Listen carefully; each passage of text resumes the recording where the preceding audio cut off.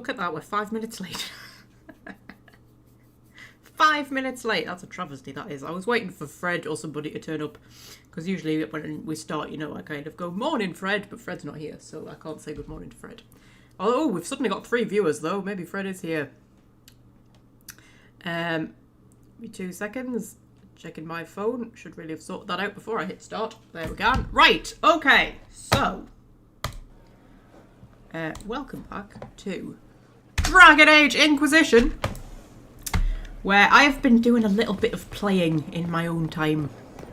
Inquisitor? I know, but I haven't done anything important. I haven't, like, you know, you haven't missed out on anything. I went back to the hinterlands and I did all the little side quests that we had in the hinterlands. And then I went back. Welsh friend is here! Hello, Welsh friend. I've got someone I can say hello to. Yes. And then I went back to the Storm Coast and I did all the little side quests that we had on the Storm Coast. I think that's going to be like the best way that we can do it. Look, there's my little room up there. That's the balcony I keep throwing myself off of. And then getting teleported back up onto. Yes, I went to the hinterlands and I did all the little side quests, and I went to the Storm Coast and I did all the little side quests. And I think that's going to be the best way to do things going forward. Because do you know what? When you're actually playing it just on your own, in your own time, I find all the like little fetch quests and things are actually quite relaxing. Just like when you're just wandering around, just like, you know, listening to the companion banter and just kind of, you know, doing your thing. It's quite nice, but it doesn't work so well on a live stream because I'm trying to, like, you know, find things to talk about and whatnot, and I think it just kind of, I just get annoyed and frustrated. So I think Inquisition is going to be done best if I sort of, like, you know, play all the important bits on the live streams and then do all the fetchy quest things, kind of, you know, on my own. And you know, it is, yeah, it's weird. It is quite, I do quite actually enjoy all the fetch quests when I'm just doing it myself. You know what I mean? Quite enjoy it. Something else I was going to say and I can't remember what it was. Oh yes, also when you actually engage with the combat a little bit more, it's not quite as boring. It's not great, but it's not quite as boring. But I haven't really been engaging with the combat while I'm live streaming because I'm too busy talking about other stuff. But yeah, when I've been playing on my own, like, you know, it's not as terrible. Hello, Fred! Yeah, so what are we going to do today? Well, I think we're going to go and do Cassandra's quest. Now, because I've been playing in my own time, I did a lot of wandering around and talking to people. And whenever it triggered like a cutscene conversation, I then reloaded because I wanted to cover them in the live stream. So I know that quite a few people have cutscene conversations to do, including Josephine. But we are going to go and do Cassandra's little side questy thing first. And then what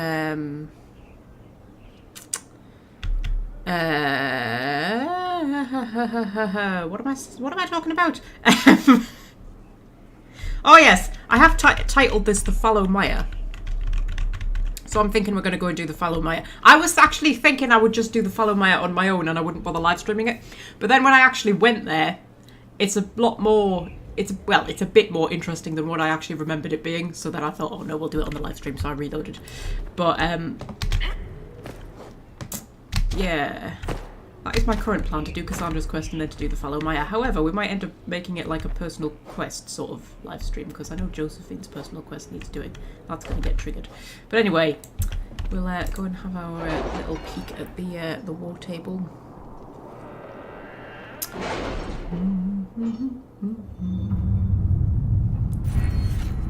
Oh, we've got a perk. Oh, I don't know. Should we go with connections? I don't think we've done a connection one yet. Ability, knowledge, sterling reputation. Thanks to a few well-placed acquaintances and carefully crafted reputation, merchants will pay the Inquisition 10% more for the items sold to them. There's a cat somewhere. Hello. What? What? What? That's very squeaky. What's the matter? What?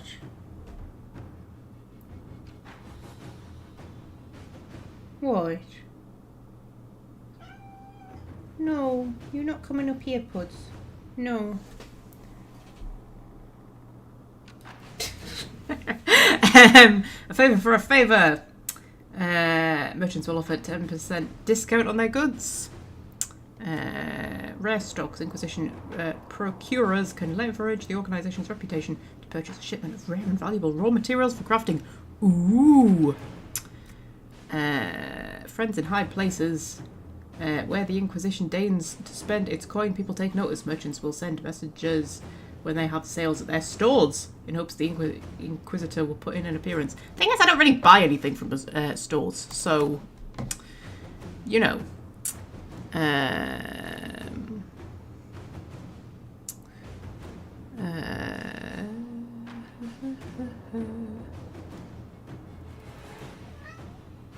Sorry, I'm reading the chat.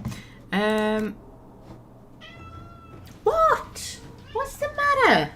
What are you squeaking? I can't even see where you are. Where are you? Oh, there you are. What? What's the matter? Being very squeaky. Squeak face. Hey, a little tipsy, aren't you? Antivan tailoring increases infantry capacity by 15. Oh, that might actually be useful. Adds one more potion slot. Shush! Shush! Shush! No, you're not coming up here. No.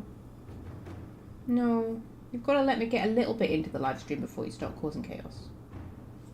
Just a little bit. No. No. No.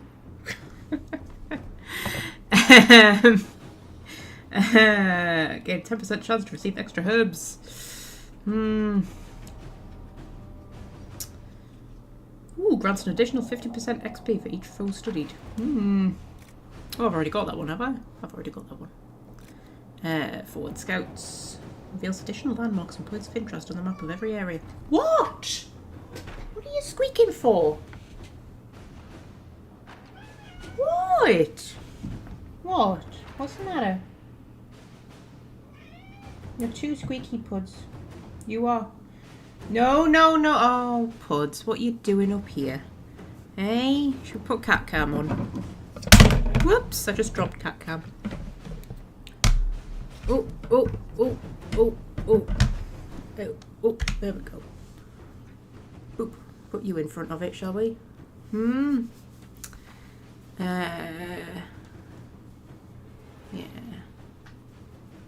Hey?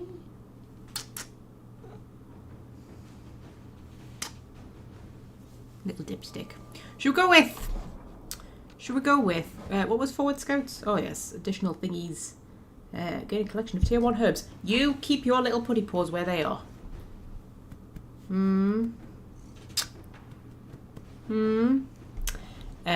Yeah.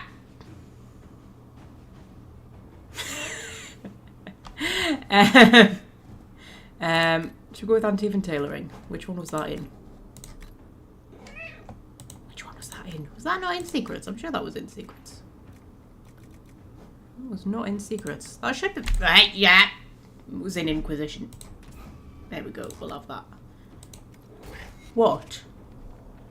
You are too fat. Look at that belly. Hey, you're too fat. You are. You're too fat. Oh, oh, oh, oh. What are we going to do now, eh? Eh? What are we going to do now? We're only 10 minutes in. And you already disrupted everything. Haven't you? Yeah. You're a dipstick. Yes. You're a dipsy dipstick. Yes. You're the biggest dipstick that's ever lived. Yes.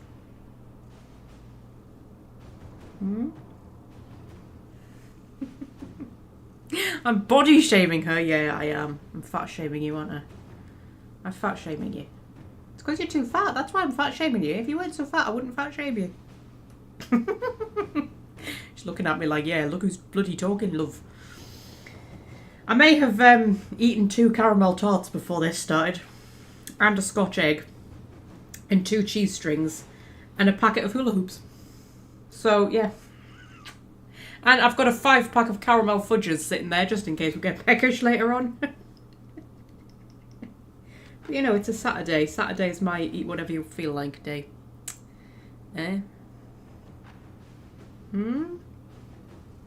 Hmm? You're very fat. Look at you. Look how fat you are. You've got a very big belly. You need to do more exercise. Should I get you a little treadmill? Eh? Should I buy you a little treadmill? You can probably get cat treadmills. They probably exist. Hmm? Or a little exercise bike with 4 pedals because you've got 4 pawsies. You could ride a tandem by yourself because you've got 4 pawsies.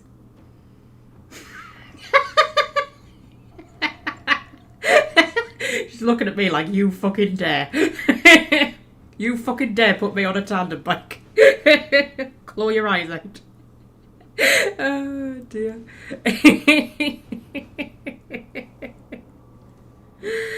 I'm trying to run the world here. I've got a cat who's not letting me do anything. Hmm?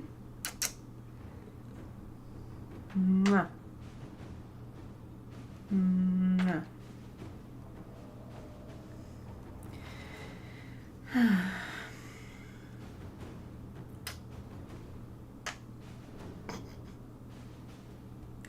So, how is everybody's life going then, since we're just sat here? Everything going alright? Been a good week?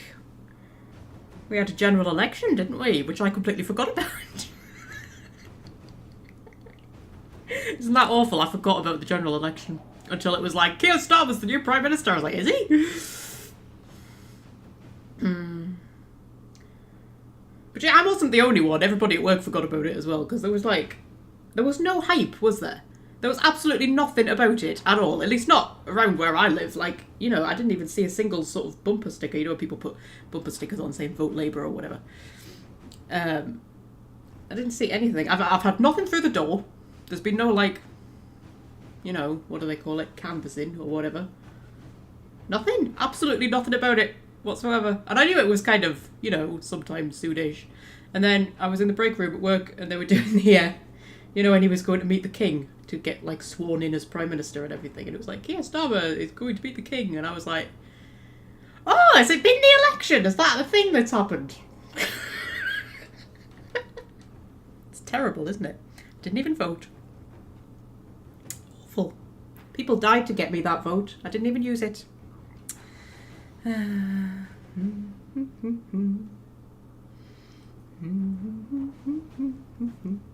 But, you know, wouldn't have made any difference if I had, would it? No.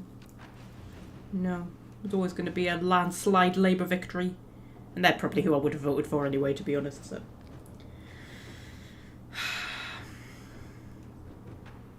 I think this is the first time in, like, an election that I've kind of, like, been old enough to vote in where there hasn't been a hung parliament. So, you know, at least the country's vaguely united. I'm sure all the other ones that I've, like, you know, been old enough to know anything about, it's always been a hung parliament.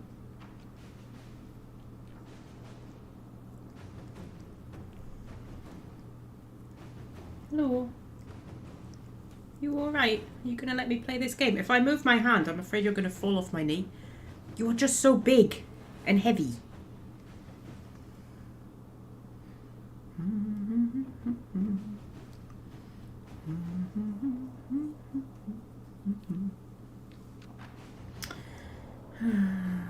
People are more interested in the football, I think, aren't they?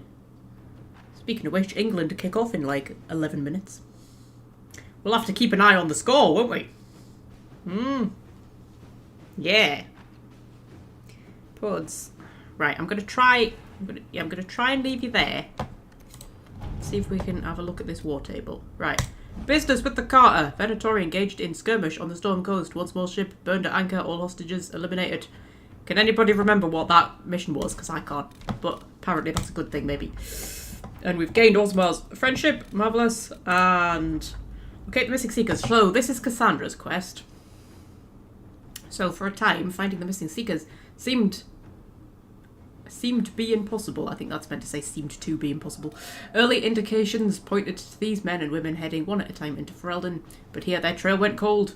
A chance rumour regarding Ban Loren, a Ferelden nobleman who had not been heard from for months, led Inquisition agents to investigate Kaer Oswin, and they too went silent. Ooh, these events are connected, and it seems this is where the missing Seekers will be found. Okay. Right, so we'll go and do that. But until then...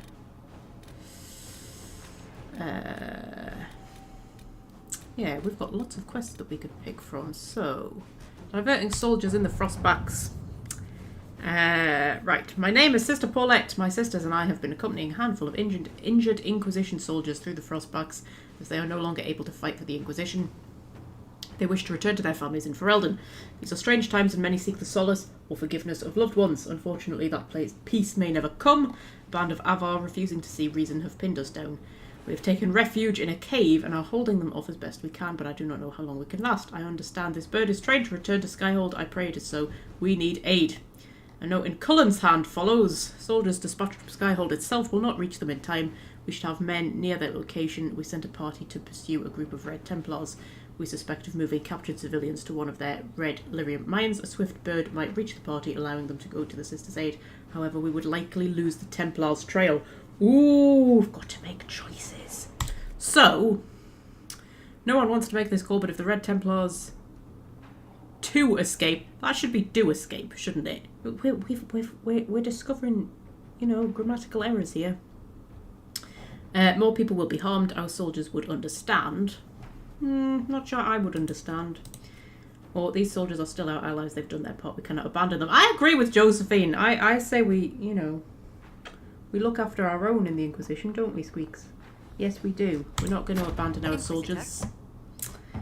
Isn't Josephine such a good egg? I think she's just such a good person, Josephine. She's not one of those nobles who's like really up herself. She's like, you know, got her feet on the ground a little bit. She kind of, you know, understands the plight of the common people.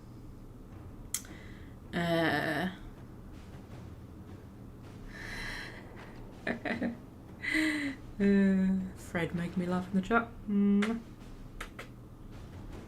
You're so sweet. You're so sweet. Yeah. A memorial for Haven, although we have not always seen eye to eye. I believe that on this subject we will be in perfect agreement. I would like to build a monument at the site where Haven stood as a memorial to all those who gave their lives defending the faith.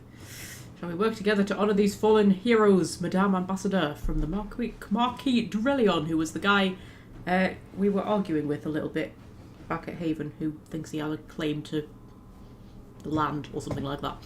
I'm sure I can get some volunteers from our ranks to help with the construction, or fundraising if we wait for Josephine to be free.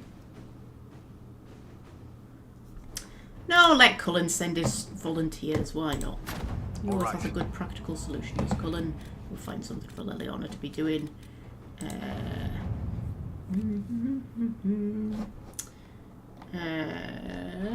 We're trying to find some kind of axe. Okay. So, we'll send Liliana scouts. Why not? That seems like something she did. 21 hours! It's going to take 21 hours. 21 hours.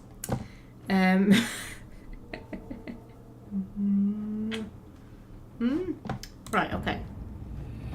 So, should we go and do Cassandra's quest then?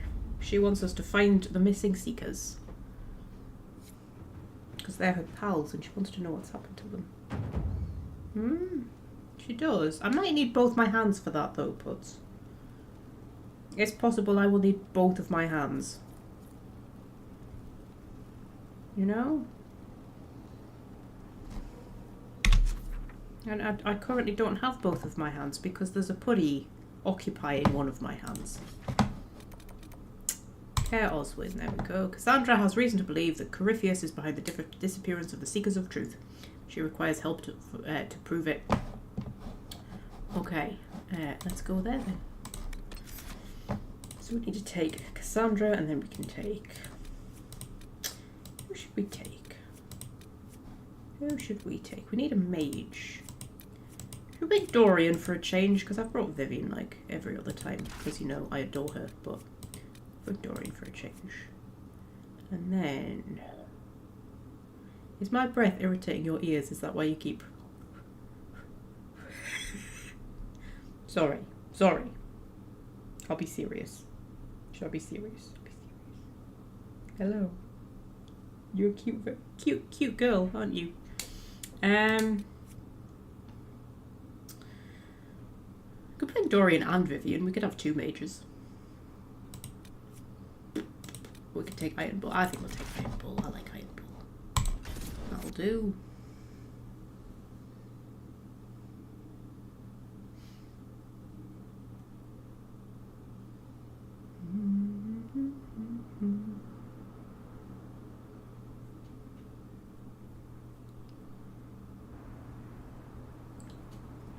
Explore the castle.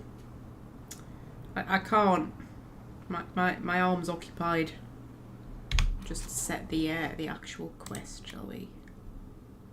Promise of destruction. There we go. Set that one. I suppose we just sit here for a bit until this cat decides she's done. So, what's everyone been up to? I don't know.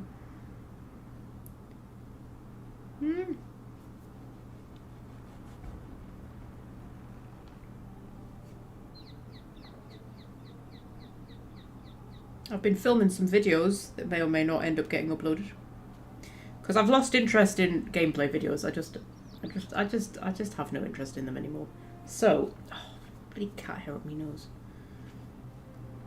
So I started doing just like random Dragon Age discussion-y videos where I just sit and waffle about Dragon Age for a bit. And if I think they're good, I might upload them. And if I don't, I won't. Yeah. Yeah.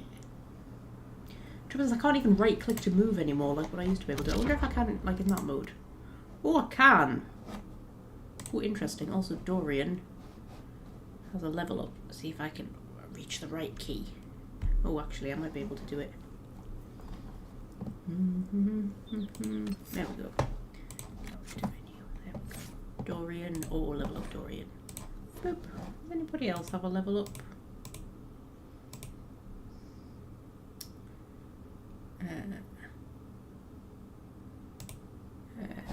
Go.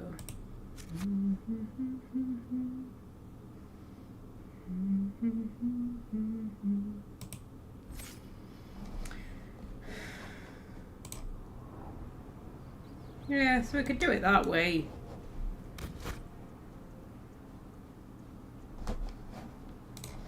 But then I would have to be in top-down mode. Can't even tell which bloody way I'm meant to be going. Wait, that's taking us down. I think that's the way out. This is going to get me needlessly complicated. That's what this is going to get. I'm stuck in a tree. I'm stuck in a tree. So if I put you like there, and then I can move them. I can't rotate. Oh, there we go. And then boop.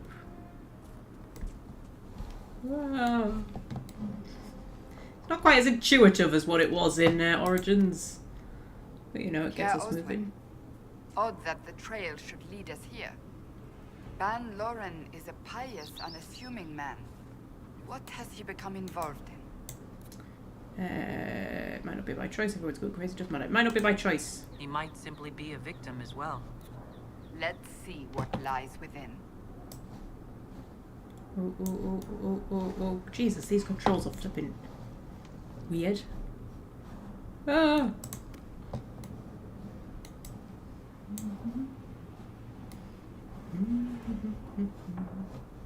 Can loot a thing. Let's loot a thing.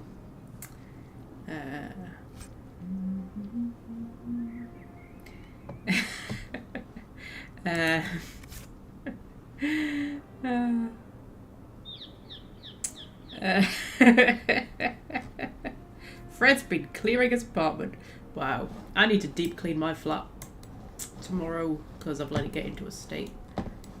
Go up this way. Is there secrets? This is not the best way to play the game. I don't recommend it. But when there's a cat sitting on you, what are you going to do? Okay, why can I get up this bit? There's nothing up here. Can we just go up there anyway?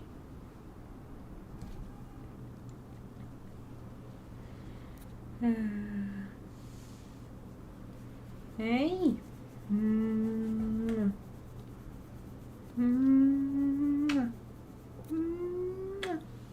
Are those sacks that we can loot? Oh, I can loot the sacks. Let's loot the sacks. You're gonna fall off my knee if you're not careful. You too big, Stasi. You far too big. You are. Not like a nice little lap putty, are you? No. You're huge. You're gymongous. Oh wow, this is quite a nice view actually. Oh wow. Oh, that's amazing. Oh, there's another castle over there. I wonder what that castle is. What way are we facing? West. Right? Yeah. West. We'll have to have a look on the map and see. Oh, what's west of here?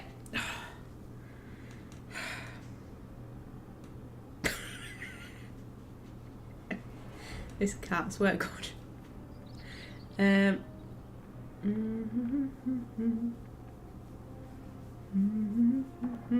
Yes, I want a book report on your To Winternight stories, Fred. I'm going to order it on payday, which is Friday. This coming Friday is payday, but it is.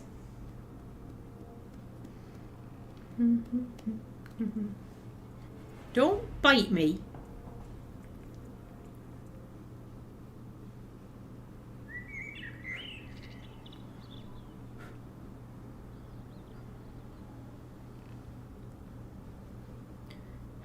Puds, I can't play the game like this, you know.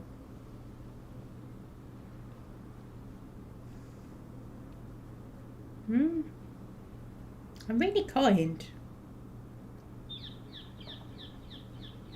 Puds. Puds. Puds. Puds. Puds. Just ignoring me now, aren't you, on purpose? There's 5 people watching this, you know. Oh, 4 now. I watched one of them desert us.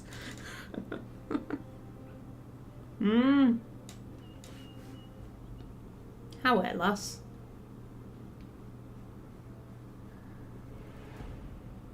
You're not going to move, are you?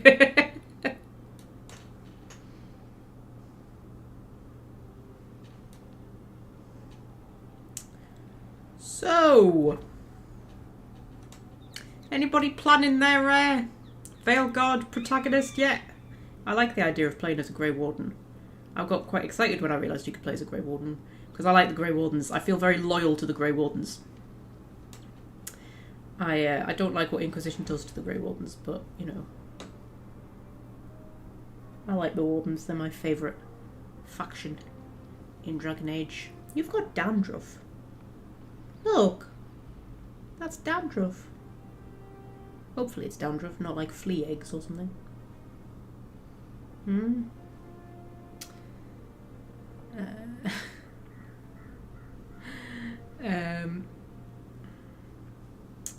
Yeah. But I don't know what I'm going to do for my first playthrough, because, like, I do like the idea of live streaming it on the Discord. But then I thought, you might not even want to watch that, because it would be, like, spoilers. Especially if I do it on, like, release day, although we don't have a release date yet. And then I was thinking, do I want to live stream the whole playthrough? Because originally I was going to, like, get my canon playthrough all sorted. And, like, do it following on from my canon. But then I thought, if I live stream it, maybe if we do it as a follow-on to, like, this playthrough, so, like, the Dorabella Danger Theodora playthrough. Dorabella Danger Theodora. And then I save my canon one for my second playthrough that I'll do, like, in my own time. Because my first playthroughs of Dragon Age games do tend to be quite disastrous. And I don't tend to, like, really want to stick with that protagonist. You know what I mean?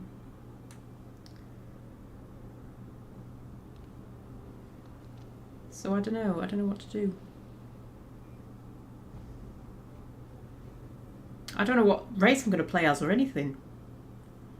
I feel like I need more informations. I don't know what class. I don't know. Don't know, buddy. You look so comfy. Got a very itchy nose because of the cat hair that's got up it.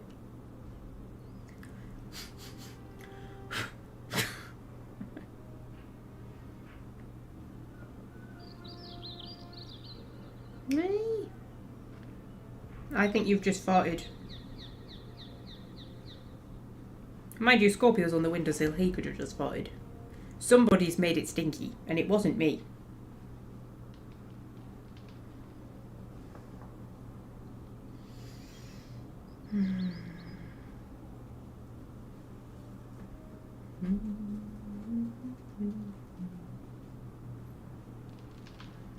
Maybe I won't want to stream the whole playthrough.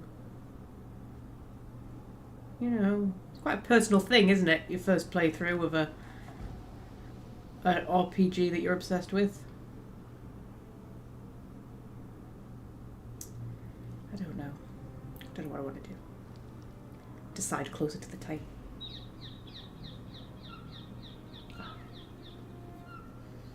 I know I'll play as a woman because I always do on the first playthrough.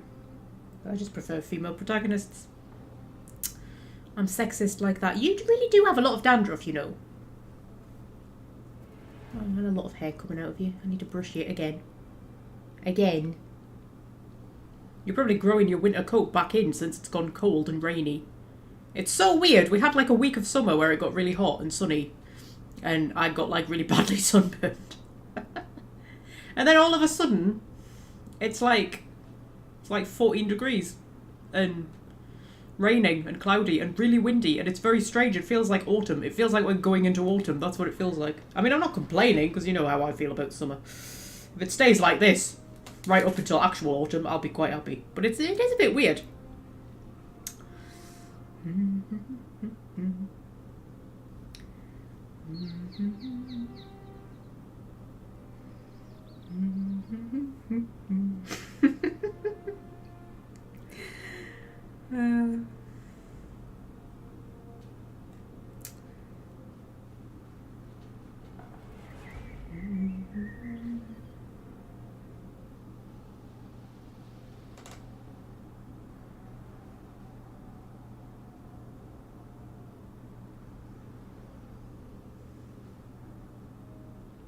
You're really not going to let me play this game, are you?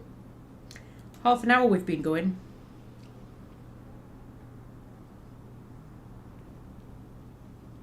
I think the football started at 4. I can't free my hands to reach my phone to keep an eye on the score.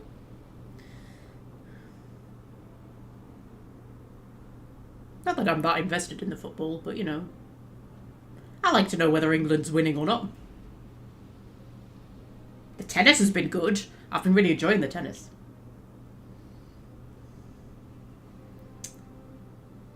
Although I fell asleep during Emma Raducanu's match yesterday because I was so tired. I was watching it on the telly. You know when you're so tired you can't even be bothered to sit? Like you actually just want to go and lie down. So I was like, I'm going to just go and lie on the bed and watch it on my laptop. And I think they were about halfway through set 2 when I fell asleep. And I haven't actually checked. I assume Emma won, because she was doing quite well. But I haven't actually checked. It's been good though. I've been enjoying it. And then, what's his name's match was really good. Cameron Norrie's match was really good against the other one, who was also a Brit. We had 2 Brits versus Brits, because there was Harriet Dart versus Katie Boulter. Which Harriet Dart won, and I was, oh god, I was over the moon because I was backing her because she was the underdog. Always back the underdog. And then Cameron Norrie versus, yes, the other one whose name I have forgotten.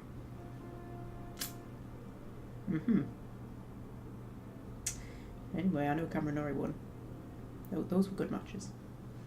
And I like, what's he called, the new Spanish one, well, newish, the new up-and-comer, Alcaraz or Alcaraz. However you want to pronounce it. different commentators pronounce it differently. I like him. He's got like a boyish innocence about him. I think sometimes he's got this look on his face. You know the way children look at something when they're like really curious about something. They just kind of look at it like that. Like they don't quite know what to do. He's got that kind of look on his face sometimes. And he's quite cute. I quite like him. He's quite fun to watch though. I don't normally enjoy the men's tennis as much. I find the men's tennis a bit boring. I prefer watching the women. The men kind of leap about a bit more, don't they? They're all arms and legs. They're always kind of darting about all over the place. The women are a bit more refined. But I quite enjoy watching him. He's quite fun. Yeah. There we go. We've had a 5-minute tangent about the tennis. That took up a bit of time. This cat's just going to go to sleep, isn't she? You're literally just going to go to sleep.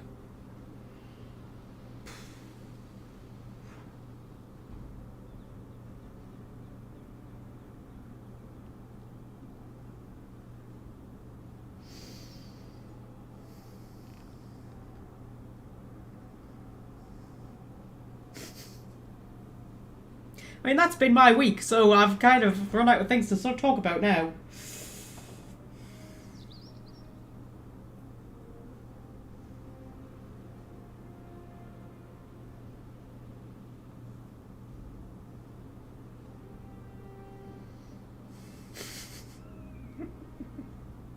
So, see if I can just... God, the thing is, if I move my hand, she'll slip off my knee, and then I'll feel bad.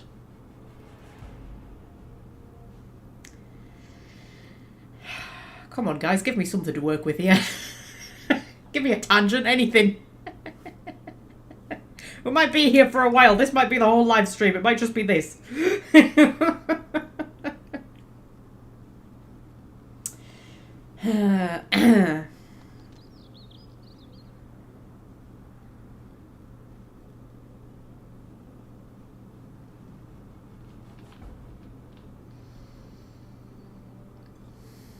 I've been doing a lot of planning for my Dragon Age fanfictions.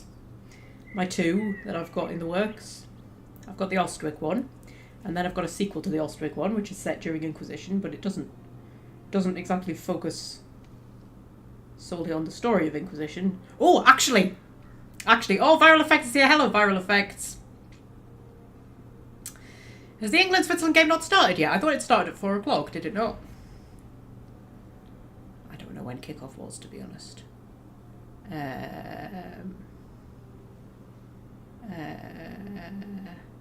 Yes, what was I going to say? Oh yes, do you remember our little debate that we had on the Discord about Loghain and Honora, and whether Honora would be accepted as queen, and whether there might have been a potential plot against Honora while Kaelin was still alive because she wasn't producing an heir, which is like basically the only job of a queen, and certain nobles might have been wanting to bump her off so that Kaelin could get married to somebody like more politically convenient, like say Celine. Which is not confirmed or anything, but it's more like a fan theory. But I quite like it as a fan theory, that was maybe a thing that was happening. Well, it gave me an idea, because... So I've got 2 Dragon Age fan fictions that I want to do. The first one is the Ostwick one, which is about my Inquisitor when she is a Circle Mage at Ostwick in the 10 years leading up to the Rebellion. And then during the Rebellion as well, and what she's doing during the Rebellion before she goes to Haven. Right?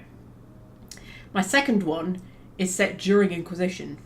But it's not just going to be a retelling of Inquisition. Like, the Inquisition storyline is going to be going on around the things that are happening here. So the basis for that one is after you've done the Grey Warden quest at Adamant, Leliana approaches you and says that she thought the hero of Ferelden would be amongst the Grey Wardens that you encounter at Adamant, but obviously they weren't. So she wants to try and find the Warden. And it's just a little war table quest that pops up. It's not like a proper quest. And, well, what happens sort of depends on certain choices that you made in Origins. But in my canon Yes. World state. You get a letter back from the warden saying that she's looking for a cure to to being a Grey Warden. And that she's too busy to come and help, but she sends you like a sword or something like that. And I remember getting that letter and thinking, my warden wouldn't do that. My warden wouldn't hear, oh, the world is ending and there's a giant darkspawn trying to kill us all and your old pal Liliana is helping to set up the Inquisition. Can you please come and help us? And just go, no, actually I'm a bit busy. Yeah. And I don't like the idea that she would be searching for a cure for being a Grey Warden because she's quite a devout Grey Warden and I'm always just like, no, she wouldn't do that. So I came up with this idea that Liliana suspects that this letter is fake and it's not really from Elia, who is my canon warden. So she enlists... Are you alright, Puds? She enlists Hawk and all of Hawk's pals, so like Aveline and Isabella and Meryl and everybody turns up.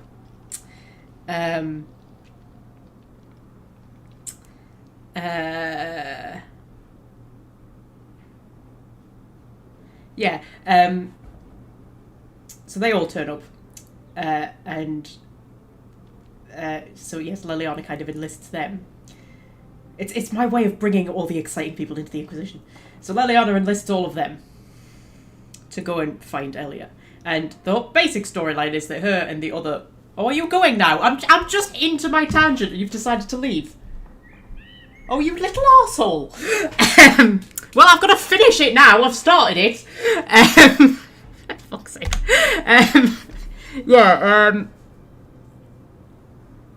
So, yes, basically, long story short, her and all of the wardens from Vigil's Keep, which is going to be like Valana and Nathaniel and Ogren and Sigrun and either Carver or Bethany, depending on whether I decide to go for a Mage Hawk or a non-Mage Hawk for my canon. I've never quite decided. And maybe... Sorry, I'm trying to get cat hair out of my mouth. Maybe some other people who I have decided to make Grey Wardens, I don't know yet. They've all been kidnapped by the Venatori, who are doing experiments on them to try and sort of... they've learned about Avernus's experiments on Grey Wardens, and they're trying to, like... Because Elia drank the magic potion that Avernus made, And they're basically trying to, like, figure out what the effects of that are. That's kind of like,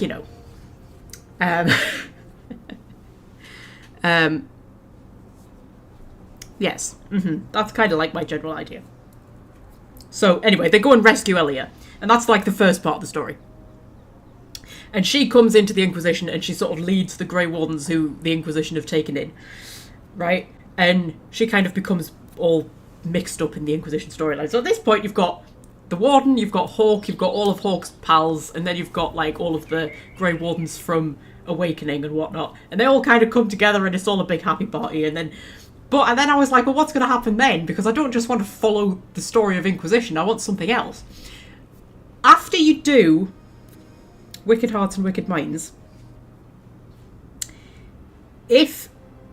well, it depends what choices you make, but in my canon world state, I've got Anora as Queen of Ferelden, and she's ruling on her own, and I've got Selene as Empress of Orlais, and she's ruling on her own.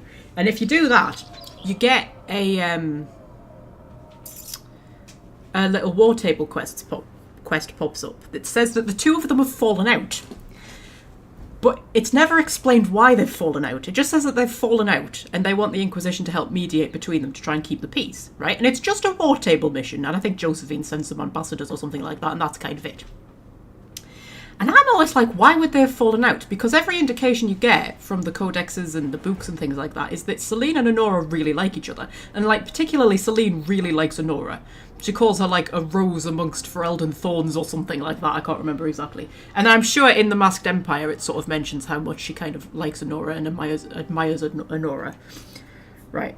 So you've got every indication that they really like each other. And I'm just like, why would they have fallen out? And I could never think of anything. But I wanted to do this storyline where, like, rather than it just being a little war table mission, it becomes quite a big deal, because it's like, we don't want Ferelden and Orlais to go to war with each other. This would be really bad. So they sort of like the Inquisitor and Josephine and Leliana and the Warden, who is also the Arlessa of Amaranthine, remember? So she's like part of the Landsmeet. All go to Denerim, and there's a Landsmeet that's been called, and Honora sort of, because I love the Landsmeet, and I love like the Ferelden nobility and everything, and I wanted to really dig more into the Ferelden nobility. So they kind of all turn up there, and Selene comes to Denerim to meet with Honora to kind of have these sort of like, to try and kind of work out, you know, why they're falling out and keep the peace and all that kind of stuff. But I could never come up with an idea of why they would have fallen out. I just liked the idea of the Inquisitor turning up at the Landsmeet and kind of like having like a proper Landsmeet and everything. Oh, I thought it would be so exciting. But I could never think of why would they have fallen out. But then we had our little debate on the Discord, and I thought, what if there really was a plot? While Kaelin was alive, there was a plot to get rid of Honora and marry Kaelin to Selene. And what if Selene was in on it? And Honora finds out all these years later that Selene was plotting to sort of have her bumped off so that she could marry Kaelin. Right, purely for political reasons, nothing personal or anything like that. And so that, and I was like, that would work. So then you know, that debate did. I'm just gonna pick a hair off my microphone. Sorry if you can hear that. It's covered in cat hair. Yeah. So our little debate on the Discord gave me a story idea. So yeah. Yeah.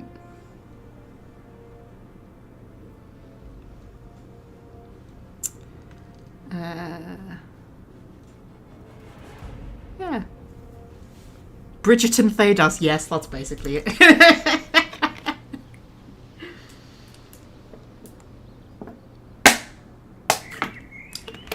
But I like the Ferelden nobility, and I like particularly them in contrast to the Orlesian nobility. I just kind of like the idea of Selene coming to Denerim and having to like try and fit in with all of the Fereldens and things like that, and try to restore peace between her and Honora. And I'm sure I was reading, like, it was a codex entry or it was one of the books or something, I can't remember, where it was sort of like the Fereldens value honesty, you know, whereas the Orlesians are more about kind of deception and stuff like that. And I liked the idea that maybe that Selene's trying to like politically outmaneuver Honora and try to like work out some sort of, you know, way of I wonder if there's secrets down here. No, just a massive cliff for me to fall off of.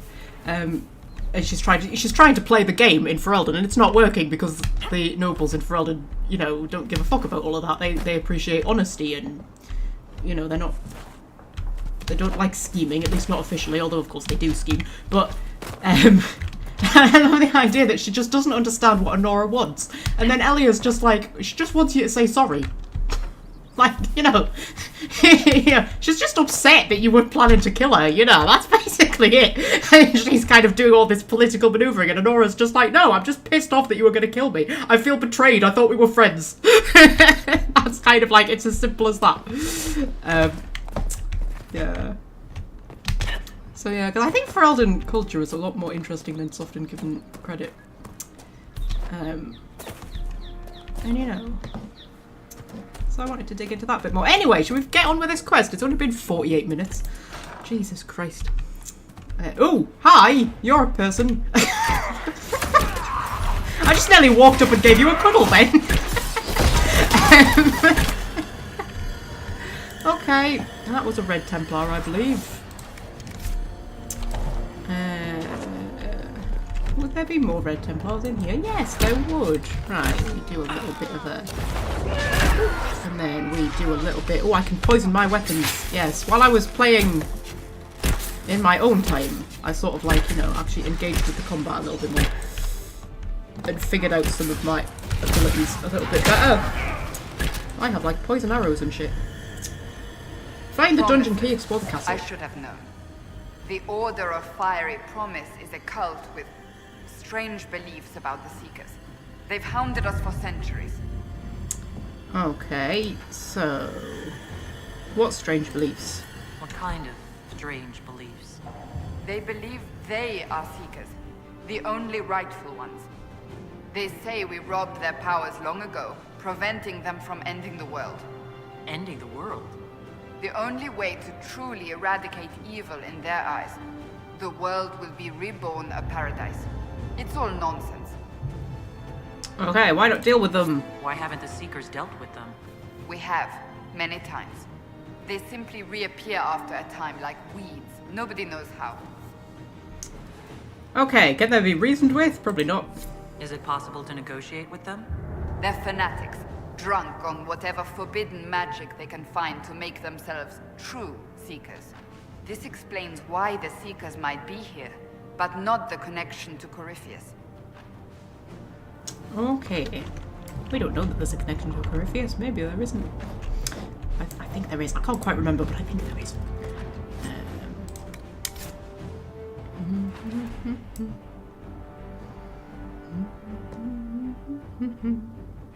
Just reading the chat. We're now talking about kings and queens and stuff. I think Selene and Honora should just marry each other, really. Why not?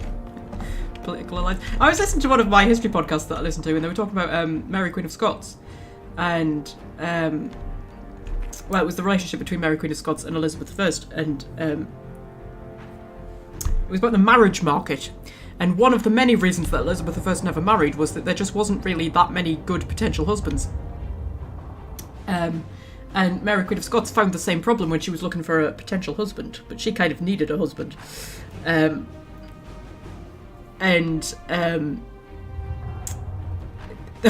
there was just this problem that there just weren't really any kind of decent husbands to, like, you know, because Mary was the Queen of Scotland, you know, he would become like the Prince Consort, and there just wasn't anybody really that great to kind of fill that role. And the woman who was talking about it just went, you know what, I often think that Elizabeth and Mary would have been better off just marrying each other and getting a surrogate to impregnate one of them. And I was sitting there thinking, I was like, do you know what, that would probably actually have been the best course of action had such a thing been, like, you know, legal and possible at the time. Just marry them to each other, you know.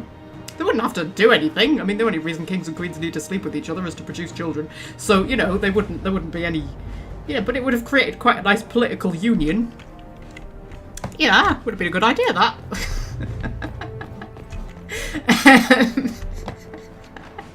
That made me laugh. But yeah, you can imagine Honora and Selene just marrying each other, create a nice union between Ferelden and Orlais. Find somebody to get one of them pregnant, it'll be fine.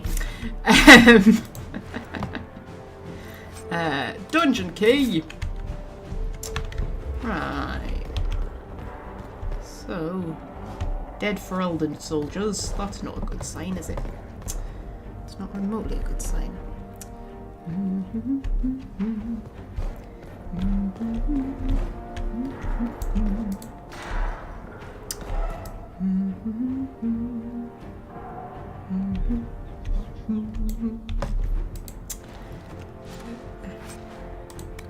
I like the idea of Queen Elizabeth on Match.com. Yeah, I mean, that was pretty much what it was like, the sort of marriage market. It was basically just Tinder, you know, in Elizabethan times.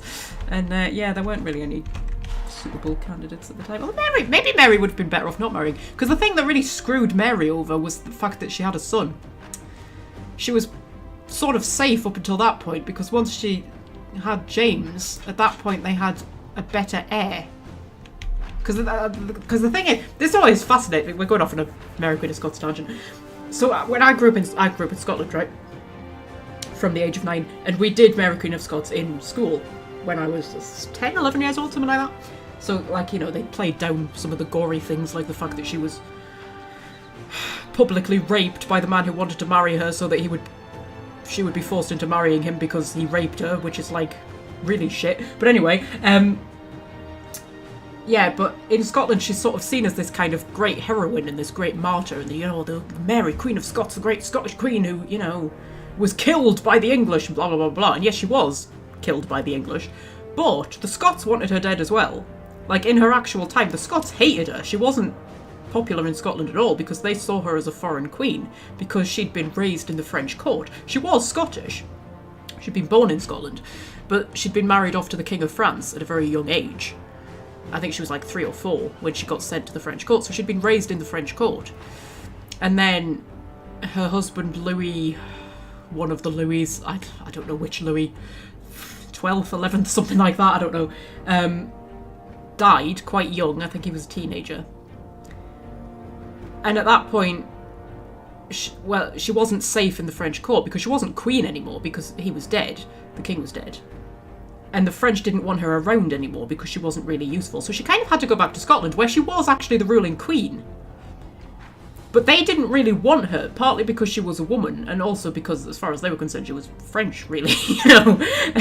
So, like, the Scots were plotting to kill her, but they couldn't because she didn't have an heir. Like, they didn't have anybody to replace her with. Until she gave birth to James.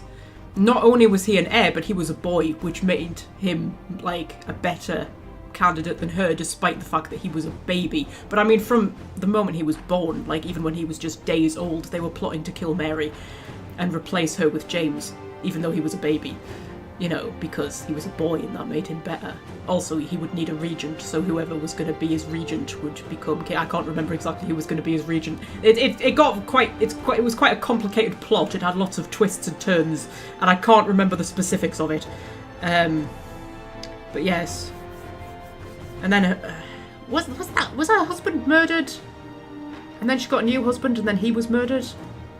One of them was blown up, or his house was blown up, and then he was strangled, I think.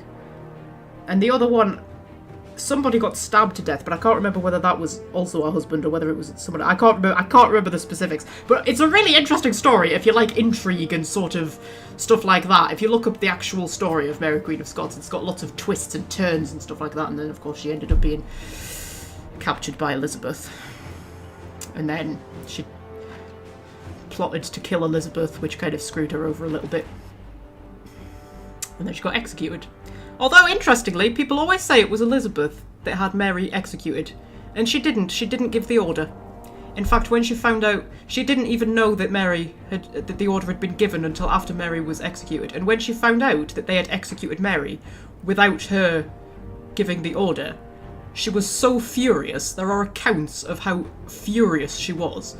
I mean, there are accounts stating that people feared for her health. That's how angry she was. They thought that she was going to have a heart attack or something like that. She was so outraged that they had killed Mary because she hadn't given the order. She did sign the death warrant, but she didn't actually order the execution.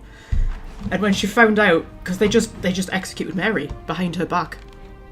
And I always find that hilarious because people always say, oh, you know, it's almost the thing that Elizabeth is most remembered for is the fact that she executed her own cousin. And it's like, but she actually didn't.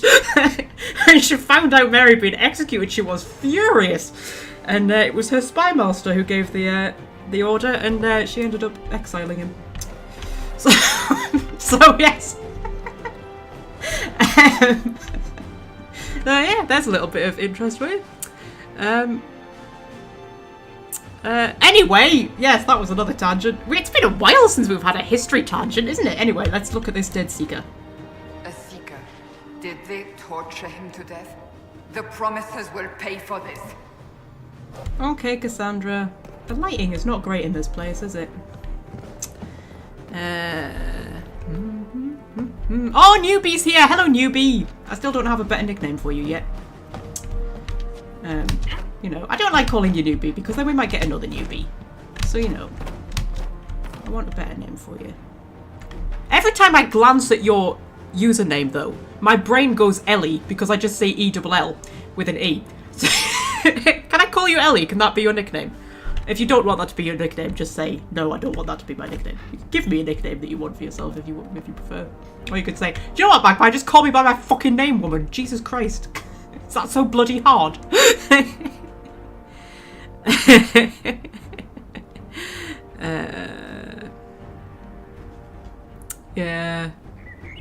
Yeah, I know it is a bit confusing that she did.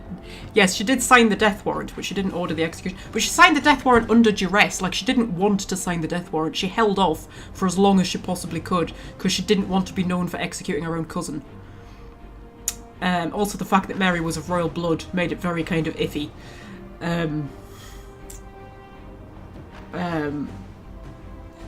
But they actually, because Mary wasn't in the best of health, and they actually think that Elizabeth was maybe holding off just like in the hope that Mary would just die and she wouldn't have to like execute her.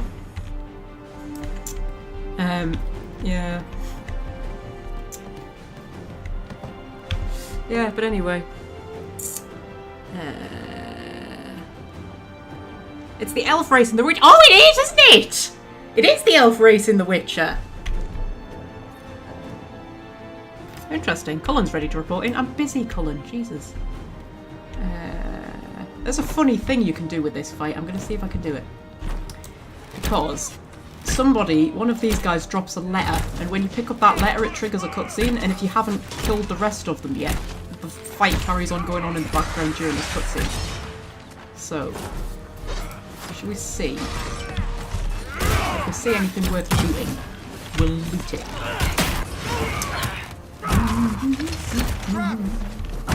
Oh, there's something we can loot.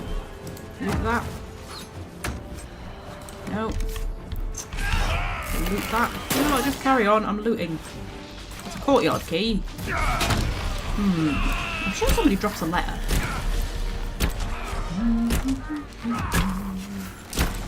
Also, there's a guy who just stood there. Hello! What?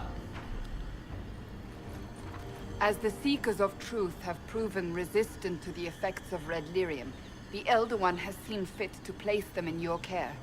Reclaim your destiny, and know that the Elder One expects your devotion as repayment.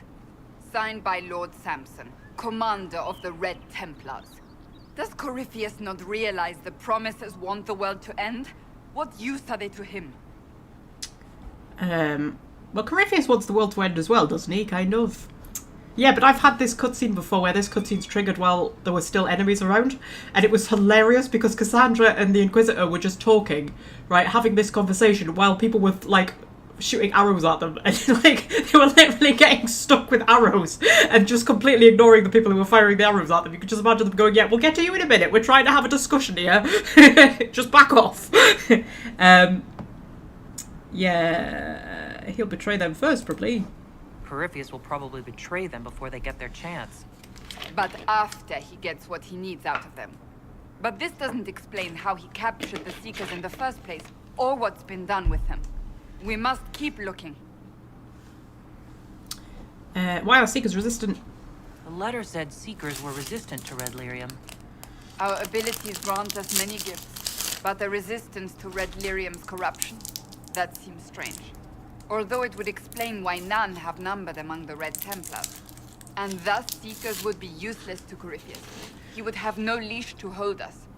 Don't mind me, I'm just eating a Cadbury's fudge bar. Yeah, you're worried. You sound worried. I am. The Seekers are my family. Okay.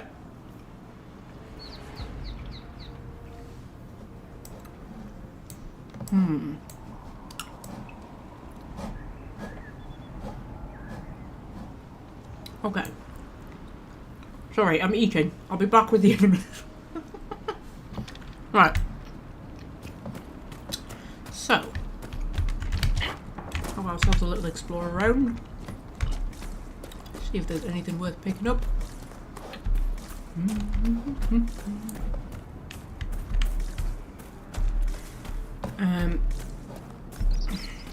I feel like I was going to say something, but I can't remember what it was. I hate it when that happens. It's probably Mary Queen of Scots related. I can never decide whether I like her or not, you know, when I learn about her. I think she was a bit of a tit, to be honest. I don't think she was that great, really. I do think it's funny how she's kind of held up as this great Scottish heroine, and then, like, in her actual day, the Scots hated her. Like, they were plotting to kill her. If the English hadn't killed her, the Scots would have. Anyway. Ooh.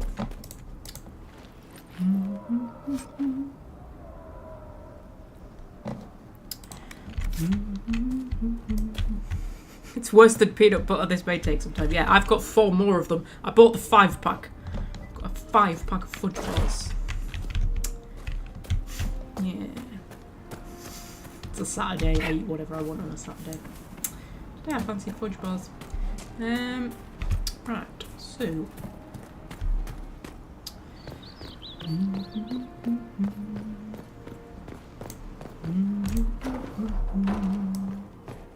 How dare you call chocolate candy on my channel, Fred? Honestly.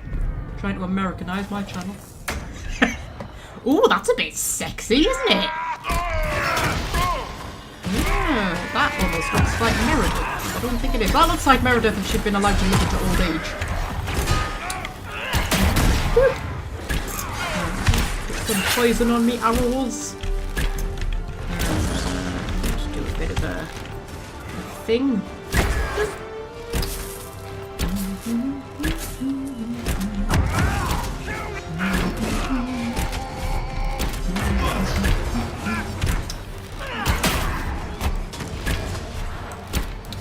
There we go. Yeah, that's a bit sexy. Look at that.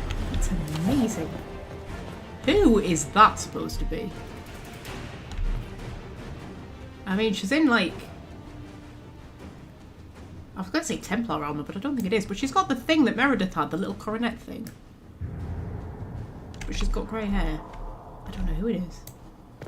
It's a really nice throne, though. I don't know who it is, but she's very sexy. Right, so...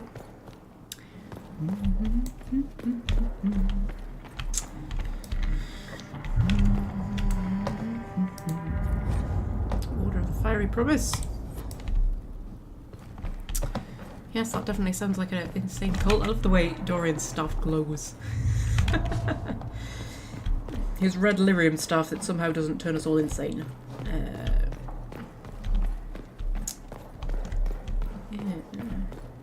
So...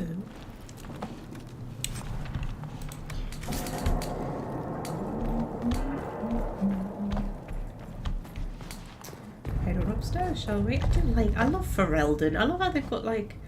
Yeah, I just love Ferelden. I just love the dogs that they have everywhere, and just like the whole aesthetic of the place. It's much better than Olay, isn't it? I feel much more at home in Ferelden than I do in Olay. I'm sorry, Fred's making me laugh. Yeah.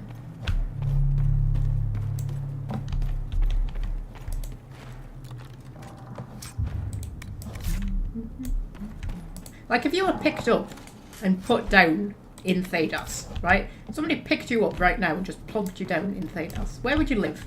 What would you do? Where would you go? Because I'd definitely be picking Ferelden. I'd be in Ferelden. And I'd go somewhere like... I don't think I'd go to Denerim.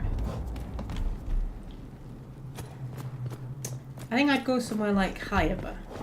Or Amaranthine, maybe. I suppose it depends what time you're put down in. If you're put down in the middle of the Blight, that's maybe not so great. Maybe stay away from Ferelden for a while.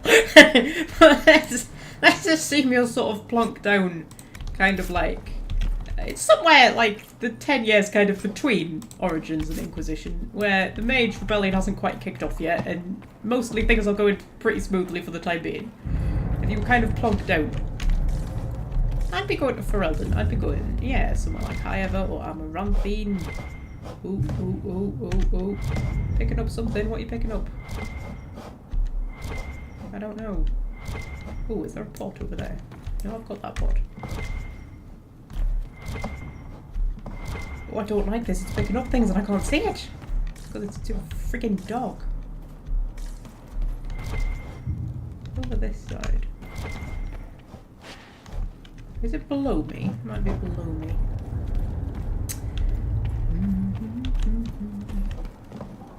Fred, go to Antiva.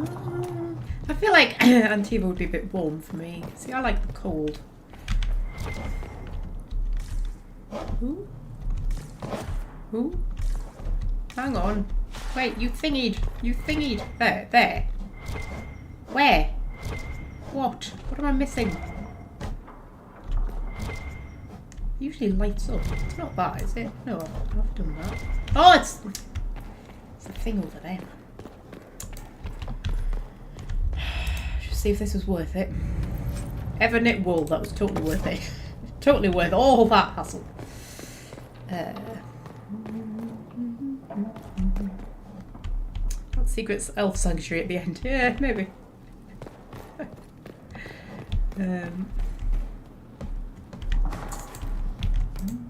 I'd probably join the chantry, actually. I'd probably become a chantry sister.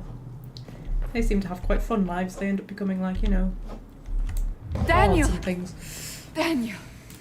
Can you hear me? Cassandra. It is you. You're alive. As are you. I'm so glad I found you.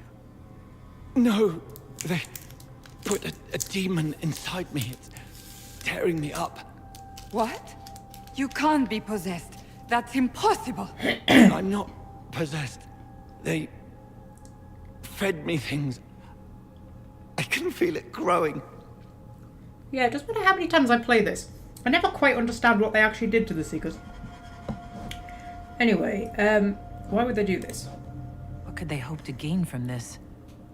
Our powers, revenge, who knows? The Lord Seeker. You have to find him. Of course we'll find him.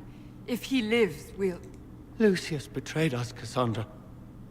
He sent us here, one by one. An important mission, he said. Lies. He was here with them all along. He's still working with them. But we met the Lord Seeker. But we met Lord Seeker Lucius in Val Royeaux. He couldn't have been here. That wasn't him. It was a demon, masquerading. What? How could that be? The Lord Seeker allowed it. He let the demon take command while he... Came here. Fred thinks they forced the Seekers to eat red living. So does that mean he's not actually possessed by a demon and he just thinks he is because he's going doolally? Or is he possessed by a demon? Well, he's not possessed. He says there's a demon in him. I don't really know what that means. It's like I don't ever quite understand what Griffiths did to the Grey Wardens either. I sort of half understand, but then I never quite understand.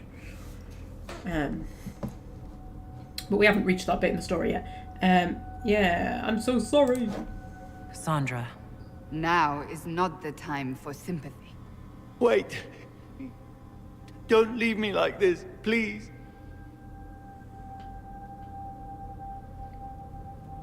You should have come with me. You didn't believe in the war any more than I did.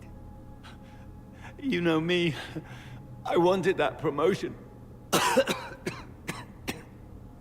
Go to the Maker's side, Daniel. You will be welcome.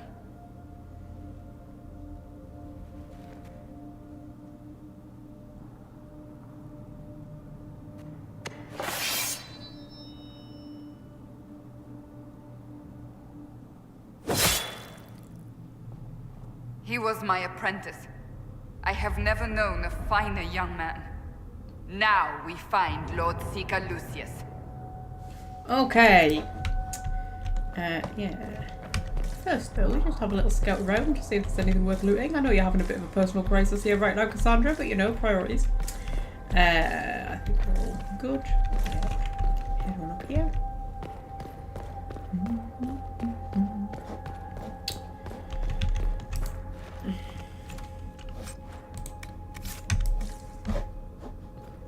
Right. So.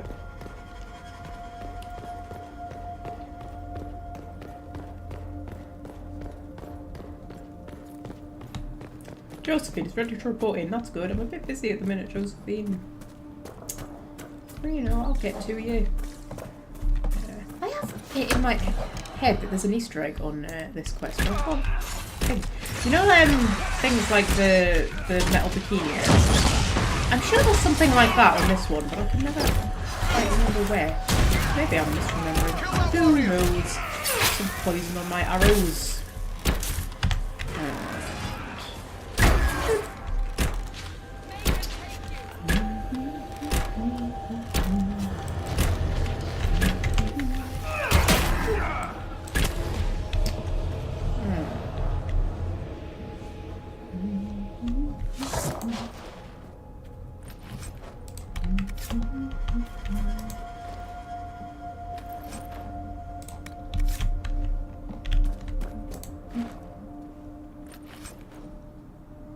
They've replaced the Jaffa cake filling with red glue. Have you seen that they've brought out cola bottle flavoured Jaffa cakes? Like, what the actual hell? I mean, maybe they're amazing, I haven't tried them, but I saw them in the shop and I was like, are you having a bloody laugh? I mean,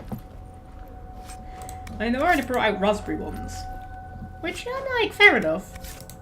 But then they're not Jaffa cakes anymore. Like, if it's not orange, it's not Jaffa, is it? Like, how? Yeah, cola bottle flavoured Jaffa cakes. It's a bit weird, isn't it? It's a bit weird. World's gone mad, that's what's happened. World's gone mad.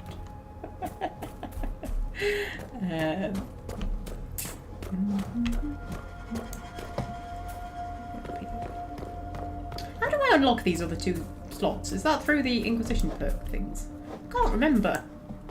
Because I should be able to fill up the other 2 bars for my focus ability, shouldn't I? But I can't.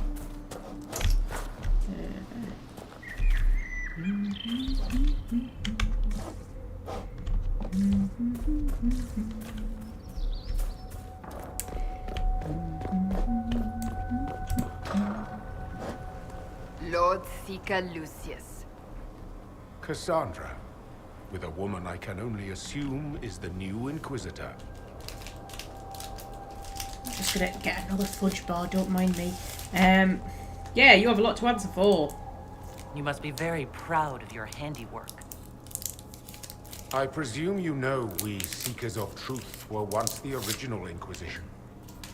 Oh yes. We fought to restore order in a time of madness long ago, as you do now. And we became proud. We sought to remake the world, to make it better. But what did we create? The Chantry, the Circles of Magi. A war that will see no end.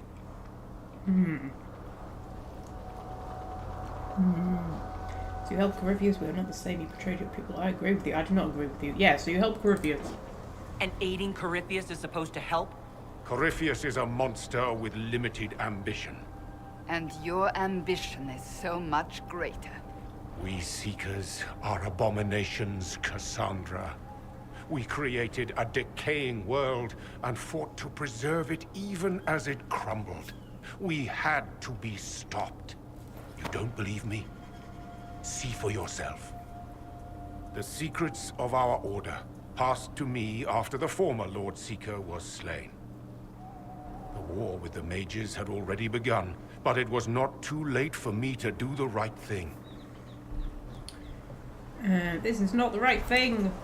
And this was the right thing? Lord Seeker, what you've done. I know. What Corypheus did with the Templars does not matter. I have seen the future. I have created a new order to replace the old. The world will end so we can start anew. A pure beginning. Join us, Cassandra. It is the Maker's will. Oh. Oh, you've angered her. Oh, I don't have time to eat my other fudge bar. Cassandra, you could have held off for a little bit.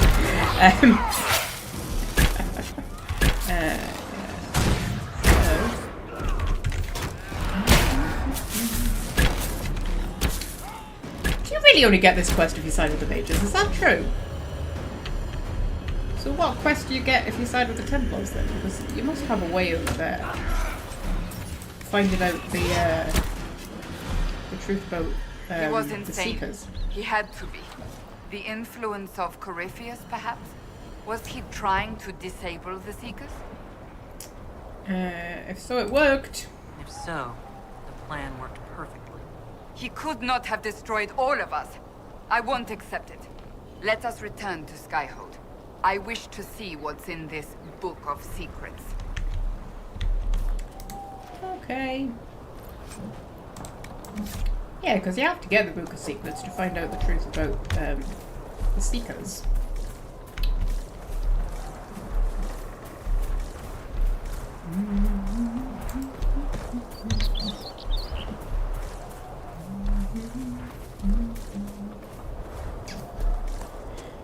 Oh, dear me.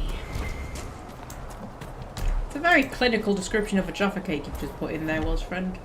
I don't think it does it justice. Just saying. No, you haven't made it sound that tasty. Your Jaffa cakes are insanely tasty. Like they're the tastiest thing. I love Jaffa cakes. Thing is, they're one of those things you can't have one and then put the rest back, can you? You can't do that. If you open a pack of Jaffa cakes, you are eating a pack of Jaffa cakes. They're very eatable. There's nothing that I've missed. I don't think so. An hour and a half we've been going on, haven't we? Right, so... Oh, I was going to have a look at where it is, wasn't I? Oh, it's disappeared off the map. I can't remember where it was because I wanted to know what that other castle was. I think it was about here. There was another castle we could see. I don't know what it would be though. Anyway, we'll go back to Skyhold. Boop.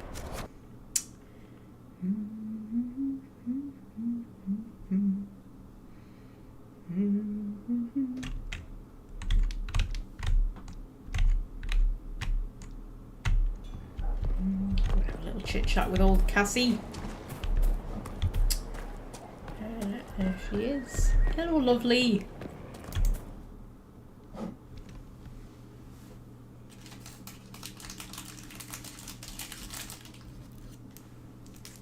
Happy fudge bar.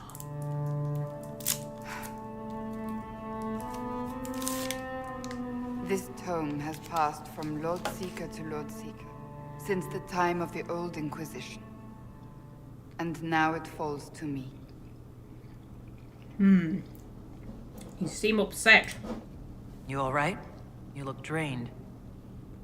On the contrary, it's a delight. I'm riveted. Oh, you're joking. Do you know what the Rite of Tranquility is? The last resort used on mages in the Circle, leaving them unable to cast, but depriving them of dreams and all emotion. It should only be used on those who cannot control their abilities, but that has not always been the case. Okay. Sounds horrible. Deprived of all emotion. That sounds... I always thought it a necessary evil. What finally began the Mage Rebellion was the discovery the Rite of Tranquility could be reversed. The Lord Seeker at the time covered it up, harshly. There were deaths. It was dangerous knowledge, the shock of its discovery in addition to what happened in Kirkwall. But it appears we've always known how to reverse the Rite, from the beginning. Yes, that's basically the plot of Asunder that she's just described there, where they find out that the Rite of Tranquility can be reversed. They find a mage who was tranquil and then becomes untranquil. And yes, it kicks off the Mage Rebellion. So, you caused the rebellion, why keep it hidden? That's not surprising. The rebellion was needless. Yeah, why keep it hidden? Why keep that knowledge a secret? We created the Rite of Tranquility. To become a Seeker, I spent months in a vigil, emptying myself of all emotion. I was made tranquil and didn't even know. Then the vigil summoned the spirit of faith to touch my mind. That broke tranquility and gave me my abilities. The Seekers did not share that secret. Not with me, not with the Chantry, not even with... There's more. Lucius was not wrong about the Order. I thought to rebuild the Seekers once victory was ours. Now I'm not certain it deserves to be rebuilt. Ooh. Okay, so... what else is in the book? You said there was more in the book? At some point, power becomes its own master. We cast aside ideals in favor of expedience, and tell ourselves it was all necessary for the people. Will that happen to us, Inquisitor?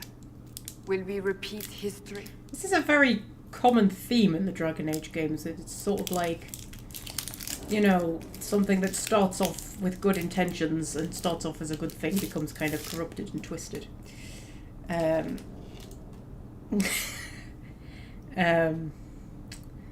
Yeah, like the Chantry is the big example. It sort of started off as a good thing, and the circles and things like that, and then it becomes sort of warped and twisted. We repeat history, I don't know. Never, it's possible. Yeah, let's say never. I mean, we're playing her as quite a sort of like proper righteous kind of hero, aren't we? No, we're nothing like the Seekers. I wonder how much we resemble what they used to be. Yeah, your faith has been shaken. I don't think I've ever seen you so shaken. I do not think the Seekers have been doing the Maker's work. Not truly. Perhaps we believed it once. The original Inquisition came to be during a terrible time. But now, we harbored secrets and let them fester. We acted to survive, but not to serve. That is not the Maker's work. How would you rebuild? If you did rebuild the Seekers, how would you do it? I can't be the only one remaining. We will always spread to the winds, and some may still be out there. I would find them one by one. We would all read this book, no more secrets. Then together we would establish a new charter. The Maker's work in truth. Yes, but what is the Maker's work? You keep saying that, but what is the Maker's work? There is no way to know for certain. That is why we must seek it out. Perhaps we lost our way because we stopped looking.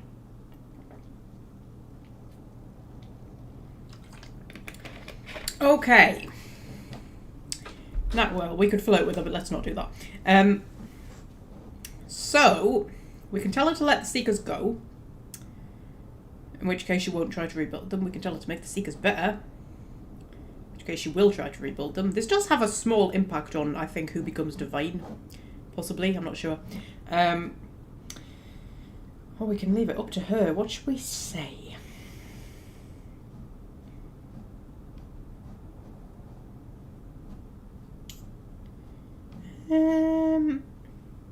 It's on my own.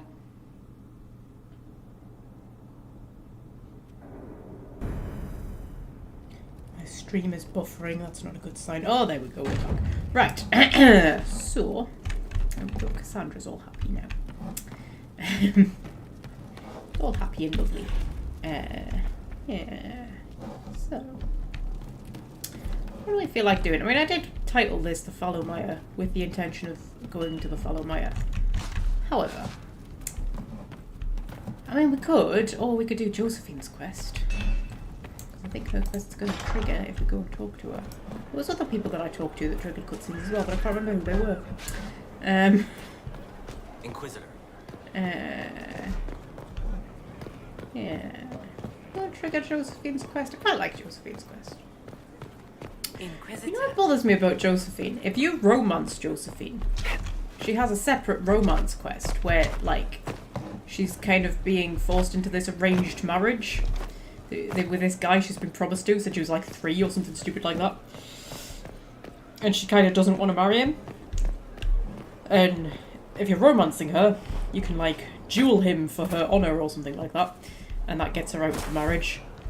Blah, blah, blah, blah, blah. If you don't pursue a romance with her, that quest just never comes up. Like, it's just never mentioned. But presumably she's still, like, caught up in an arranged marriage. Like, she's still, like, you know, bequeathed to him. Is bequeathed the right word? Betrothed, whatever. You have an interesting helmet. That almost looks like some kind of cyberpunk type thing, doesn't it? Yes, betrothed, not bequeathed. But, like, she just never mentions it. Like, you know, she would still want to get out of it, even if you're not in a romance with her. And she just never comes up. That always bothers me. I always think it should have come up as a quest in its own right. Or, like, been woven into her personal quest somehow. Because, like, you know... Sorry, the cat is just causing chaos on the windowsill. Yeah. You know, she would mention it, wouldn't she? She would kind of go, so, guys, I've sort of betrothed to this guy, but I don't really want to marry him. What can we do about it? No. It just never comes up. Oh, Putty, oh, what are you doing? Oh no, don't go on the laptop. Don't go on the laptop.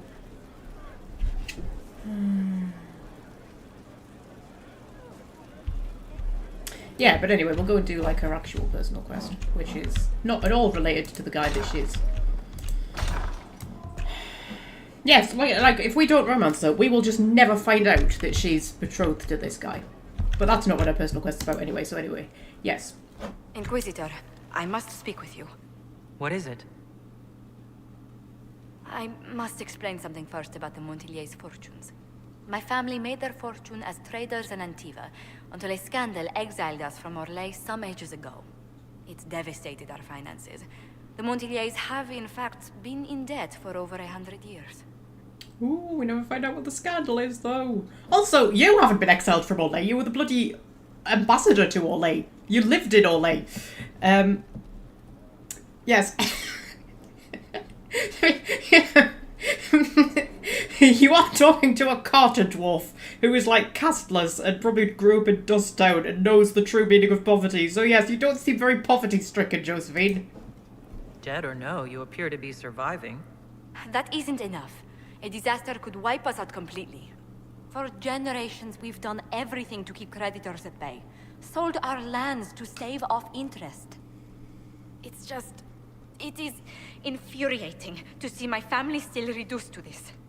I'm to become head of our house. If I sell any more of our land, my family will become destitute.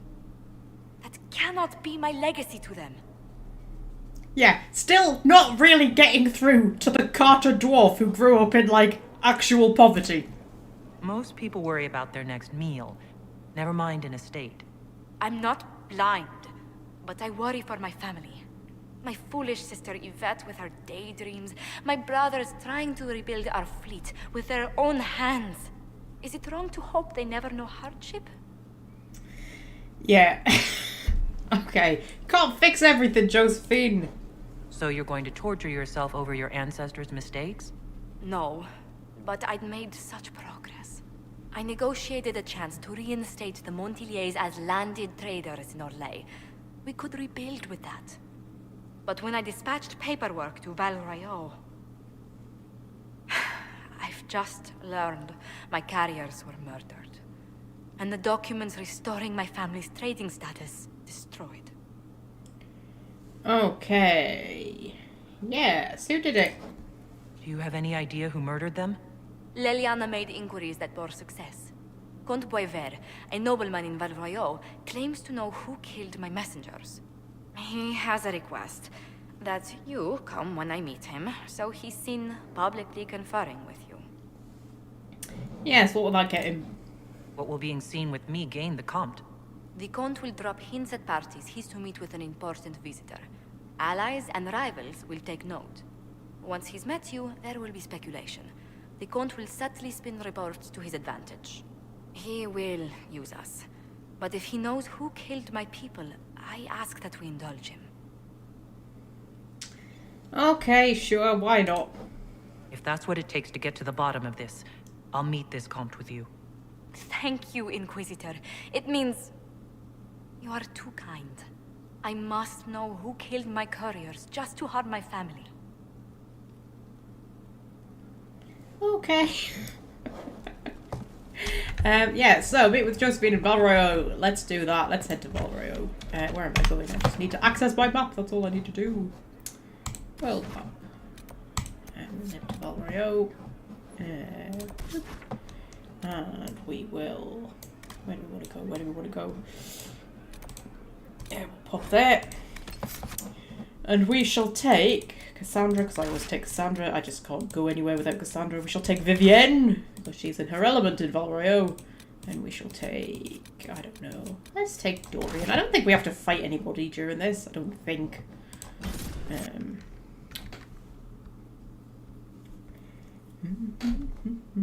Just trying to take the most stylish people, you know. We are going to Val Royeaux. Got to be stylish in Val Royeaux. Oh, it's very chilly. Weird weather we're having at the minute. They'll appoint a new divine soon. One will make you stand up for us. No, I did not see him. The report was fake. Am I headed the right way? Yes, I am. Sort of. And the Winter Palace stuff.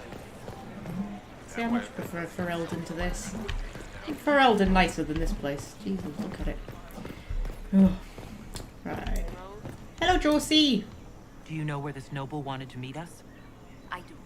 The Comte Poiver's invited us to his mansion, not far from here. I pray he clears up the deaths of my messengers, as promised.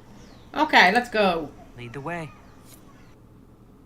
I think I've eaten all of my fudges. Yeah, I have. I've got no fudges left, guys. That's sad.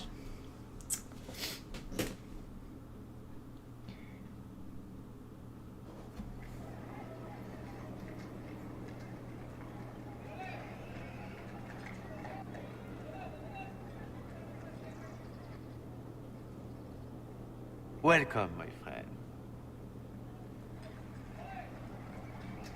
Thank you for seeing us, Comte Poiver. The honor is mine. Please, sit. Did you just hear that thunder? Such distinguished guests. It's gone very, very dark outside. That was quite loud thunder. That's quite exciting.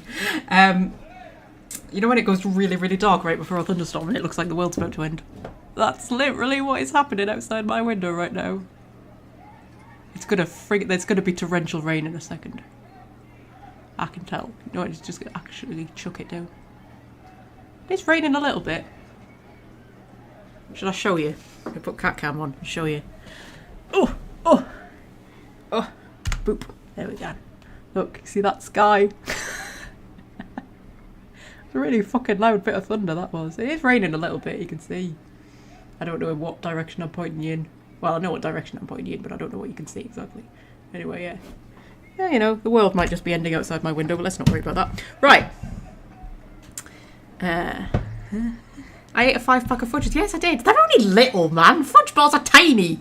How anyway, oh yes, we're supposed to be like negotiating, aren't we?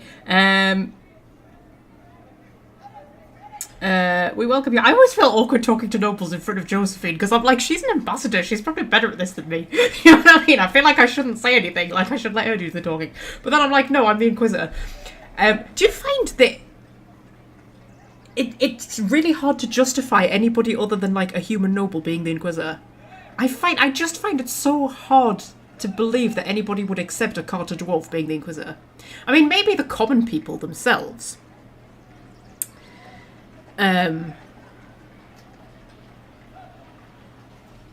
It's chucking it down with rain out there. Oh my god, I love thunderstorm rain. I love a thunderstorm. I'm gonna open my blind in case there's lightning because I like lightning. Lightning's great. Whoa, that's the wrong way. Open that up. Oh, there was a bit of lightning there. I love lightning. I'm going to show you this rain. This is how, yeah, I'm just showing you the weather now. It's kind of live stream. Look at the rain. Oh. I like a thunderstorm. We don't have very dramatic thunderstorms in England, sadly. So I get really excited when we get like even the tiniest thunderstorm. And then I watch a lot of storm chasers on YouTube because I love storm chasers.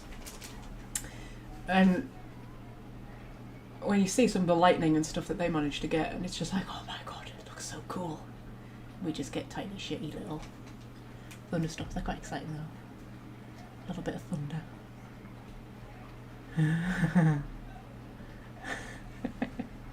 Just I'm gonna watch the weather for a little bit now. Oh. Sorry, I'm not giving you a very good view. You've got a better view of my windowsill. There we go. It's a bit better. Isn't it cool? Sorry, we'll get back to the game. You're just like, no, Magpie, that's not cool. What are you talking about? I'm easily entertained. I need to put my light on. That's how dark it's gone. We'll be back in a second. Oop, there we go. Right, so... I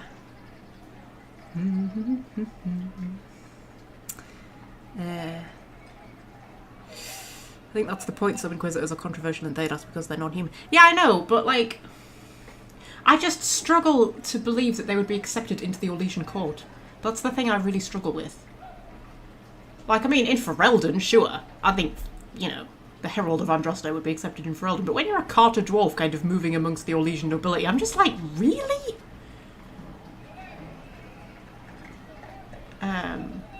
I can't tell if that was thunder or an aeroplane.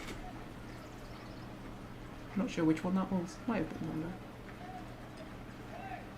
thunder. Rain is so cool. I love a torrential downpour. I mean, I shouldn't, because the rain still leaks through my ceiling at the minute. They haven't fixed the roof yet. So I should be very concerned by torrential rain, but I just think it's so cool. I want more lightning. I've seen 2. I want another one. I remember once there was a thunderstorm in Scotland and we had forked lightning, like proper electric blue forked lightning. It was the best thing. And one bit came down and hit, there was like a field opposite our house and there was a tree in the middle of the field and the lightning came down and hit the tree and the tree caught fire and it was the coolest thing I've ever seen in my entire life.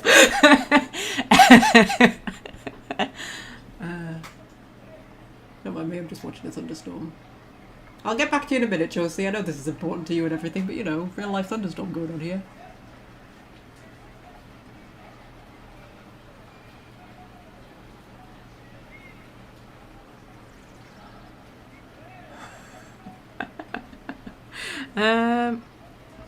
Would the Orlesians know she was a Carter dwarf? Yes, definitely. They would definitely know that. Particularly when, I mean, we're gonna head to the Winter Palace eventually and fraternise with the Empress and everything. And trust me, they know exactly who you are.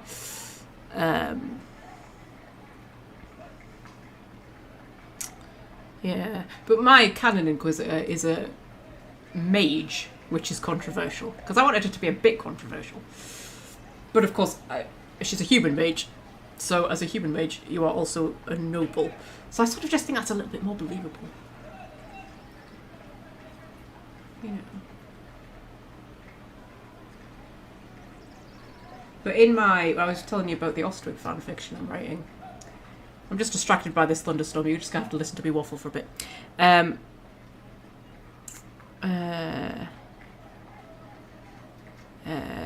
What was I saying? Oh yes, my fanfiction.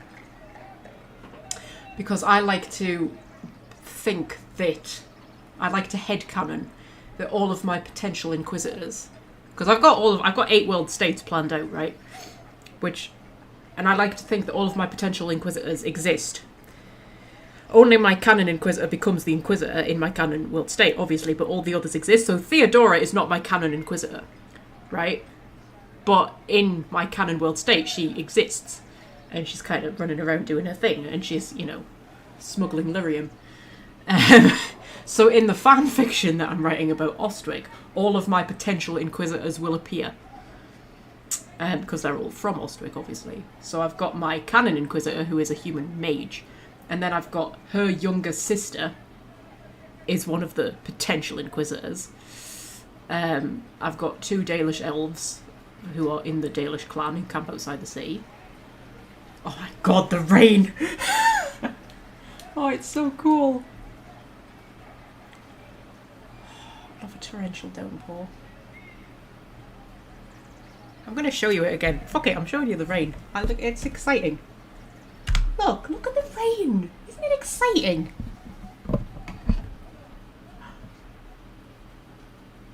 Look, I love it when it comes down so hard it bounces. That's amazing.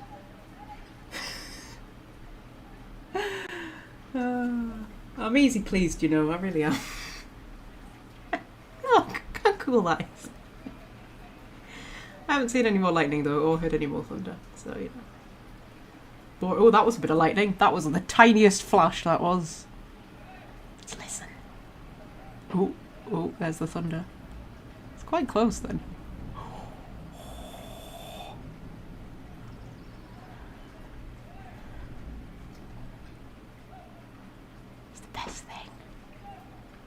Right, should we get back to the game then? I was talking about something, wasn't I?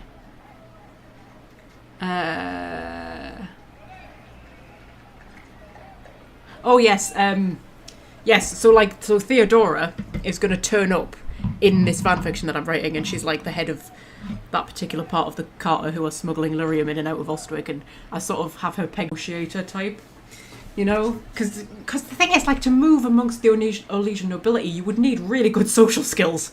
And I just kind of think if you're a Carter dwarf, or, like, you know, a Canary mercenary or something like that, you're not exactly going to be schooled in how to talk to the Empress of Orlais. And I just find it, I don't know, you'd be such a fish out of water, wouldn't you? Anyway, let's get on with this, shall we? Yes, we welcome your help. We appreciate your help, Comte. The death of Lady Montily's servants must weigh heavily on you. Have you heard of the House of Repose? The Assassin's League? Hang on, My contacts obtained a copy of a document in the archive. These cats. Contract for life. Ooh. Oh, I scared them. Oh, sorry, putties. The House of Repose is hereby sworn to eliminate anyone attempting to overturn the Montiliers' trading exile in Orlais. They were being quite cute for a while. Well, they're sort of being cute. I'm completely destroying this conversation, aren't I? Look at them. Ignore the mess. The mess was them. The mess wasn't me. Right? They tipped everything off the top of my shelves, and that's why it's messy, and that's why my nail varnish is everywhere. It wasn't me, it was them. I just haven't tidied it up yet. Little arseholes. Anyway.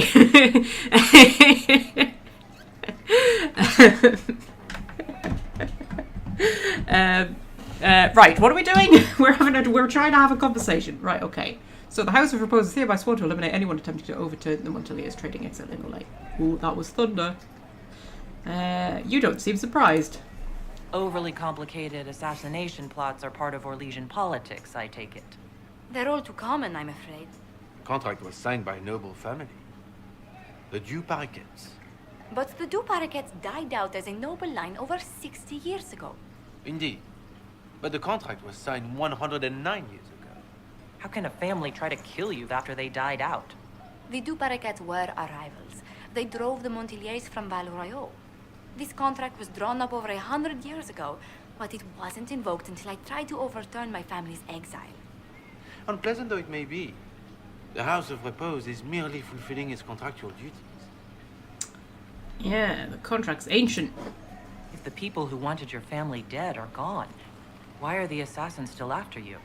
A contract is a contract, Inquisitor. Orlesian businesses live and die by their reputations. The entire guild's welfare would be endangered if an agreement was tossed aside on a whim of time or fate. She's quite right, Your Worship. The House of Repose is doing what it feels necessary. By its standards. Can you hear that rain? Jesus Christ.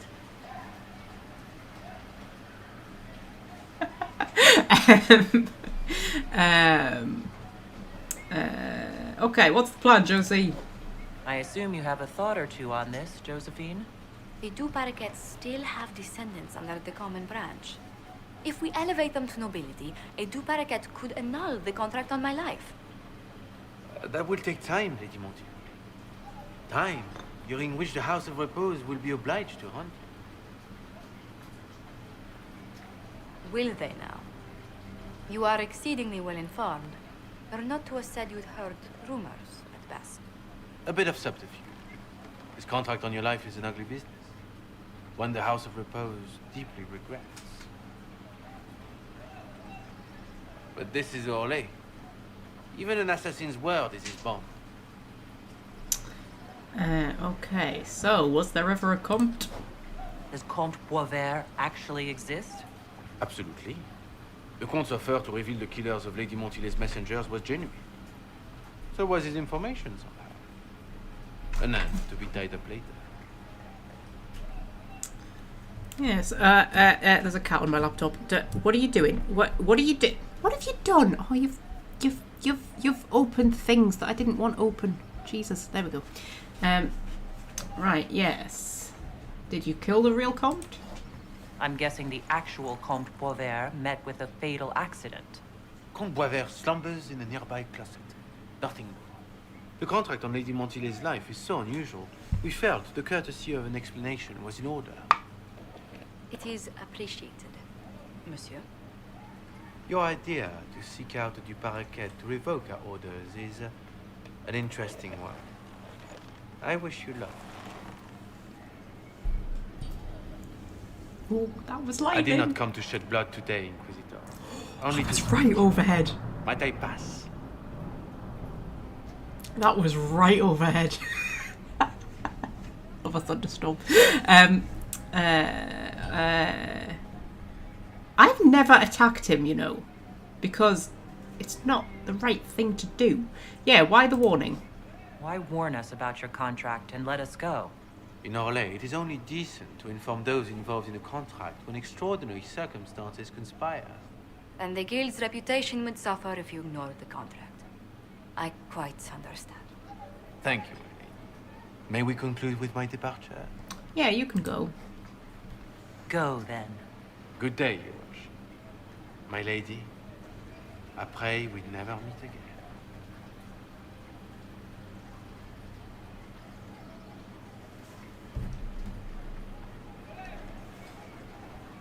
Well, I didn't think our meeting would end like this. We'll deal with these assassins. I have some thoughts. Let's discuss them back at Skyhold. I'll feel safer with the castle's walls around me. Okay. Hear something? Oh, goodness. Comte Poivert, is that you? Oh, the lock's been broken off. We'll find a saw. I realize the cabinet is quite valuable, Comte, but surely... A locksmith, then? As you wish. Right. We'll let Josephine deal with that. See if there's anything worth nicking. I mean, we might as well. He's locked up in a bloody cupboard, isn't he? Oh, there's that portrait of Celine, which I so adore. It would make a great tattoo, wouldn't it? Right, yeah, okay. We'll return to Skyhold. Jesus fucking Christ. That rain's coming down really heavily.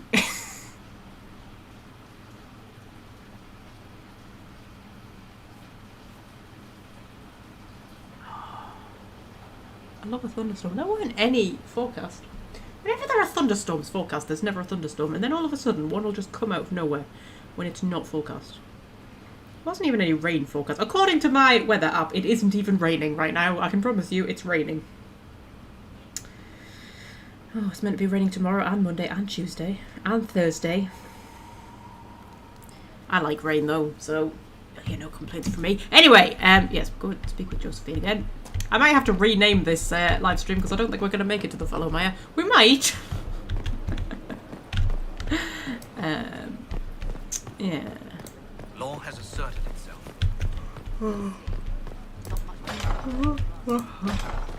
Right. Hello, love. Has no one seen him? Seen who, Ambassador? Cole, the young man with the... What does he look like again? I think these random conversations you can have. There's a YouTube video on YouTube, believe it or not, that has all of the ambient conversations that you can hear, because there's like messengers going between Josephine and Liliana and Cullen and things like that, and they all have like these random little conversations, but very few of them ever actually get triggered during the game, so most of them you'll never hear, but if you look up that YouTube video and listen to them, they're pretty hilarious. They also give you some like backstory stuff that goes on and things. Because there's like little stories. Oh, that was a big flash of lightning. There's little stories going on in the background. Oh, listen to that. It's literally right above my head, that thunderstorm right now. Right above my head.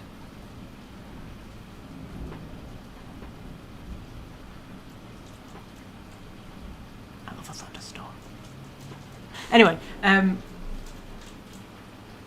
yes, so yes, it's worth looking up that video and listening to all the little ambient conversations. Hi, Josie. I'm so sorry, Inquisitor. I never thought my family's trading status would trap us in an assassin's plot. Yeah, you had no idea. You couldn't have known it would lead to this House of Repose coming after you. It still shouldn't have slipped past me. I've tracked down the last two parakeets. If they become gentry, they can annul the contract on my life. We'll require a noble from Val Royaux to sponsor them, a judge to provide documents, a minister to ratify them. It's so like you to take the longest course of action, even when your life is at stake. I assume you already know everything about this mess. There is a faster way, Josephine. The original contract on your life is in the vaults of the House of Repose. If my agents infiltrate it and destroy the original, the assassin will have no obligation to chase you. Leliana, please. I want no more bloodshed over a personal affair. Don't be so stubborn, Josie. How long will it take you to gather these favors in Val Royeaux? Oh, what should we do? Should we go with Leliana or should we go with Josephine? There's a cat on my desk. What? What are you doing? No, no, that's my laptop. Get off my laptop. What are you doing? What are you doing? No, no, no, no. You can't both fit on the windowsill. You're too big. I know you both want to watch the thunderstorm, but there's other windowsills in this house. What are you doing?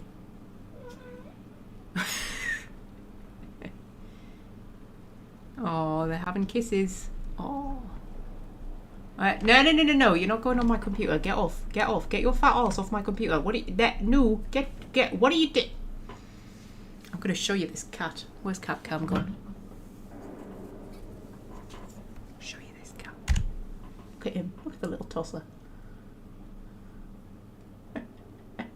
Don't know if you can even see him. I don't know if I'm angling the camera right. Little idiot. Oh, that was a flash of thunder. Oh, it's gone overhead now. It's gone past us, Puds. It's gone past us. Yeah. Yeah, it's gone past us. The excitement will be over soon. There'll be no more thunder. Isn't it? You know you're not allowed up there. Hey, Dipstick, you're not allowed up there. You're not. Get off. You're too heavy. You're massive. Hello, Star. Hello. Say hello. Where are you going? Oh, okay.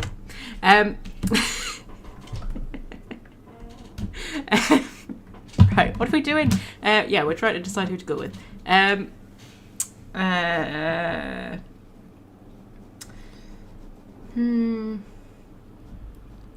Go with Josephine. We can solve this without more deaths on either side. My people are ready, should you change your mind. I'll post a watch on our ambassador in case the House of Repose visits. I appreciate it, but I still believe elevating the Duparaquets will solve this. First, we need to perform some favors in Val Royeaux. I'd be happy to discuss where we could begin. Okay, let's just do all of this then. Why Any not? news on the House of Repose, Inquisitor? Yeah, what's our next move? You said I'd have to do some favors in Val Royeaux if we want to make the Duparaquets lords. The Countess Dion is our first step. Her lover, a mage from the White Spire, is missing. Bring her news of him and she'll be very amenable to sponsoring the Duparaquets as lords. Okay. That'll be a war table thing then. I'm going to do that.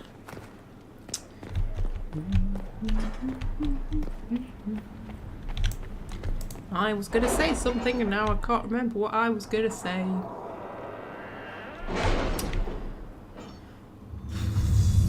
Can't remember. It's gone. It's gone out of my head.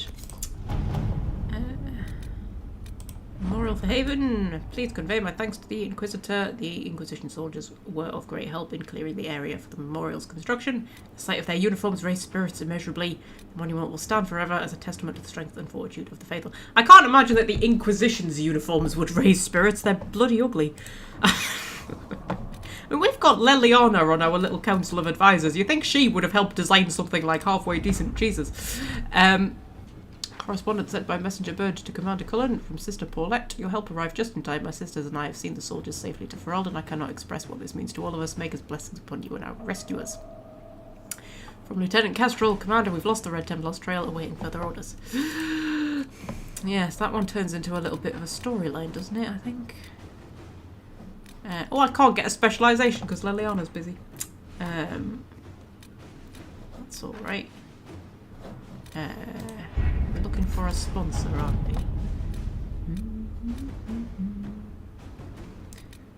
Find a sponsor for the Duparaquets. So,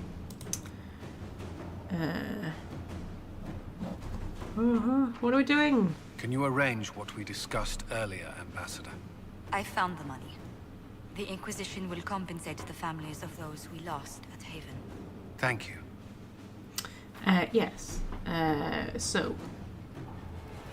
We need to find news about her lover and mage. Okay, so it's been a while, but we can have search parties come the area where he's last spotted, says Cullen. Liliana would send her agents. Or Josephine would. We'll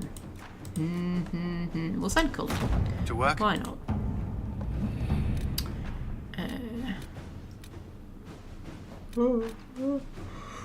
Your tail is in the way of my screen, Puds. Just keep it over that side. No, no, no. Keep it over that side. That side. No, that side. Watch this, watch this, watch this. Cat Cam's getting a lot of action today. Right, so, right, look. That's where his tail is. Right, look, look, look. Put it over there. No, no, over there. No, over there. No, Puds, over there. Oh, oh, oh, oh, oh, oh. No. Puds, Puds, Puds. Keep your tail still. Just bah, bah, bah, bah, bah, bah.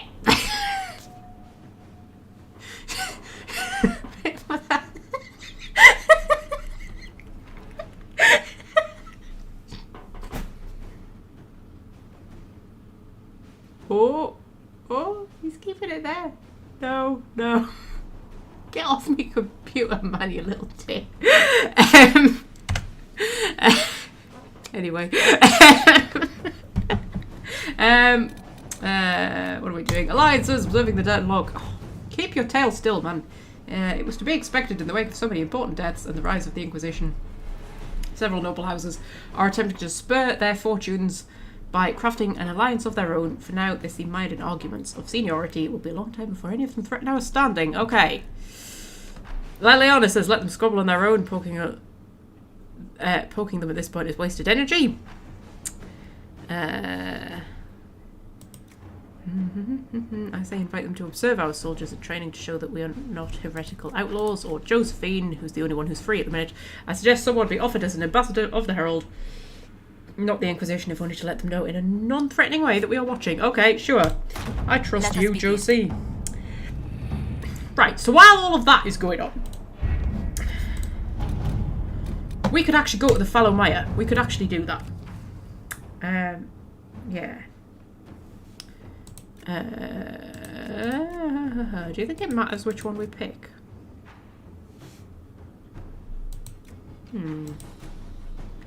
Let's send Liliana's scouts. I trust Liliana's scouts. The missing soldiers have been found in a bog called the Fallow Mire. They are being held hostage by Avar, who demand to meet the Herald of Andraste if the Inquisition wants to see its people alive again. Okay. Not right now, because I need to go and sell some of my stuff. I don't think I've got too much stuff in my inventory, but we'll go and sell what I've got to create a bit of space, and then we'll head to the Fallow Mire. See, only 2 hours in. We're finally doing the thing that we actually were supposed to do from the beginning. I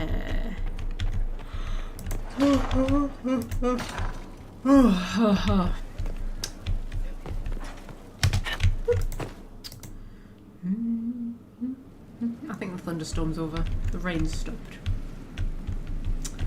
That's boring. So I'm thinking... Inquisition? Oh god, where are you going, Puds? No, no, no, no, no, that's my laptop. Stop standing on my laptop. Get your arse out of my face. Little idiot. Right, so... Oh, get rid of most of this. Get rid of that, get rid of that. Ooh, Warden Scout Armor. Get rid of everything that I know I'm not going to use. Oh yeah, the Mercy's Crest. I think I was supposed to equip that to negotiate with the Blades of Hessarian, which I then didn't. And I had to kill them all instead. Oh, some of this stuff's quite good actually. I didn't think I would have picked up anything good. I thought I would just be able to sell everything without having to go through the inventory rigmarole. Oh, a lot of this actually is actually quite good. Oh, we're going to have to go through the inventory rigmarole, aren't we? Okay, we'll go through the inventory rigmarole. Right. Weapons!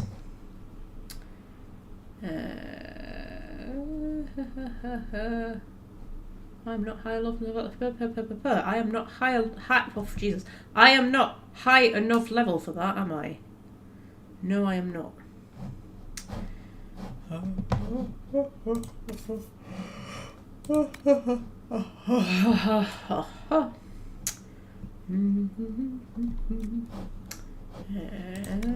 We could give her a seeker shield. Oh, do you want a seeker shield? That would make sense for you to have a seeker shield. There we go. You can have a seeker shield.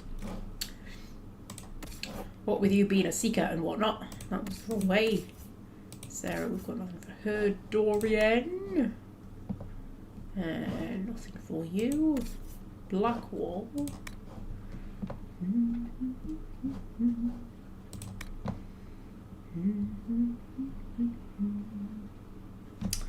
Ooh. Give you that. Why not? See, it annoys me that it doesn't like chink or anything when you equip something. Like, you can't always tell whether you've equipped it or not. Everything about this inventory system bothers me.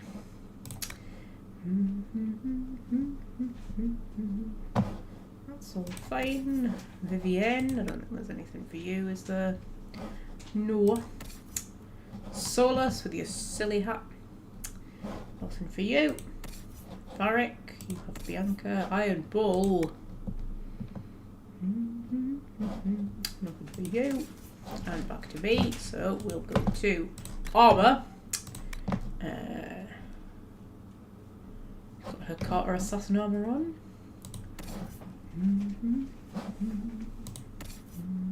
Oh, I wanted that heavy armour for her.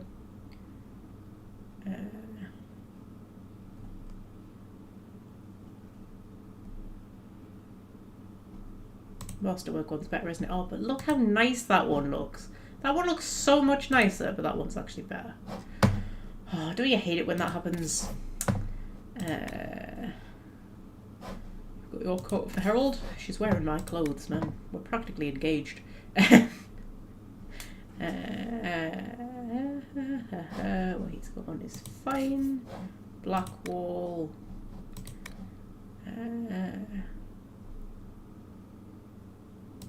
Oh, that's a bit better. Don't mind me, just yawning. Ooh, the Warden Scout armor is actually a little bit better. Could have him dressed. Cole dressed as a warden is really weird. But you know what? Fuck it, we'll let him dress as a warden. Vivienne, you are fine as you are. I'll put her in some new armour. It's just a little bit sexier. Oh, there we go, you can have a better coat, Solus.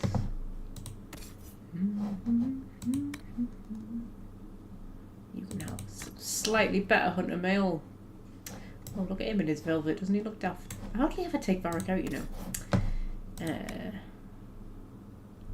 You can have your Superior Vanguard coat. Oh, look at him. He looks like bloody Thanos or something, doesn't he? And then we've got accessories. We've got a Belt of Health. I think that's way better than the extra slot.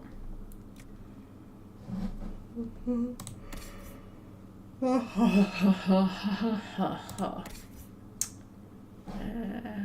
amulet have you got on? Enhanced strength. No, we'll give you the amulet of dexterity. I think that's better for you. How many rings?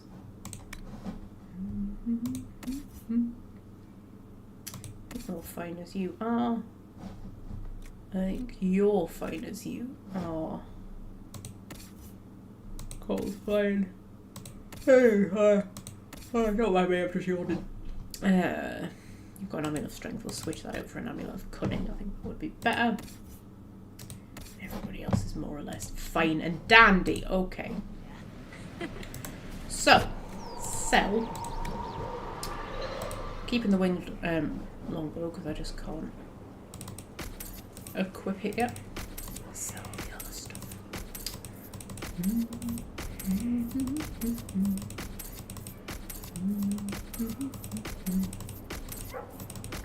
Go.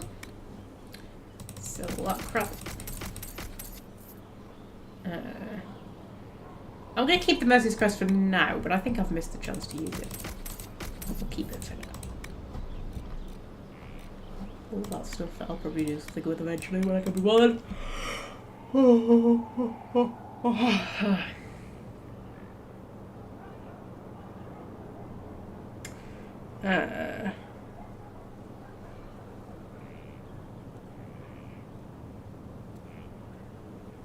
I'm just reading the chat. Right, so right. Where are we going? Follow Mire, that's where we're going. World map. I haven't done much crafting, have I? I think it's because I'm mostly bothered. I think I need to unlock some more schematics. I think that's the thing before we do more crafting. So I haven't unlocked that many, to be honest. I think I need to have a tour around all the merchants. Who are we taking to the Fallow map? We'll take Vivian because it's funny. It's funny to have her wading through a swamp. We'll take Iron Bull and we will take Cassandra. Always take Cassandra. I don't think that there is a single mission I will ever go on where I don't take Cassandra. Oh, Scorpio, what? Why do you have to walk across my laptop? Why do you have to do that? Why is that necessary? Dipstick. Thank you for coming. Maybe you can solve this mess. Our missing patrols are being held hostage by Avar, barbarians from the mountains. What are they doing in a bog? That's the thing. Their leader, he wants them to fight you, because you're the Herald of Andraste. Yeah, why? What do they have against Andraste? Well, the Avar think there are gods in nature, as in the sky has a god and the forest. The Avar say you're claiming to be sent by one, and they'll challenge the will of your god with their own. I think their leader's just a boastful little prick who wants to brag he killed you. Yep. Okay, sure. I'd rather not fight them. I was hoping we could negotiate. I wouldn't count on it. These Avar don't seem to value diplomacy. Getting to our troops won't be easy. You'll have to fight your way through undead. But you're probably really good at fighting undead after Crestwood, right? Yeah, sure I am. They're only corpses possessed by spirits. Right. Nothing to fear. The Avar are holed up in the castle on the other side of the Fallow Mire. Make her willing, the Inquisition's people are still alive. Okay. Thank you, Liara. Dispatch for you. Yeah, sure. Report. What is it? This could help us. I hate the bloody requisitions, because every time you fulfill one, you get another one. So it's just like a quest that you can never get rid of on your quest log. You know what I mean? Right, okay. So this is a delightful place, isn't it? This seems lovely. And there's that giant moon again. It really, really bothers me that the moon has, like, quadrupled in size since Dragon Age 2. Like, that's really... It really bothers me, that does. Yeah. Look around. There's a thing. There's a thing I can discover. Should we have a peek inside here? Is it a bottle? It's a bottle. I like collecting bottles for some reason. The Inquisitor likes collecting bottles. It's a hobby she has. Just don't question it. Loot the thing. Loot the thing. Loot the thing. Dorabella. No, you're not Dorabella, you're Theodora. Loot the thing. There we go. I'm getting me dwarves mixed up.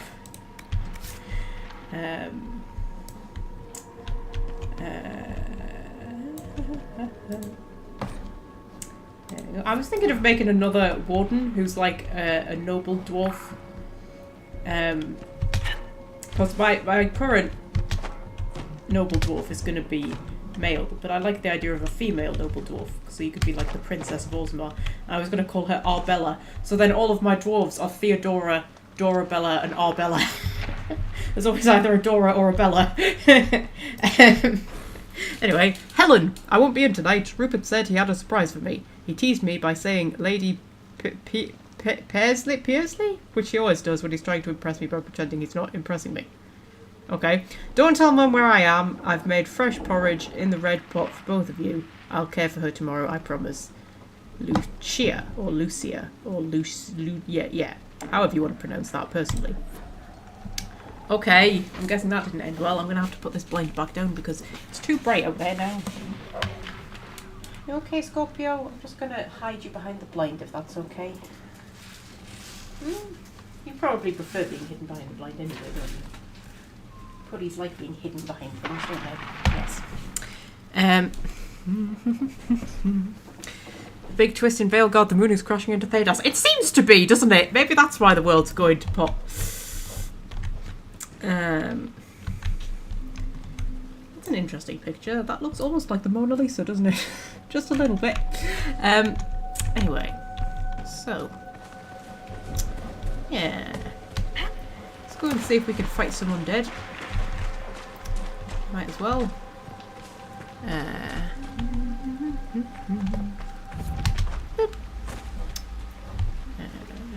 Fisher's End.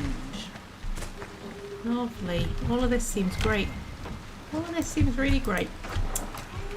Peek in here. Oh, I can hear wolves. Probably werewolves, because you know this is for Relden.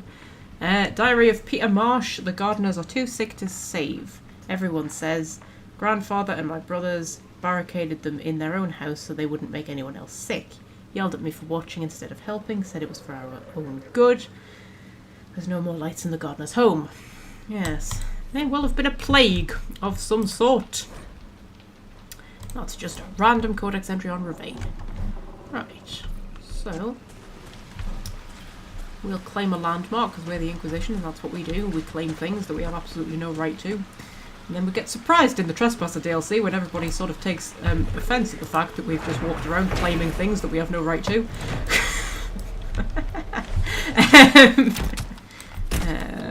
Including things like castles. Right, so I'll just stay nice and safe up here while you fight the undead down there. That's okay, guys. This can't be all of them.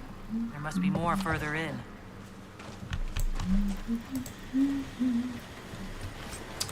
Ooh, but they had ring velvet on them. I like a bit of ring velvet. They're well dressed undead, at least. We've now got an in-game thunderstorm. See? Art imitating life. Right. So.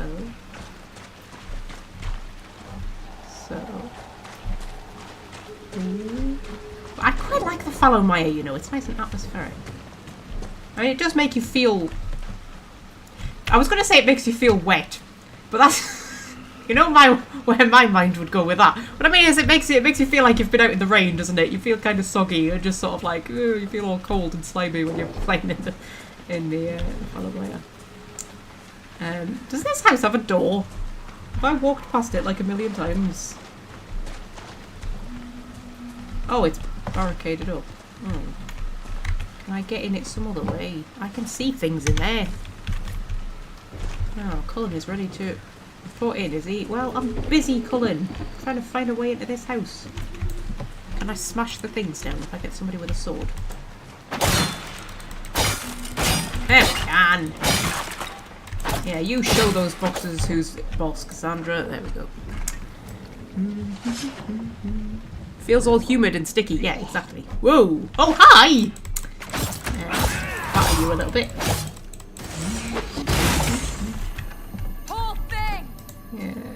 So far, we're kind of getting the idea that there was a plague and they all turned into zombies. This is a zombie apocalypse quest. Oh, the Empty Ones are a small and short-lived cult based in Navarra and known for worshipping the Blight and by extension the Darkspawn. Interesting. And Gardener Diary. Property of Ira Gardner is written in spidery handwriting on this collection of homemade recipes and remedies. The last entry reads, first sign of the plague is coughing and going pale, like blood's run out of your skin. Elfroot soothes the cough but doesn't cool the next day's fever. That's where the spindleweed helps. The ones I planted by the old shed came in quick. They seem to like where the soil's dry. I'll try making an ointment with it tomorrow. Yep, there was a plague.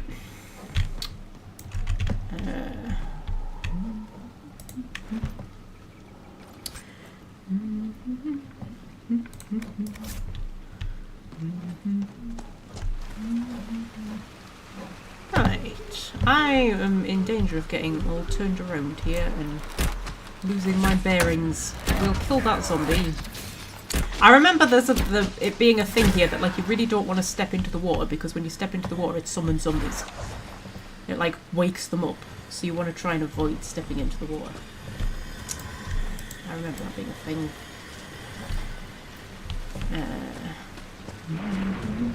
Right, so where am I? Huh. It's pretty linear, this level, isn't it? I think. It's not a very big level, I know that much.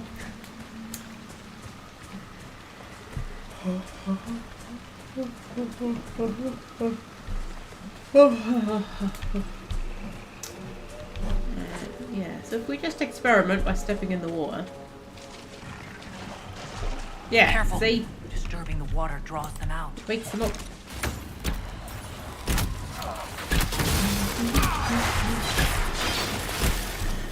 Oh, there's another one. Hello!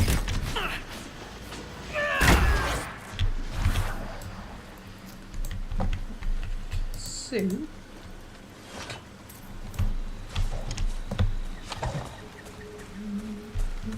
Get signs of a massive sugar crash. Yeah, possibly. Fudge balls are wearing off. Oh dear. I've been 2 caramel tarts that I ate. Just eating too much, that's what it is. I ate a Scotch egg, I ate 2 cheese strings, I ate a bag of hula hoops, I ate 2 caramel tarts and 5 fudge bars. That's too much, isn't it? That's too much. But it's Saturday, it's alright. I've been quite good this week, you know, apart from today. I'm going to have to go back across the water, aren't I? Ooh, there's a dawn lotus. Let's get a dawn lotus. And we've just disturbed a load of deal there. That's okay. We'll just go across here. Hello, guys. Hi. Ooh, there's a thing over there. We'll try not to shoot the thing.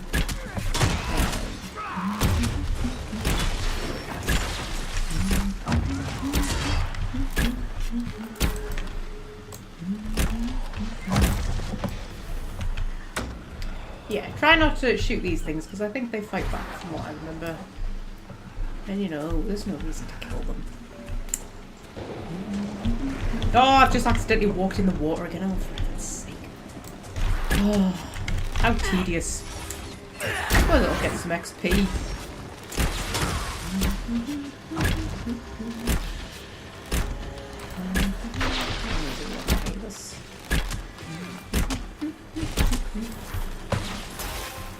Every single bit of it was delicious, but crap. I mean, like the egg in the Scotch egg was fine.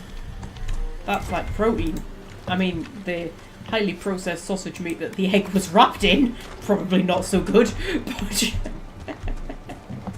the egg itself, you know, that was just an egg. Eggs are good for you. It was a bloody delicious egg as well.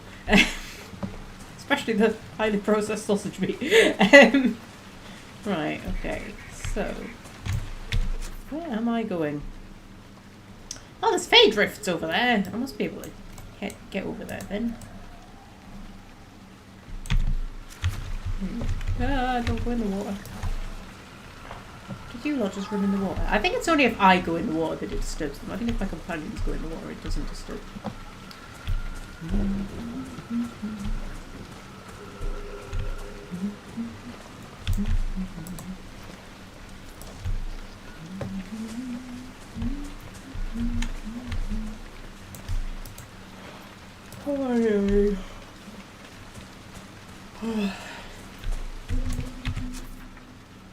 Right, so that's taking... Yeah, this is kind of taking us in the right direction, isn't it? I think I've kind of gone about it in the wrong way. I think I was supposed to come down here.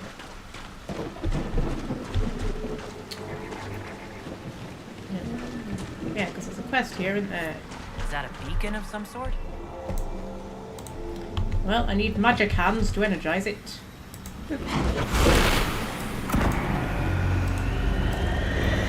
Summon lots of nasties. Oh, hello nasties. Watch out!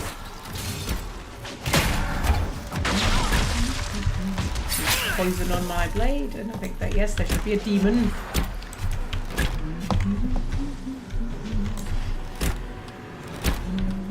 This is one of those quests that they just kind of shoved in here because we thought there wasn't enough going on in the level.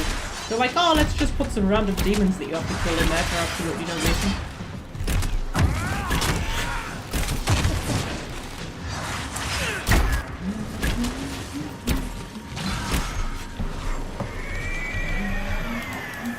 The beacon seemed to... And also it's still turning up as a quest. Ha ha ha ha ha ha ha ha ha ha ha ha. Ha ha ha ha ha ha ha ha ha.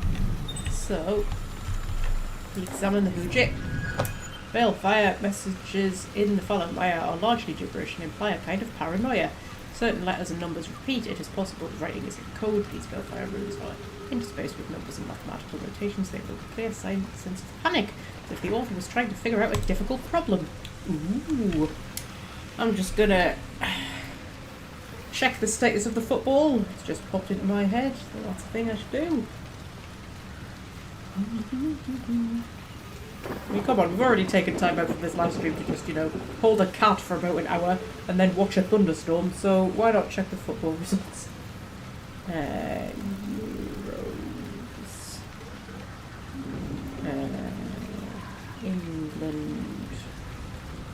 England versus Switzerland.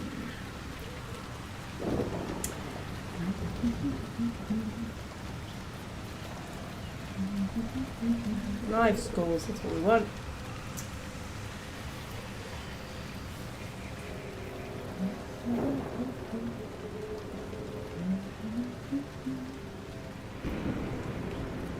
Oh, for fuck's sake, I really could have, like, wade through all the shite.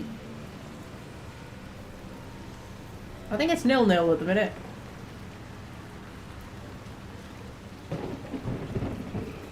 I think. Just give me the score, that's all I want. Is that too much for a score?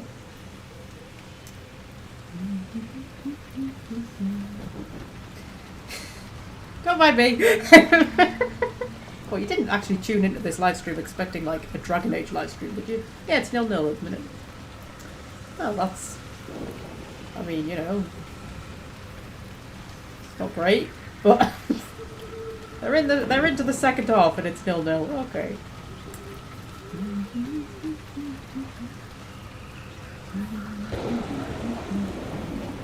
Fred's going swimming after this live stream. That's exciting. I could not swim. Mostly because I have a water phobia. Yeah, you can't get me in a swimming pool. That's not a thing that's ever going to happen.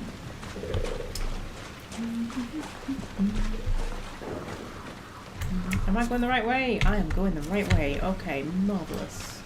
You've got your fail fire torch, Vivian. That's good. I think I'm going to have to fight some demons though, so you're probably going to have to drop it. Wonder!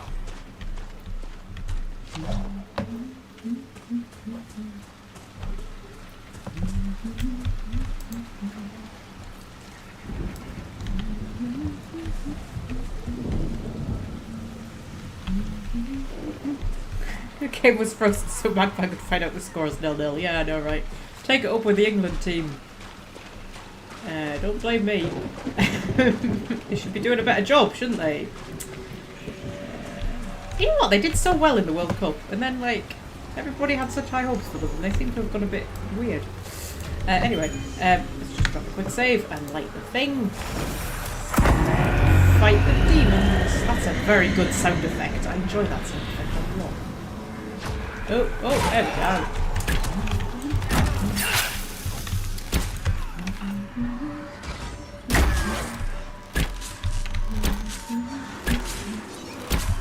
Oh, hello. That was a bit mean. He came right behind me. Vivian is just not bothering to attack anybody. Because she's holding her Balefire. She's like, no, I'm not dropping my Balefire for you lot. You know what I'm going to do? I'm going to use my super duper ability. I don't know how many of them I'm actually going to get in that. This might be a waste of my super duper ability.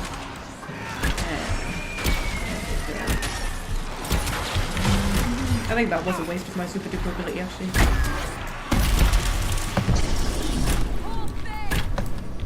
go.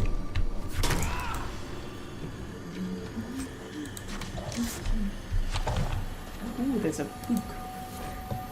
Apostate Widriss's journal. This thick journal is half undecipherable. Parts that can be read are splattered with ink as if the author had written them in a hurry. There were years of notes in that book. Years. Who could have taken it or deciphered it? Did somebody follow me from the circle? I bet it was Wernham or Clarice. They always were jealous little busybodies. If they saw what I've done, the demons I've harnessed, they'd be green with envy. Who's afraid of spirits now, you simpering use? But I must have my book back. I will write down the cipher again before I forget. Again, these demons are clever. I can't have them demanding a price for decrypting my own notes. The concoctions I can make with the plants here in safe amounts will open my mind to vistas past the fade. Demons' hint is beyond me because they wish to undermine me. It's so clear, it's so very clear. Yeah, he was going a bit mental bananas. That's what happens when you consort with demons. Vivian, do you want your veil fire thing back?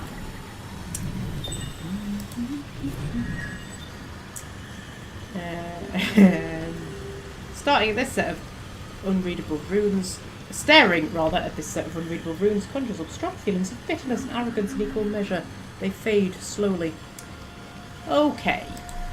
I can't fully remember what happened here. I know there was a plague.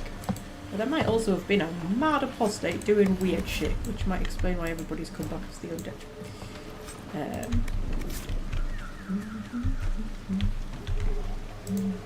Oh, I've got a very itchy eye, but it's got the point where I scratched it so much, it's actually hurting. That's not good, is it?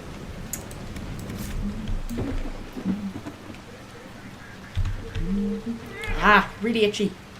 But it's got a bloody cat hair in it or something. Honestly, don't get cats. Don't do that. If you do get cats, don't get Maine Coons. They're more trouble than they're bloody worth, man. I'm joking, of course. They're not more trouble than they're worth. They're amazing, beautiful creatures.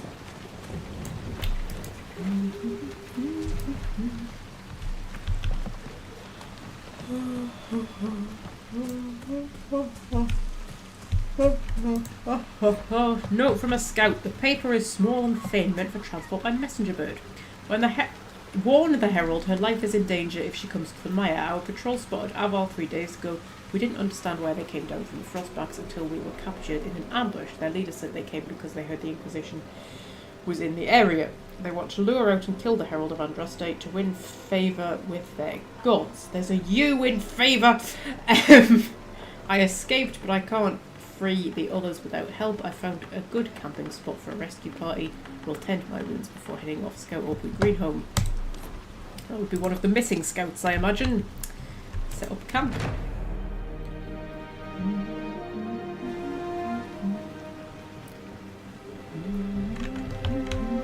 Right.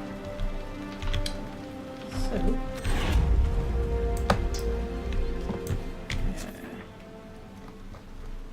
well, we've got rifts we need to take care of.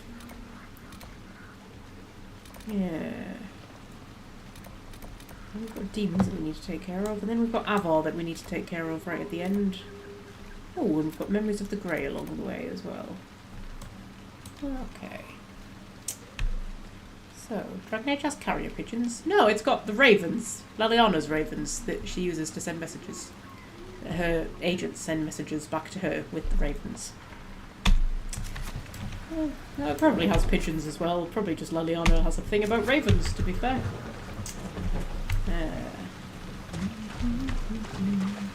Inquisitor. No sign of the Avar who want to challenge me, or the Inquisition soldiers. Look at Vivian carrying a little veiled fire, like a child with a balloon, isn't she? Very cute.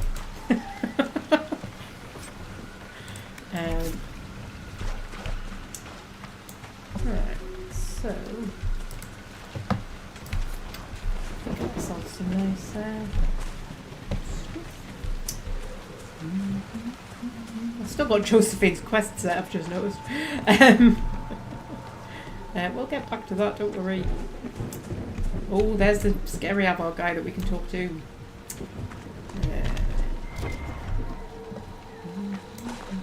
Oh, there's dead bodies in the water that you can loot, but then you have to go into the water and it kind of summons corpses. I'm like, I don't really want to be summoning corpses. I mean, who voluntarily summons corpses? Especially ones that are going to try and kill you. I mean, if you were summoning friendly corpses, maybe. You know, maybe, if you're into corpses. But if you're summoning corpses that try to kill you, like, no, why would you do that? Hi!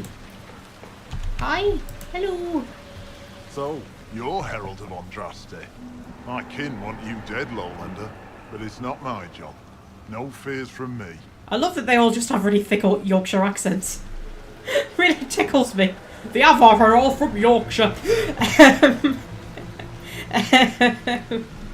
What are you doing here?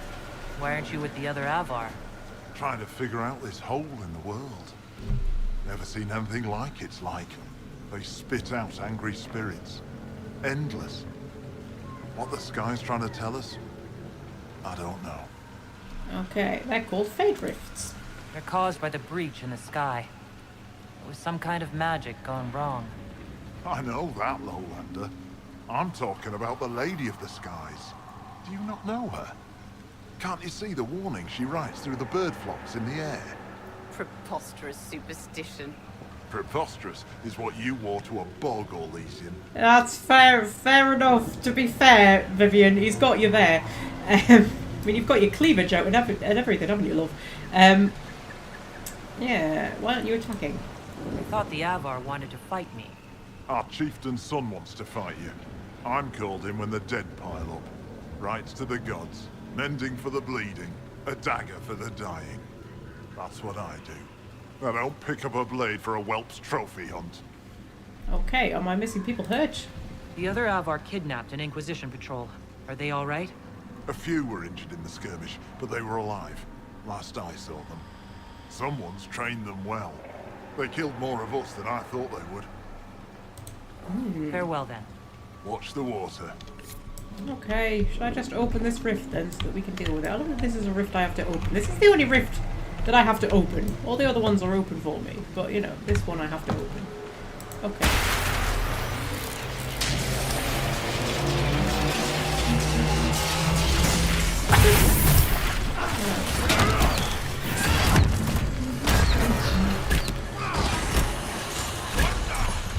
Oh, I like the Avar.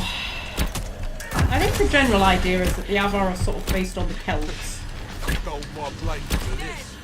The Imperium would therefore be based kind of on the Romans, but also probably on the British Empire a little bit. Which is why they're all very British. They've all got very posh English accents. And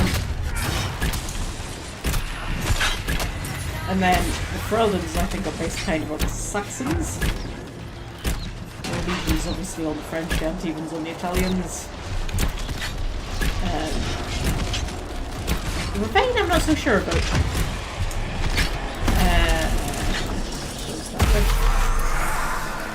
Neanderthals I'm not so sure about either. We don't really think of Neanderthals, we don't really hear anything about Neanderthals. Hello! Lady of the Skies. You can mend the gaps in the air. I can. It's what the hell... Aye. Oh, I just interrupted your conversation. Sorry! Watch the water. Cassandra was going to say something, but I didn't give her the chance. I like the free marches. I don't really know what the free marches is based on either. Yeah.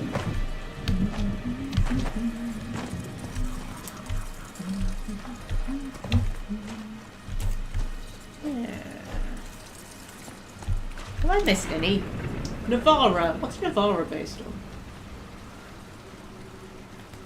I mean, they've got kind of Germanish accents.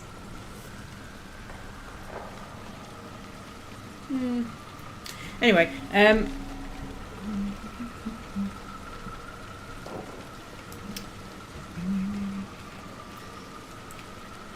Ravania are meant to be gypsies or Romani. Oh, yeah, I can see that. I can see that. Sorry about your seekers. It's tough when the ones who watch over us abuse that authority. Yes, it is. Always happens, though. Nobody can handle secrets all day long without it getting to them. How do the Ben Hasrath deal with such problems? If the problem's small, they turn a blind eye. Like I said, it happens. And if it is too large to ignore? How do you think I ended up here? Of course, Navarra is a real place in the real world, isn't it? Is it not somewhere in Germany? Or it was? I don't know if it's still a real place.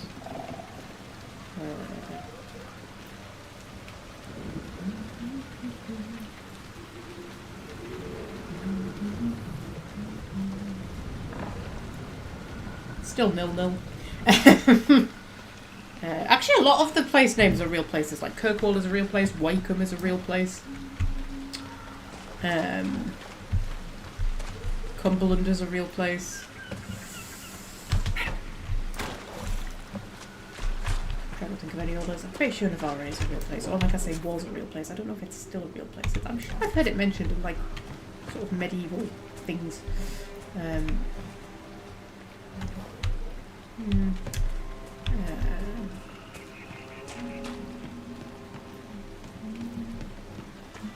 Look. Signs of a plague. I'd guess that the afflicted never made it far enough to spread the disease past this bog. It's fortunate. Waterborne diseases are often painful. Okay, Viv. They're playing the nice bit of music that I like. Navarra's a place in Spain, is it? I knew it was somewhere kind of Europe-y. I just like this bit of music. Very haunting. It's very nice.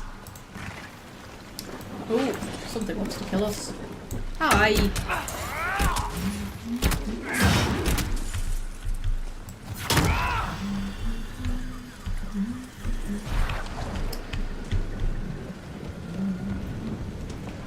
Oh, we're gonna accidentally step in the water here, aren't we? Did we get away with that? I think we got away with that. The Misty Grove. And we've got another thing to light. Marvellous. Pop a quick save, because I remember some of these fights can get actually pretty nasty, although we already played on easy, so.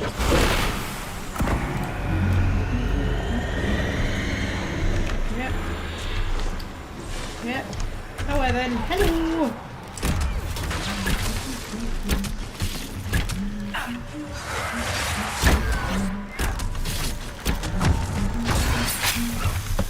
Ow. That wasn't very friendly. Oh god. Should get knocked over a lot. Yeah, like I said, it can get a bit nasty. I should definitely have saved my massive focusy ability thing until now.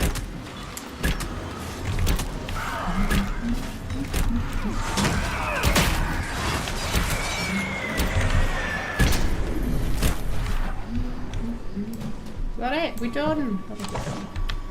Okay. Get yourself a Veilfire torch, Vivian. I mean, I don't actually need her to light the torch. Once the fire's lit, I could just light the torch myself. But, you know, I like to make Vivian feel important. These particular Veilfire runes are completely impenetrable.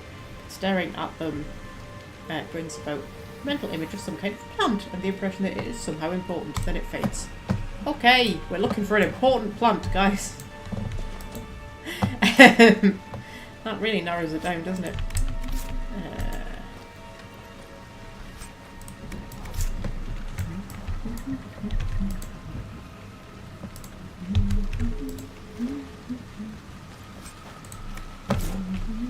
Right, which way am I going? Oh. Ooh, there's a thing down here.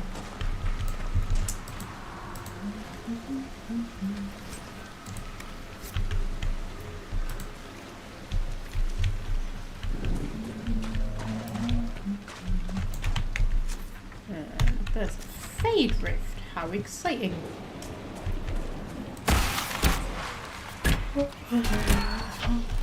Oh, they've got the horrible frost guys. I don't like frost guys. They're not good, are they? Big killers, frost guys. Vivian, could you like put a barrier up? You're just so busy holding your flipping thing. You don't even care, do you? I want a barrier around those two, please. Could you do that? Ah, there we go. Right. It's like, no, I'm holding the Veilfire. I'm being important. Leave me alone. Dear.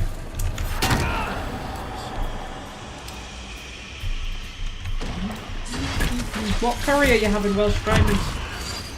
I need to know. It's very important that I know what kind of curry you're eating. I love curry.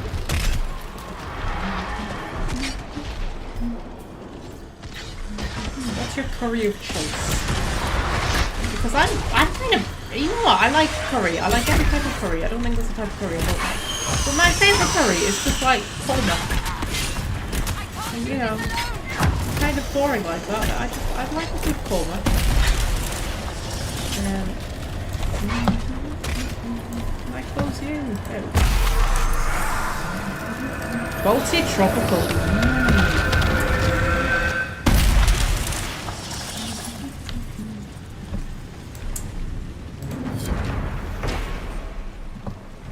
Wet fur is so strong it almost makes the pungent odors, masks the pungent odors of the Mire.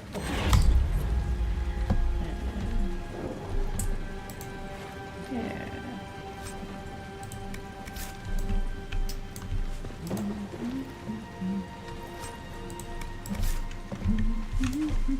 Right, have you take a potion?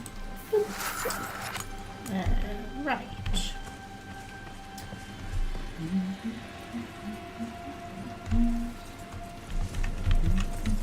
Rogan Josh is quite good. Yeah, no, I like a korma, especially I like a proper one, one that's made properly. I think I like the sort of coconutty kind of fruitiness of it. Fruity? Is fruity the right word? Can be. Yeah.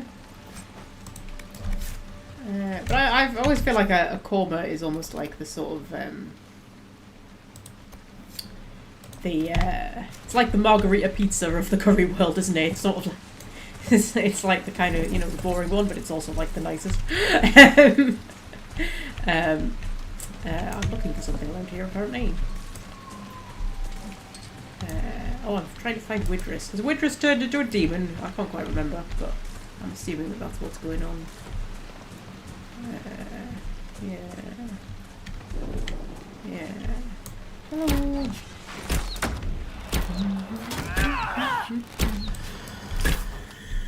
I mean, usually when you have to hunt down apostates who've been messing around with like demons and stuff, they've usually turned into abominations, don't they? There's a red thing on my map. Oh, there we go. Hi. What are you doing all the way up there? There we go.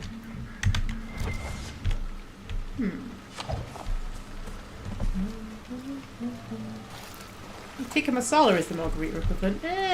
Maybe. I'm not the biggest fan of tikka masala. Oh, there we go. Some of the demons. Aha! Apostate's kill. Hello, would you be Widris? We're going to shoot first and ask questions later, apparently.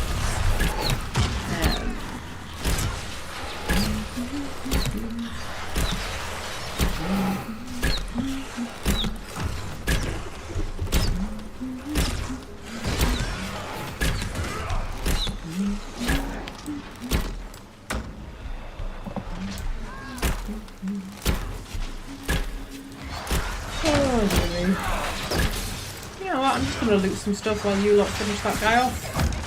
You finish him? Is he dead yet? There we go. Oh, you shattered him. How exciting. Golden battle mage armor. Lovely.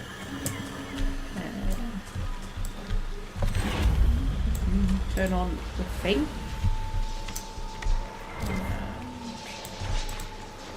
There we go.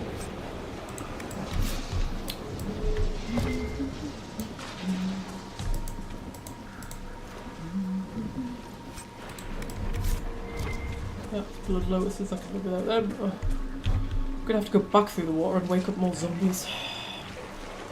Hi. Hello. Yes, I know. Hi. Yes, I know. Right, okay.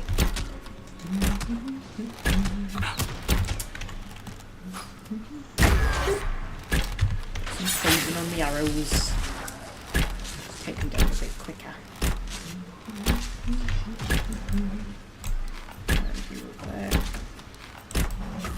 Go, and I think there's another spirit up there again. Oh, there's two. Hi.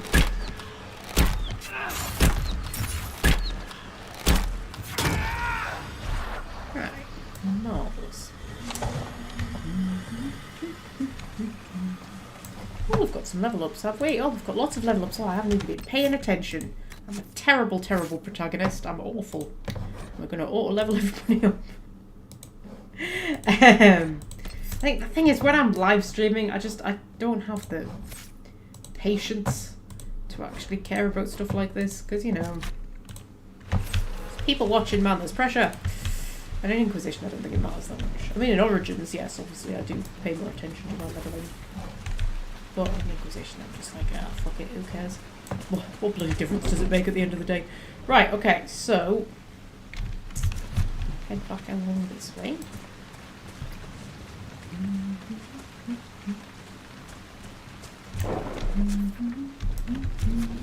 Through here, there we go. That's a naked lady. That looks very much like a naked horse to me. That's definitely a naked horse. I know a naked horse when I see one, even when it's carved into stone, and that is definitely a naked horse. It's a very shiny naked horse as well. Ooh, some sort of stone. You a naked lady? Oh, you don't look so good from the front, love. I can't tell what you are. I mean, you had a nice arse from the back, but from the front it all went a bit downhill, didn't it? Dear me.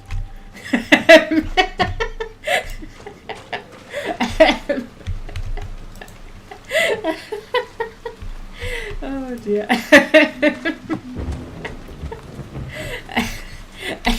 Which way am I going? I think I'm going this way. Right, okay. Everybody jump over the water. We don't want to summon the zombies. Yeah.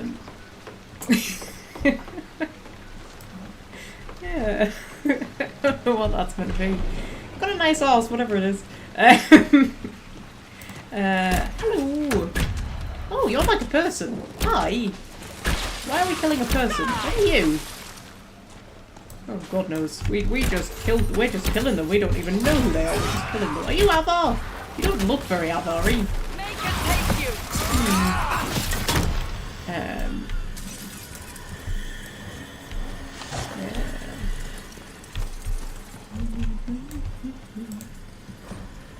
I sometimes think it's funny in video games that you've got some sort of instinct that you just know who the bad guys are.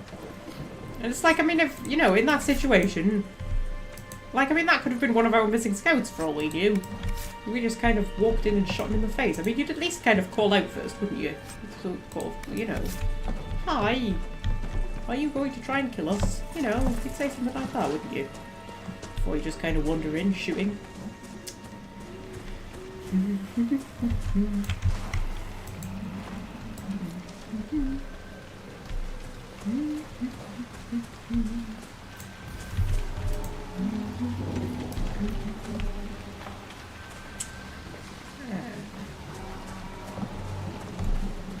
Sounds like somebody's having a rock concert or something, doesn't it? Jesus. Lots of very weird noises going on.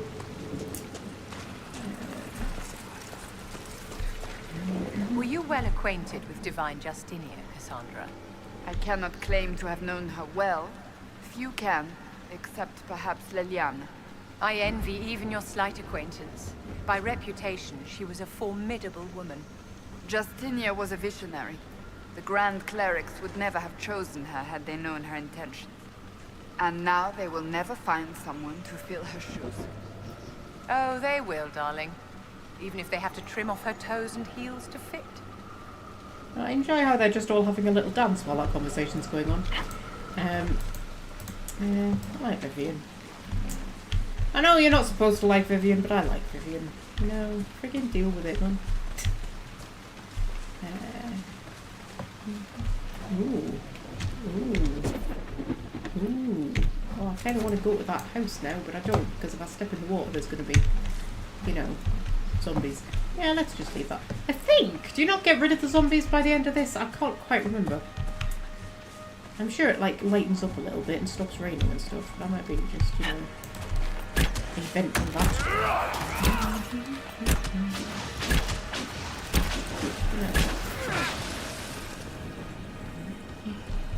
Oh, do a big jump to avoid going in the... Oh, I went in the water. Oh!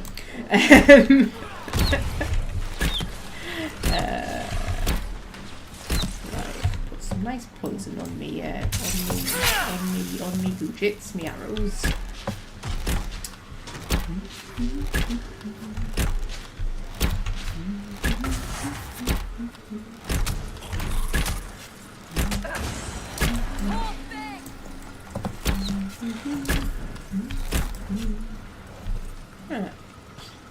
It's the Ferelden banner with the dog's son.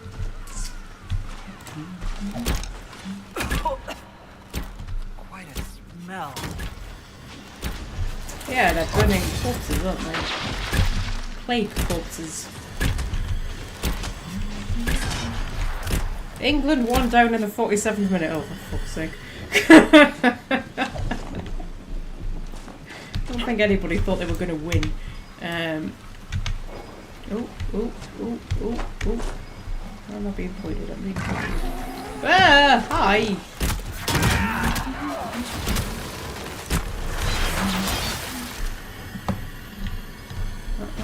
I'll be pointed into the water. I don't want to go into the water. Is it pointing me into the water? Yeah, it is. Pointing me that way. Oh, right out loud. Enough to just... Yeah. Where are you pointing me now? I realise there's zombies, but like, you know... Ooh, cabin key. But nobody else going to attack the zombies? You were waiting for me to attack the zombies, were you? You were waiting for permission to attack the zombies. Unlock the cabin door. Is it going to be full of zombies? I bet it's going to be full of zombies. The Weeping Spires. How lovely.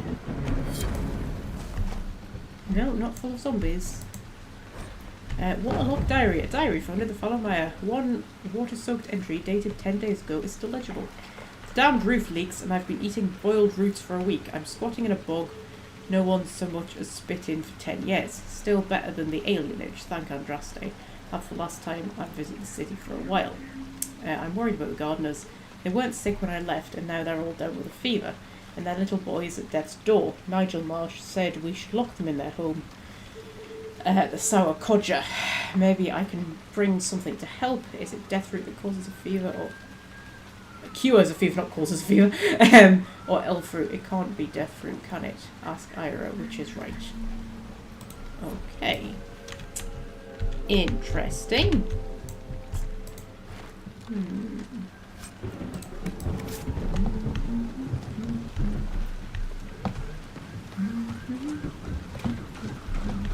Just hear a police car in the background. It's nice, isn't it? I think that's a police car. Is that a police car or an ambulance? I think that's a police car. The police cars and the ambulances sound really similar, don't they? But then, like, the fire engine, like, you always know when it's a fire engine because they sound really distinctive. But I think the police cars and the ambulances sound very similar.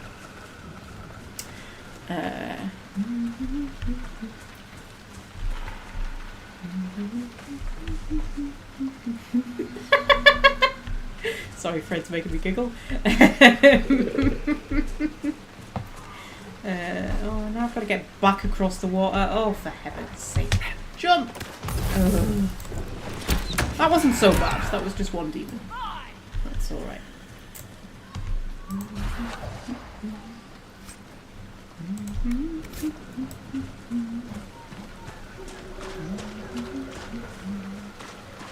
I going the right way? Yes, I am. Marvellous. Full of the Ferelden banners with the little doggies.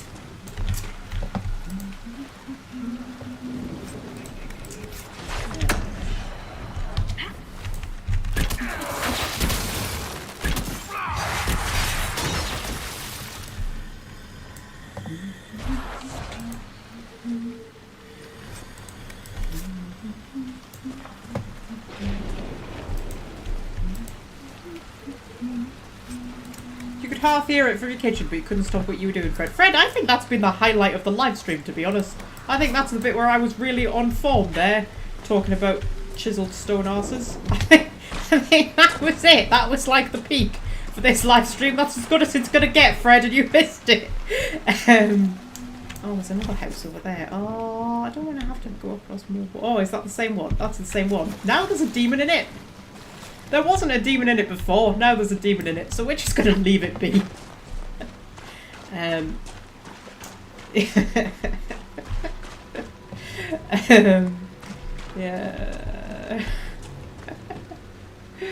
I'm thinking of putting together like a trailer for the live streams. To, you know, showcase exactly what the Magpie live streams are about. So, you know, if you can remember any particular highlights from any of the many live streams I've done, do feel free to let me know about them. Of course, mind you, I've said I'll do things like that quite a few times and it's never ended up happening, so it might not end up happening, but you know, it's on the to-do list.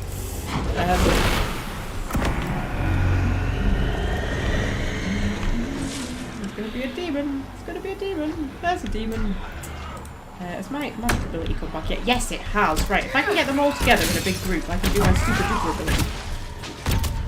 The best way to get them all together in a big group is for us to all be together in a big group. Because there's like 3 demons in this one, I think. Is there 2 or 3? Not 100% certain. There, that's both of them. They're both there now. So I should be able to catch both of them in my super duper ability, shouldn't I? I think that'll catch both of them, hopefully. Try putting it there. There we go.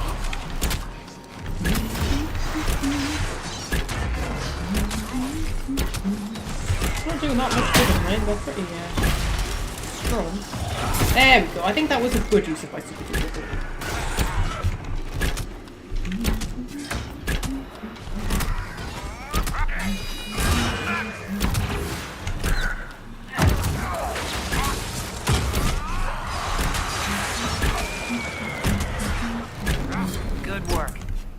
Path free of corpses back to the shore. Can't wait to use it.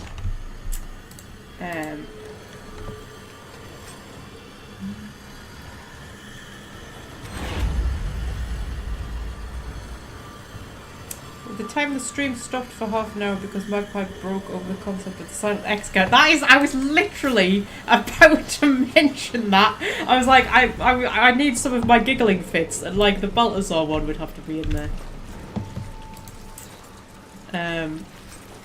Yeah. I can't remember what some of my other giggling fits were over though. That's the only one I can actually remember. But I've had quite a few giggling fits, haven't I? But I would like want to split it into like things. So sort of like this is the kind of thing that can happen in a Magpie stream. So there would be like tangents, history tangents, sexually explicit tangents where I talk about clitorises a lot. And then like giggling fits and cat drama. I don't know what else though. I don't know what other categories there would be. What else do I do a lot? Not actually play the game that I'm supposed to be playing. I never do that. Oh, England got 1 back, so it's 1-1. Ooh, that's alright then, isn't it? Sort of, for now. Balefire in the Fallow Mire. These unreadable runes evoke for a moment a sudden and overpowering feeling of smoke and vengeful triumph, as though a difficult problem has been solved. There is the image of a bottled elixir, then it fades. The cipher written in the... There isn't a space between that full stop and that A. Oh my god, we're coming across so many spelling mistakes today. Not spelling mistakes, grammatical errors today. A cipher written in the last pages of apostate Widrus's journal corresponds to the Balefire writing found in the Fallow Mire. The deciphered messages are notes that, when taken together, form instructions on how to concoct a particularly dangerous poison. Okay. Eat chocolate, right, yeah. Attempts to pronounce names, that's good. Magpie unique fan theories. I can't even talk. Yeah. Yeah. I'm gonna have a massive mega rewatchable of my live stream, which could take me about 5 years probably.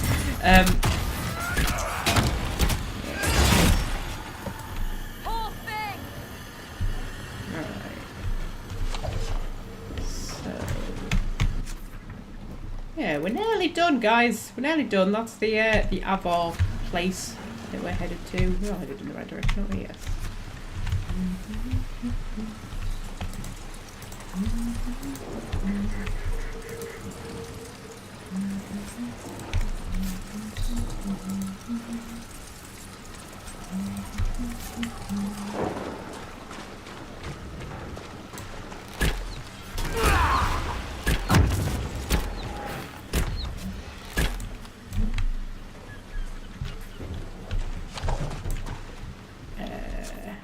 That's not what I wanted. That's what I wanted. Is that what I wanted? I don't think that's what I wanted either. I was going to do something, but then I was like... I went to do something, and then I looked at my keyboard, and I'm like, I can't remember what key I was about to press, or why I was pressing it. Should we do things like that for the trailer as well? Just Magpie has a total mind block. I I could do a whole compilation of just what was I doing? What was I saying? What am I talking about? Where am I?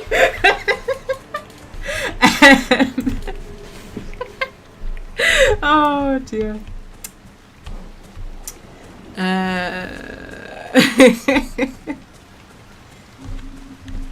Right, okay, so there's a bridge over there. It's taking us in the wrong direction, but it looks exciting. So should we go and, like, you know, explore it? Therapy sessions? We should probably include therapy sessions. Because that happens sometimes. I always say, whenever I end up doing that, or I end up just, like, talking really in-depth about my life and really oversharing far too much, I always go, I'm not going to do that again. I'm not going to turn another live stream into a therapy session. And then I always end up turning another live stream into a therapy session.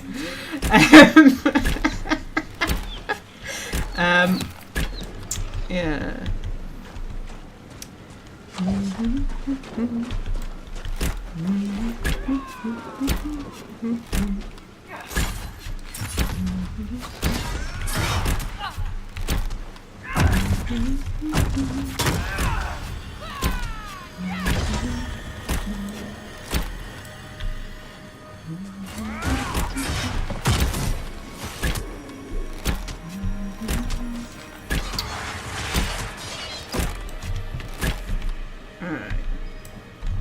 Being pointed over in this direction where I'm going to find something. More things to kill according to the map.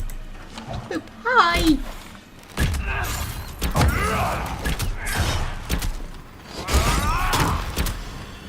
One down.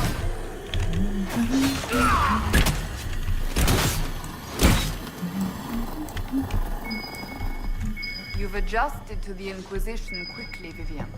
We must lack many of the luxuries to which you are accustomed. One does not survive the Orlesian court without learning to adapt, my dear. Skyhold is hardly the Orlesian court. You needn't tell me that. We all have our little sacrifices. Dragon piss. Interesting. The name is probably figurative, but nobody knows for sure. Well. Yeah, well. That's all I can say about that.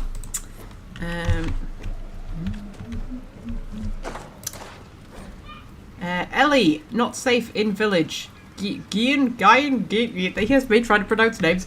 Saw horned monsters in fog near castle. Uncle and I moving supplies to Granite Point. Come back for you and your mother once we make camp. Be safe. You're the only cousin I've got left, Lewis. Well, it's only a cousin. I mean, how I mean, nobody cares that much about a cousin, do they? You know, if it was like a sister or something, maybe. But, you know, a cousin,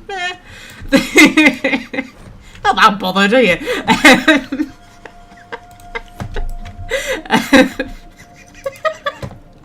Oh dear. Right. So.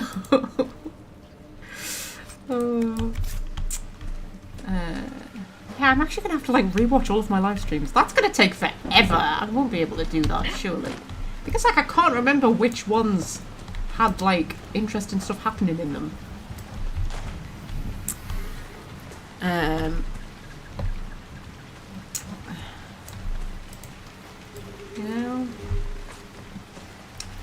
Something else just flashed into my mind then as a category for the trailer, and I can't friggin' remember what it was. Literally 2 seconds ago I thought of it. What? Oh yes, me arguing with Fred. That would be a good one. Or blaming things on Fred. It's like, it's all your fault, Fred. It's all Fred's fault. Everything's Fred's fault. I blame Fred, personally. We could have a montage of that, couldn't we? Because I say that a lot, especially when he's not here, when he disappears sometimes. That's when I'm like, yeah, blame Fred for that. Blame Fred. It's all Fred's fault. How am I, Fred? What do you make me do that for? That sort of thing. Yeah.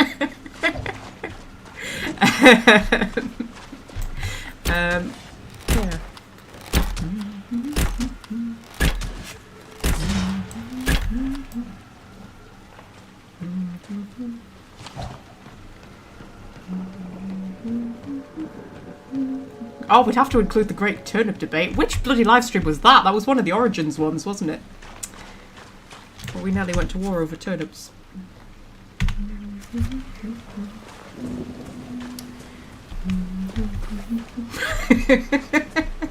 Yeah, grenades. Yeah, we need to include that. Oh man, this is going to take me forever to go through all the live streams. I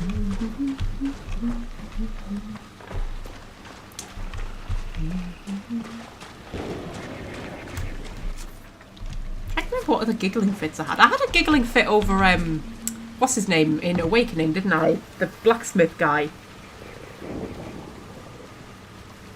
I know I had a giggling fit over that. What else did I have giggling fits over? I've had so many giggling fits. I can't remember. Like proper giggling fits where I just like can't breathe for a while. But that Balthazar one, that was so funny. I had to leave, didn't I? I actually had to leave. And then came back and then just got into another giggling fit. I watch that back sometimes just for fun. They're endless. Run for the castle. Run for the castle, okay. Can we sprint? I can't remember if we have a sprint button. Because this is not a very dramatic run to the castle, right? Without being able to sprint, we're just taking a nice casual light jog through this army of darkspawn. Not darkspawn, undead to get to the castle. It's not very dramatic, is it? No. We're wasting time. Head toward the castle. Yeah, we're headed toward the castle. This is the castle. Excellent. Okay, now what am I doing? Well, there's Abba who won't be dead. Ooh, that's not good. Take a health poultice.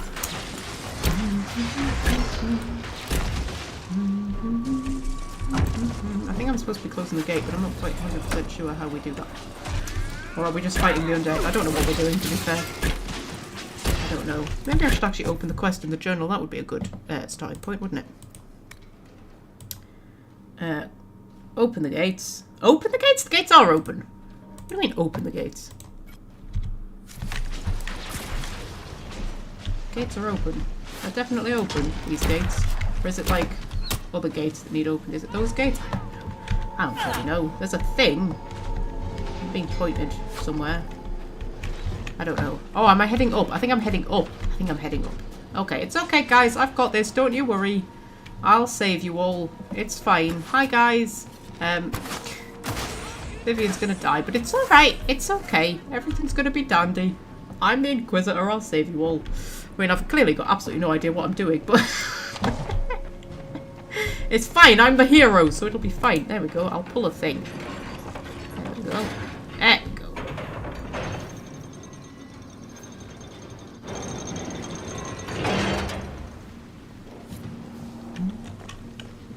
There was a giggling fit at the beginning of the first Awakening livestream because Dorabella was in her knickers. Ah.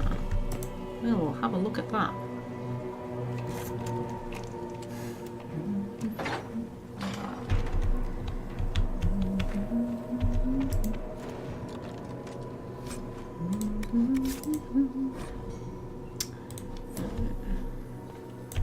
Just looting all of this stuff.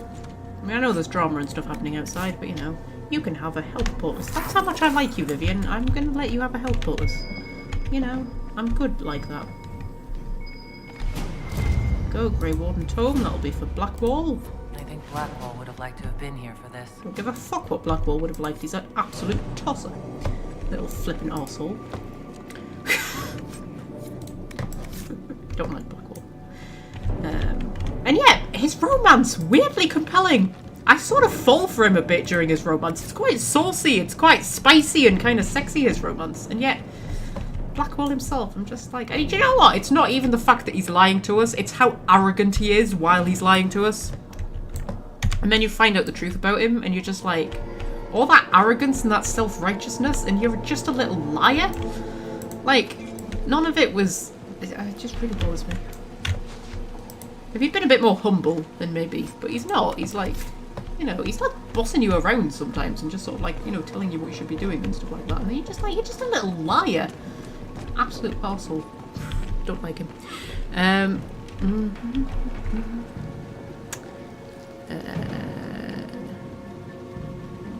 Match gone into extra time. Ooh.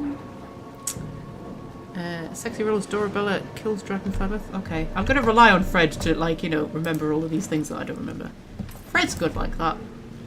I bet you anything that, like, later on or in a few days' time, I'll probably get an email with just, like, tons of timestamps in my live streams where he's gone back and found all the good bits. Yeah.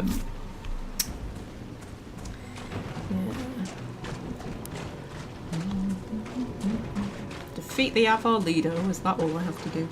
Just defeat the Avar leader. That won't be difficult at all, will it?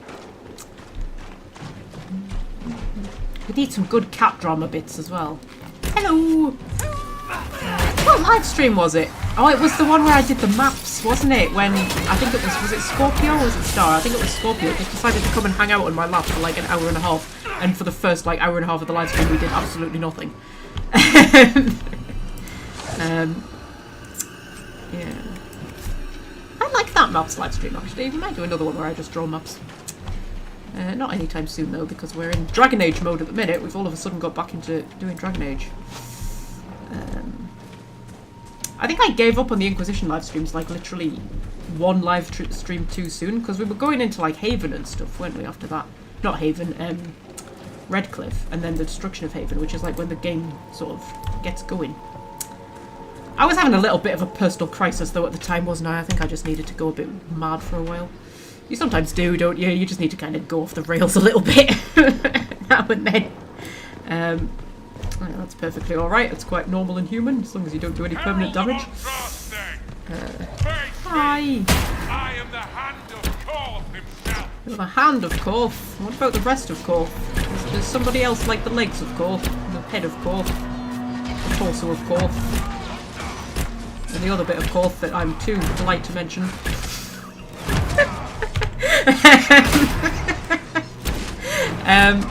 Oh, Iron Bull, will you just take a flippin' health pull to steer me?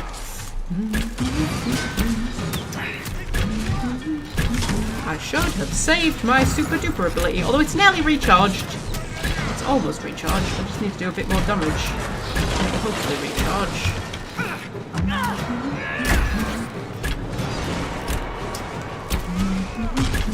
Oh, the don't reach for greatness bit, yes! Yes, we need to like Magpie life advice section, don't we? Of the trailer. Yes, don't reach for greatness. That was a good bit. Right, was that it? Have we done it? Yay! Well, he wasn't much to shout about, was he? Dear me. Right, so loot these people.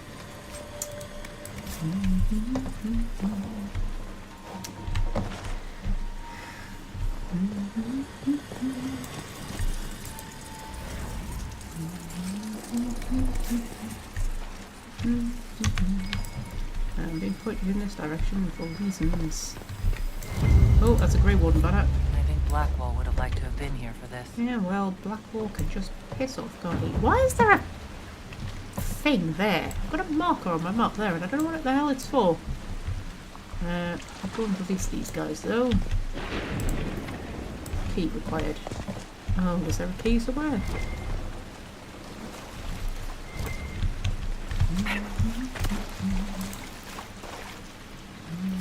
There's the key. Ah, there we go. It was just in slightly the wrong place, that marker.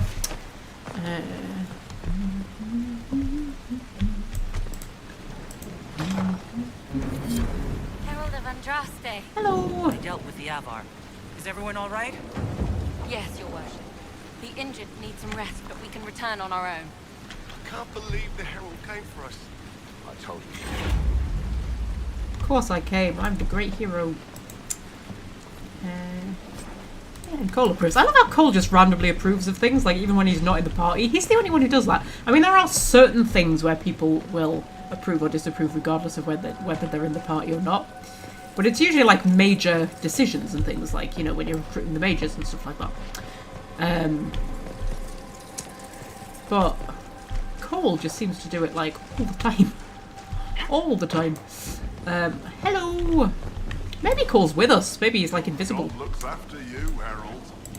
There lies that brat. His father, chief of our holding, would duel me for the loss if he cared enough. Okay, work for me instead. The Inquisition has a purpose your chief lacks. The Lady of the Sky led me here. To help heal the wounds in her skin. Aye, I'll join you. Let me make peace with my kid and I'll find where you set your flag.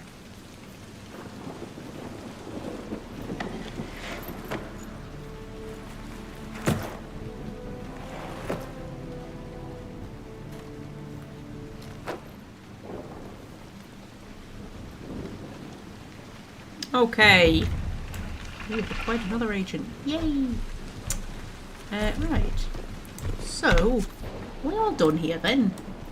Nothing else we need to do around here, I don't think.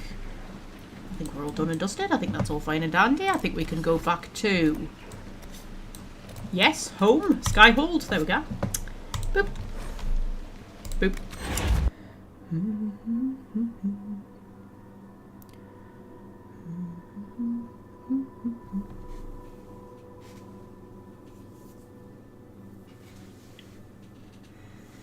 Right. Josephine. Well, we need to judge the prisoner. We'll judge the prisoner first, and then we'll talk to Josephine, because we were in the middle of doing her quest. We're at the sort of 3.5 hour mark. Let's say we go for maybe another half hour-ish. I don't know if we can wrap up Josephine's quest in half an hour, but we can try. But, yeah. Sit on my nice Canary throne. Don't ask me why I've got a Canary throne. I just do. I'm the Inquisitor. I can have whatever I want.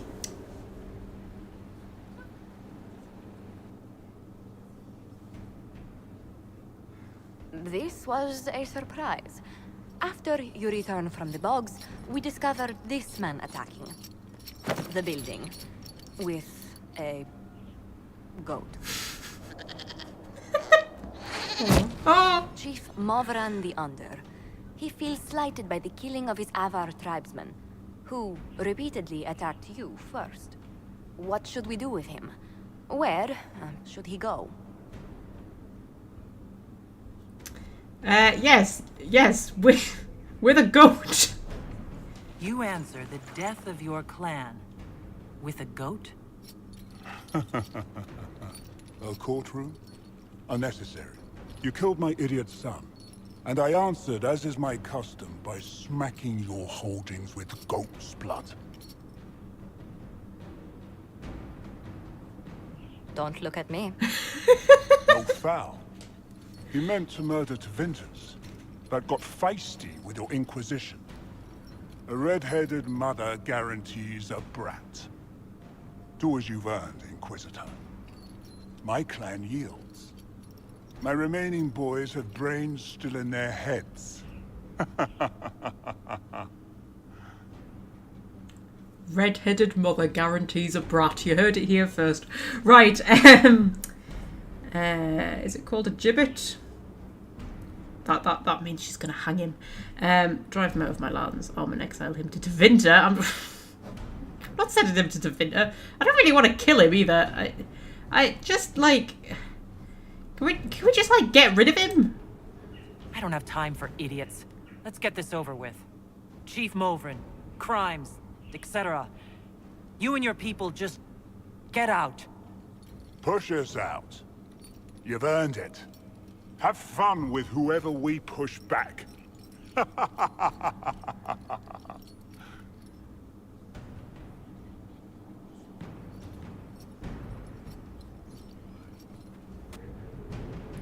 Okay. Well, that went well.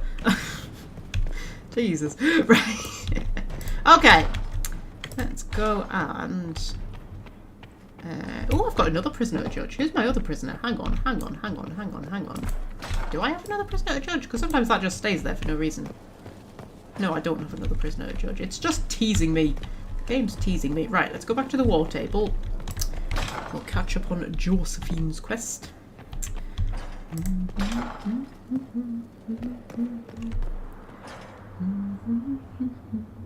Dragon Age 2 playthrough part 1, Magpie laughed until it hurt her when it looked like Hawk had been eating powdered donuts. Yes, I remember that as well, now you've mentioned it.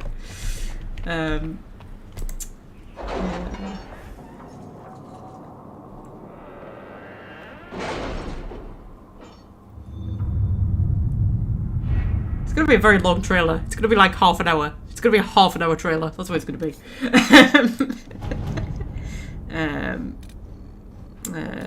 There was nothing on this side. It was the Orlais side, wasn't it?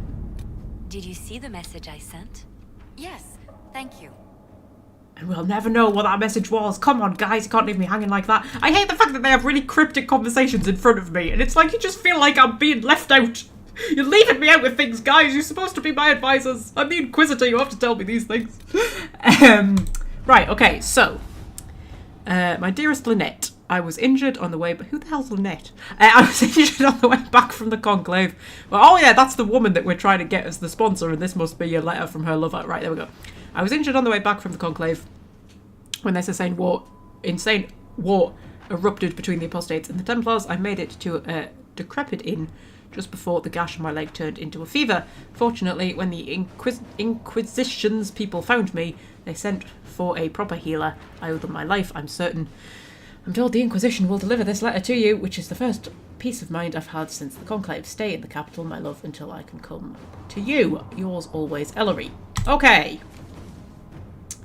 So, we come back out with that. And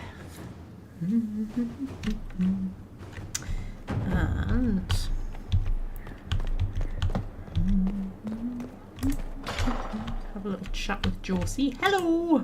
Any news on the House of Repose, Inquisitor? Yeah, let's actually ask us something. Like, how do peasants become nobles? How exactly does one turn farmers into members of the upper classes? There are procedures for granting honored citizens of the Empire the title of Lord or Lady. Very long procedures. And so much paperwork. I've called in a substantial number of favors just to cut through half of it. I mean, have we asked them if they want to be nobles? Like, it might not be for them. Like, if you offered it to me, I'd be like, no, love, I'm gonna stay farming my nice, happy fields and with, like, sheep and things that don't judge me. Like, I wouldn't want to be a noble in Orlais. I'd maybe be a Ferelden noble. I'd possibly be an Antivan noble. I would not be a noble in Orlais. Yeah, tell me if they do paraquets. Why did the Du Paraquets hate the Montiliers so much they set up a permanent assassination watch? A Montilier and a Du Paraquet fell in love. A young couple, pledged elsewhere, attempted to elope. The whole thing ended so violently, it's a wonder any survived. It's fortunate the Du Paraquets' descendants hold no grudges. Sort of Trojan War type story then. Okay, how'd you know that? What if the Du Paraquets refuse to aid you? I've already contacted the Du Paraquets, Inquisitor. They're ready to help us. It will be a long road, but a lordship is a chance to restore a proud lineage to their heirs. Besides, I've promised them a heavy bag of coin once this is over. Oh, fair enough. Yeah, can the contract be annulled? Are you sure the House of Repose will forget this assassin contract on a farmer's signature? It's perfectly legal. In Val Royeaux's noble circles, a written word is a bond. Besides, the guild would never risk being so unspeakably crass. These assassins are afraid of being seen as impolite? Breaking one's public oath or bond implies a certain poverty in Orlais. A common merchant may lack the resources or manners to fulfill a debt, but among the guilds, it would be shameful. Yeah, it's interesting Orlesian culture, isn't it? I always talk about how interesting Ferelden culture is, but Orlesian culture is just as interesting. What's our next move? What's the next favor we need to get these Du Paraquets a lordship? We need a judge of the royal court to procure documents acknowledging them as nobility again. Okay.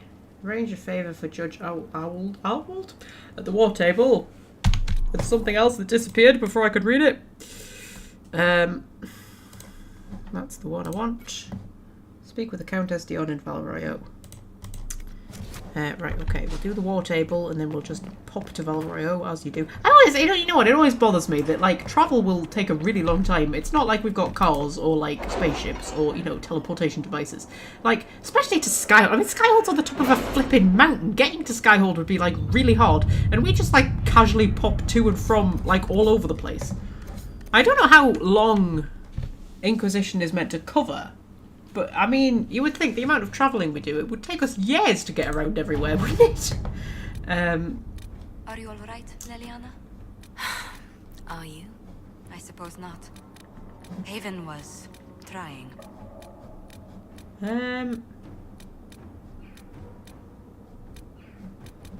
Is it just me, or is it not turned up? It's not on the Ferelden side, is it? Oh, getting a judge's favour. Yep. We must have an Orlesian judge. Signed papers formally requesting we elevate the Barricades into nobility. I've approached Judge Ald, who's requested a party of Inquisition soldiers to meet him in the Frostmarks for a hunting expedition. Oh dear. Any news on rifts beyond reach of the Inquisition? Yes. And it is not good.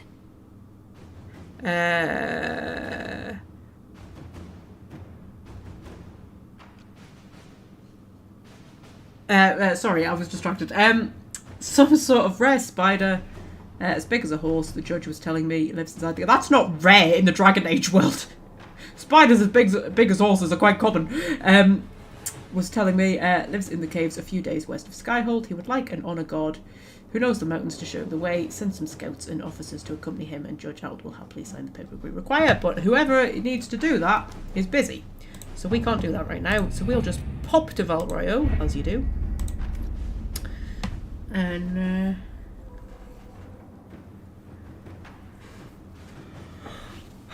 see what we can see. So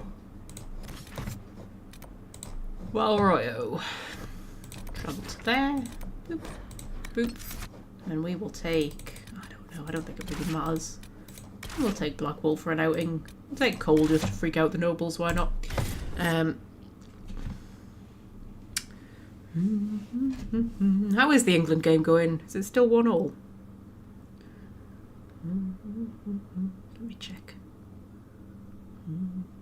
You see, I don't entirely understand football. Like, what happens if it stays at 1-1?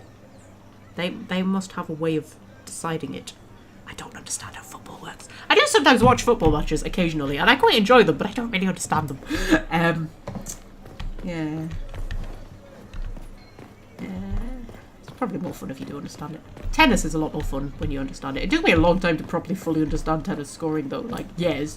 I felt like every year I watched Wimbledon, I understood a little bit more than what I did before. Hello! Gaspard is the leader for unexpected pleasure. Quite true. You must There is have nothing a long uncertain journey. about it. Might there be any news from your town? Yes, your lover is safe. Here's a letter from Ellerly. He's safe with his family in the Dales. Penalties, that was my guess. I just couldn't think of the word. Sponsor the two parakeets as a family deserving of a noble title. Inquisitor, you have my word. Now please forgive my hastiness, but I must read Ellerly's words. Make her keep you. Okay. So, what do we feel like doing now? I have to wait until somebody, presumably Liliana, is freed up to do the other thing. For Josephine. Should we head back to Skyhold and should we just wander around and have a little chat with everybody and see if we trigger any more cutscene conversations? We'll do that.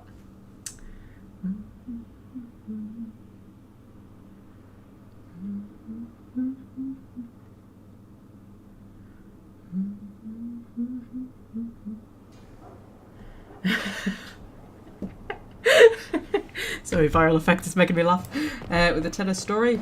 Yeah.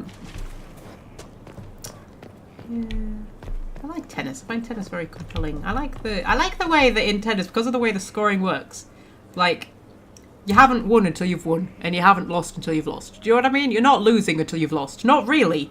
Like, theoretically, in a 5-set match, you could be 2 sets down. Like, 5 games to love in the 3rd set. Like, 40 love. Right? Down. And theoretically, you could still pull that back and win, like, the whole match. Theoretically. I don't know how often that happens, but, you know, theoretically you could. I would have been merciful. And I love, like, the ebbs and flows of a match. And I love the psychology behind it. It's a very psychological game. Like, you can see them psych each other out. And you can like, sometimes you'll have one person who's just like, playing amazingly, and then they just lose it, and it just slips, and you actually just watch that person completely fall apart in front of you. And they just lose everything. But sometimes they pull it back, and then other times they don't. And what they always say about like the great champions is that like when they're losing, they have an extra gear they can kick into. And when it looks like they can't possibly pull it back, they pull it back. And those are always the best people to watch. And that's why they become great champions. Like, you know, people like Serena and Federer and Rafa and all of that kind of stuff. And that's why they're so compelling to watch. It's not... the trouble is, they're very rarely losing. That's the problem. So, like, most of the time when you watch them, it's actually quite boring because they just kind of, like, completely dominate their opponent. But it's when they're losing that you want to watch them because that's when it gets really compelling because they can pull it back from nothing. You know what I mean? That's why I love tennis so much. Yeah. I also love the fact that, like, if they're playing, like, a 5-set match, right, and it goes to a 5th set, at that point, once you get to the 5th set, it's like you're basically all even again. And everything that's gone before just doesn't even matter anymore. Especially like if the final set goes to a tiebreak. At that point, you've just got to completely reset everything because it's just like everything that's happened before. It doesn't actually matter. It comes down to this. I don't like tiebreaks. I can't handle them emotionally. I find them far too stressful. I hate it when a set goes to a tiebreak. I think they're awful. Anyway, what was I going to do? I was just going to have a little chat with everybody, wasn't I? Let's chat with Varric. Hi. Need something? No. I wanted to... I'm only interested in cutscene conversations. I'm only interested in cutscene conversations. Sorry,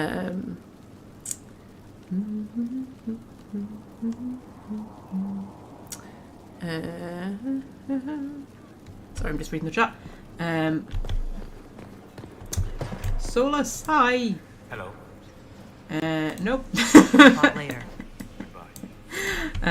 Trouble is with Solus, like, I'm always in danger of just never triggering his personal quest because I just forget he exists.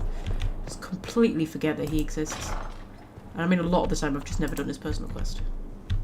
I don't remember what his personal quest is. It's something to do with some spirit he's friends with or something, isn't it? I can't remember. Oh, here we go. Gloat all you like. I have this one. Are you sassing me, Commander? I didn't know you had it in you. Why do I even... Inquisitor. Leaving, are you? Does this mean I win? If you... Actually, interestingly, if you don't talk to Dorian at all before you get to this cutscene, instead of Dorian, you get Leliana in this cutscene. And I think it's a much better cutscene with Leliana instead of Dorian. But it's quite rare that you get that cutscene. You have to sort of, like, deliberately try to get it. Yeah, you having fun? You two playing nice? I'm always nice. You need to come to terms with my inevitable victory. You'll feel much better. Really? Because I just won. And I feel fine. Don't get smug. There will be no living with you. I should return to my duties as well. Unless you would care for a game. Sorry, I wasn't laughing at Dorian. I'm laughing at viral effects in the chat. Yeah, sure. Let's play chess. And I said tennis then. As a child, I played this with my sister. She would get this stuck-up grin whenever she won, which was all the time. My brother and I practiced together for weeks. Oh, the look on her face the day I finally won. Between serving the Templars and the Inquisition, I haven't seen them in years. I wonder if she still plays. You know, my brother and me used to play chess, and he used to cheat in order to win by telling me, like, anytime I made a good move, right, he would tell me that that wasn't a legal move and that I couldn't do that. And then he would make illegal moves and tell me that they were legal moves and that was fine. Bearing in mind, I was 6 years old and he was 13 years older than me, and he used to cheat to beat me at chess. And I'm not bitter about that at all. Clearly not. You can obviously tell I'm not at all bitter about that. So fucking stupid. He was nearly fucking 20 and he was cheating to beat a flippin' 6-year-old at chess. Tell me about your family, Colin. You have siblings? 2 sisters and a brother. Where are they now? They moved to South Reach after the Blight. I do not write to them as often as I should. Oh, it's my turn. Let's play fair. If you cheat, he beats you. And if you play fair, you beat him. as I remember. And if you let him win, he wins, but he knows that you've let him win, and I don't think he's very happy about it, but I can't quite remember. Play fair. Alright, let's see what you've got.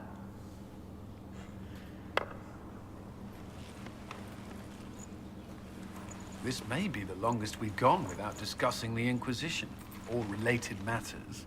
To be honest, I appreciate the distraction. You've just started discussing the Inquisition, Cullen, for heaven's sake. Focus, me too, there's no need for formality. Yeah, me too. You can't be serious all the time. Well, maybe you can.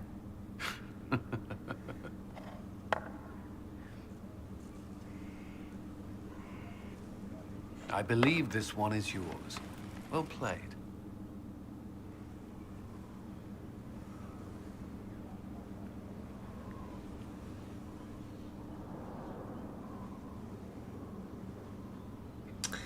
Yeah, okay, we just had a nice little chess match with Cullen. I like little cutscenes like that.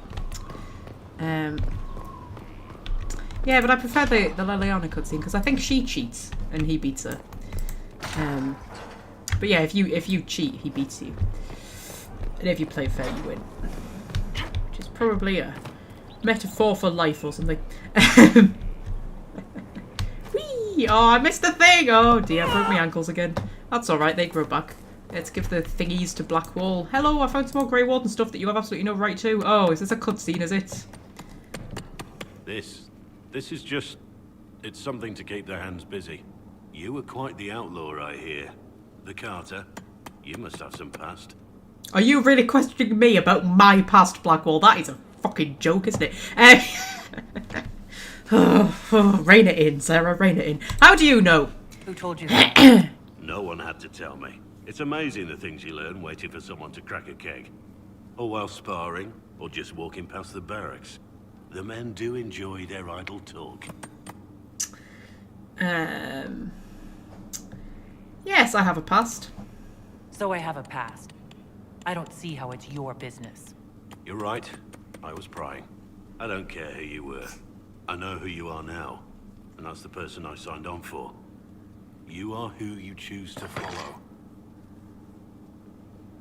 Someone told me that once. Took me years to understand what he meant.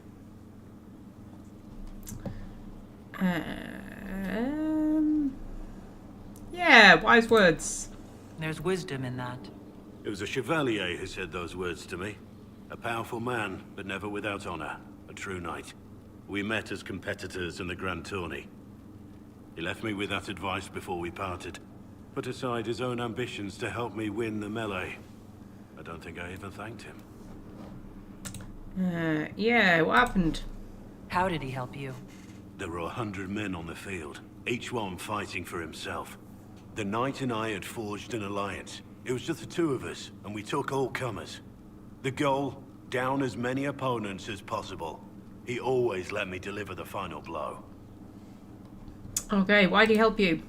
He must have wanted something from you to help like that. A pupil, a squire. Someone to teach and to mold. He saw my potential. When it was over, he offered to mentor me. To teach me to become a chevalier like him. And I, young and stupid, turned him down flat. I just won the melee at the Grand Tourney. I didn't need him. I should have gone with him. Perhaps things could have been different. Yeah, not necessarily better. Different doesn't always mean better. In this case, I think it would have been better. But I'm older, hopefully wiser. And I think I've chosen the right person to walk with. Okay, so I still need to give you Grey Warden things. Heard you found something that had to do with wardens. Would have liked to have seen it. Yeah, well, I don't take you with me because you're a Nothing right now. bastard. Perhaps in a bit. Oh, honestly. Do you know what? It's not even what he's done and what he's lying about that bothers me. It's just the way he is. Like, if he was a bit more humble and a bit less arrogant and a bit less self-righteous, and then I found out the truth about him, I would probably be quite forgiving, because, you know, I would sort of go, yeah, I can kind of understand, you know. But no, he's just so freaking arrogant. Oh, narcissist, that's what he is. Absolute narcissist. Arsehole. Arsehole, that's what you are, Black Hole. You're an arsehole. Anyway. Oh, that needs to be part of the trailer, doesn't it? Me just having little ranty sort of things about people that I don't like. I do that quite often, don't I? Right.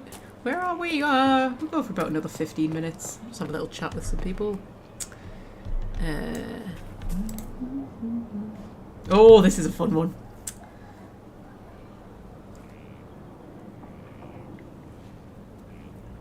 Good book? Ah! I don't know what you're talking about. Yeah, of course you don't. Yes, because I suddenly went blind. Oh, that. Just reports from Commander Cullen. You're an excellent liar. It's of no interest to you, I'm certain. It's a book. I can see that. It's one of Varric's tales. Swords and Shields. The latest chapter. Yeah, so you've read them all. The latest chapter? Meaning, you've read them all? Not since this all began. We've been busy. That's just her favorite. Nobody asked you to Winter. I couldn't finish the last one you lent me. I actually feel dumber for having tried. It's literature. Smutty literature. Whatever you do, don't tell Varric. Yeah, wouldn't dream of it. Me? No, I would never. They're terrible. And magnificent. And this one ends in a cliffhanger. I know Varric is working on the next. He must be. You could ask him to finish it. Command him to... Pretend you don't know this about me.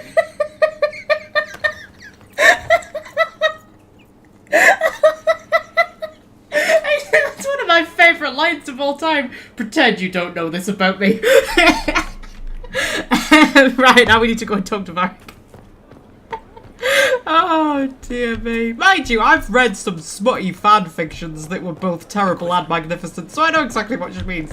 Sometimes you're reading them and you're like, this is awful, but I cannot stop. There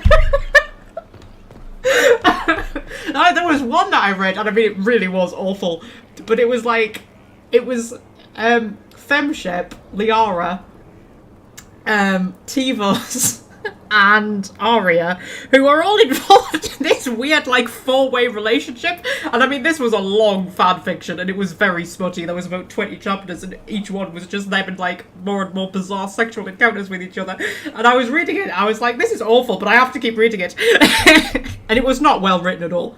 It was terrible, but yeah, sometimes, yeah, you just can't put a book like that down. I understand, Cassandra. Anyway, hello, Varric. Need something? Yeah, Cassandra wants a book. Cassandra's waiting for the next issue of Swords and Shields. I must have heard that wrong. It sounded like you just said that Cassandra read my books. Yeah, she's a big fan. She's a pretty big fan, in fact. Are we talking about the same Cassandra? Tall, grumpy seeker, like stabbing things? Wait, did you say the romance serial? Oh, she'll be waiting for a while then. I haven't finished it and wasn't planning to. That book is easily the worst I've ever written. The last issue barely sold enough to pay for the ink. Can't be that bad. Cassandra seems to like it. No wonder she was embarrassed. I need it as a gift. Yeah, Cassandra seems to like it. Well, Cassandra seems to be hooked on it. And I honestly thought a hole in the sky was the weirdest thing that could happen. So, you want me to finish writing the latest issue of my worst serial for Cassandra? Oh, that's such a terrible idea. I have to do it.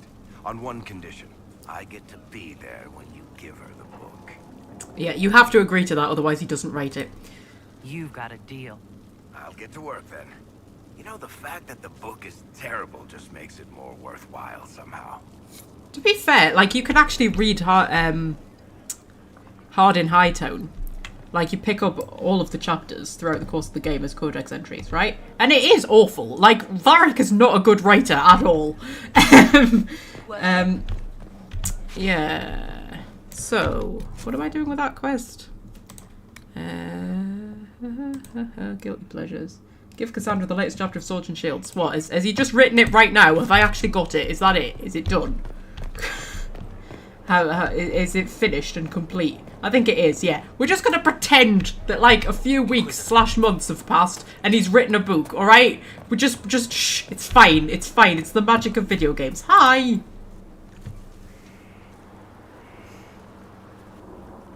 What have you done now? I get it, Seeker. You're still sore after our spat. I'm not a child, Varric. Do not suggest I'm without reason. A peace offering. The next chapter of Swords and Shields. I hear you're a fan. This is your doing. Yeah, sure. Oh, yes. Do you really think I'd miss this? Well, if you're not interested, you're not interested. Still needs editing anyhow. Wait! You're probably wondering what happens to the Knight Captain after the last chapter. Nothing should happen to her. She was falsely accused. Well, it turns out the guardsman... Don't tell me! This is the part where you thank the Inquisitor. I don't normally give sneak peeks, after all.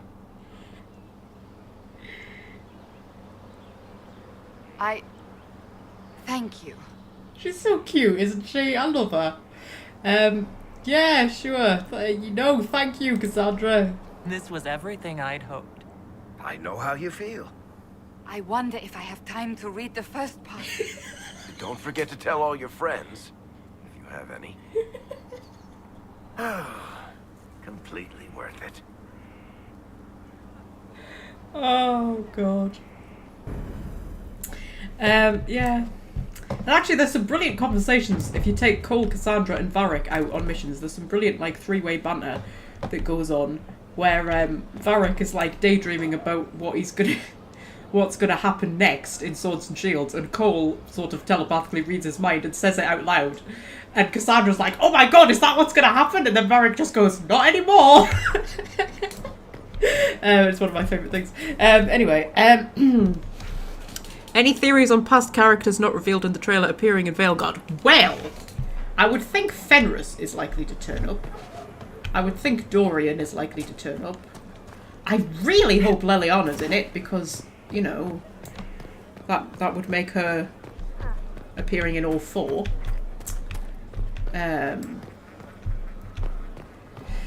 Cullen, because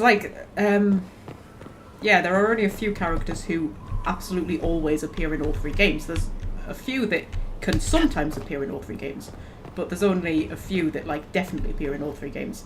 And it's Flemeth, Cullen, and Leliana, I think, are the only ones.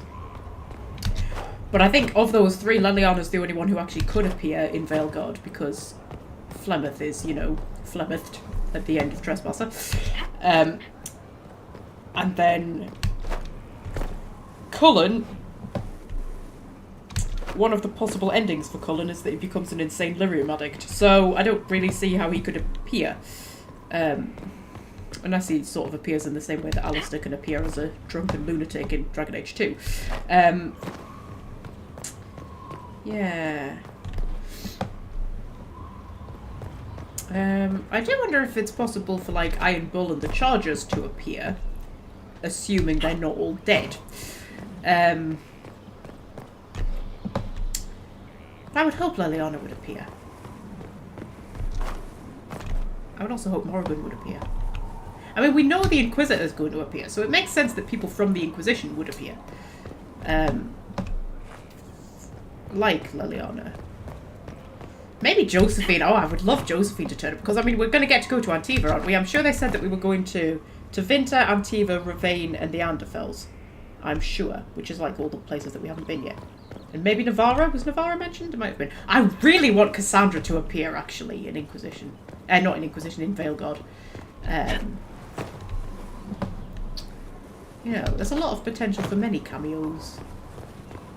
And not many of your Inquisition companions can die, actually, can they? There's a few can, but not many. Iron Bull can, Black Wall can.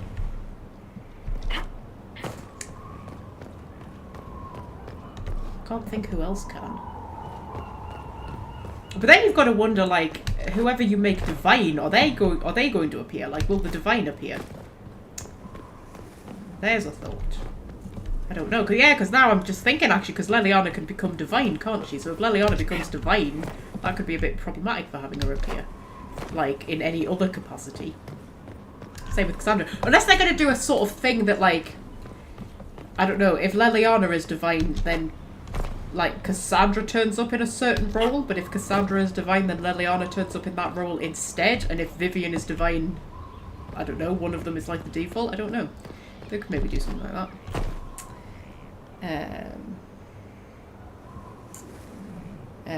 Or Sten, yes, I think it's likely Sten will, assuming he's alive, because he becomes the Arashok if you return his sword to him in Origins. So I think that's likely. Who else? I wonder if Hawk will turn up again, actually. Because during the Adamant quest, when you're in the Fade with Hawk and the Warden, whoever the Warden happens to be, whether it's Stroud, Logain or Alistair, you have to leave one of them behind in the Fade. And whichever one you don't leave behind in the Fade goes to Weishaupt to find out what the hell's happened to the Grey Wardens. And then apparently disappears, right? And then in Veilguard we're going to get to go to Weishaupt. So I wonder if we're going to encounter whoever it is who ended up going to Weishaupt. But there's a theory, because of Flemeth's prediction about Hawk in Dragon Age 2 that seems to come true at Adamant. There's a theory that if you leave Hawk behind in the Fade, Hawk doesn't actually die. Because whoever you leave behind in the Fade, you don't see them die. Right, you just end up leaving them in the Fade. It's entirely possible that, I mean, there are Fade rifts everywhere. It's entirely possible that they could, like, stumble out of a Fade rift. You know. Or that they could somehow turn up at Weishaupt. So, I think it's entirely possible that Hawk, Logain, Stroud, or Alistair, or, you know, both Hawk and the Warden, whatever, turns up at Weishaupt. But I think that whole collection of people, I think they could all potentially make a return. I would love Hawk to be in it. I think that would be great. We know the Inquisitor's going to be in it.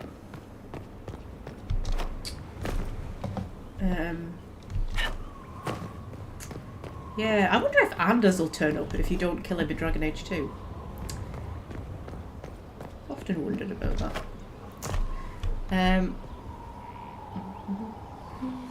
Wynn is probably long gone. Wynn dies in the Asunder book.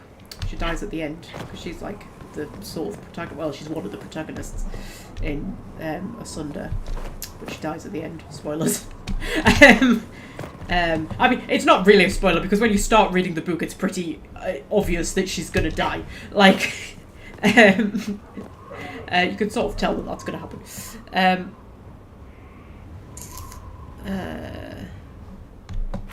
Yeah.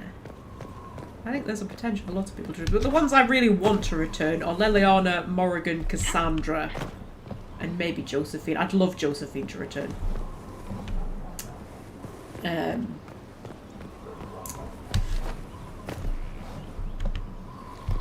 Yeah.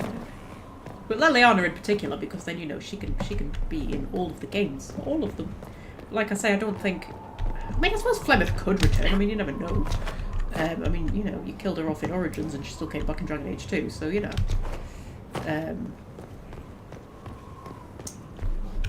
But yeah, Cullen... It's just the fact that, I mean, you know, he can just become a raging lyrium addict. Which is what happens to him in my canon playthrough because I'm a monster. Yeah, so...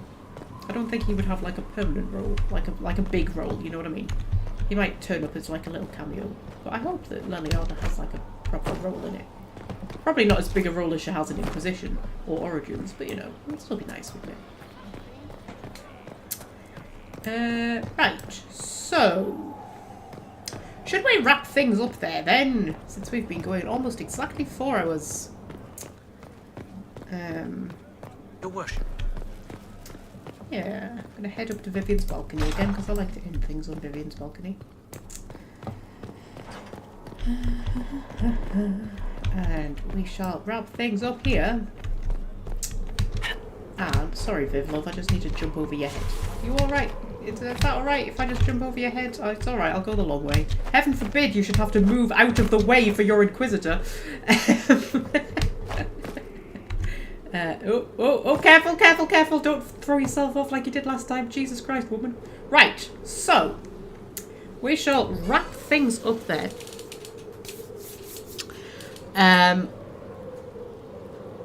Next live stream will be next Saturday at 3:30 p.m. GMT, as always. And I think, well, we'll see if we can finish up Josephine's quest. And then I think we'll head to the Western Approach and we'll get cracking on the Grey Warden quest line. Yeah. I think that'll do us. And I shall have a mega rewatch of my live streams and see if I can find some highlight moments and put together a bit of a fun kind of Magpie live stream trailer. That might be quite fun.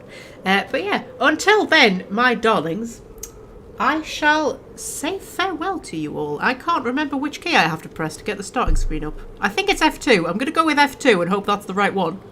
But if a totally random screen has come up that isn't the starting screen, then you're just going to have to deal with that. See you next week, everybody. I waved then as I said that. I want you to know that I actually waved that. Yeah, so now you have to wave back because I waved. I mean, you couldn't see it, but I've told you so. Now you have to wave back. Bye!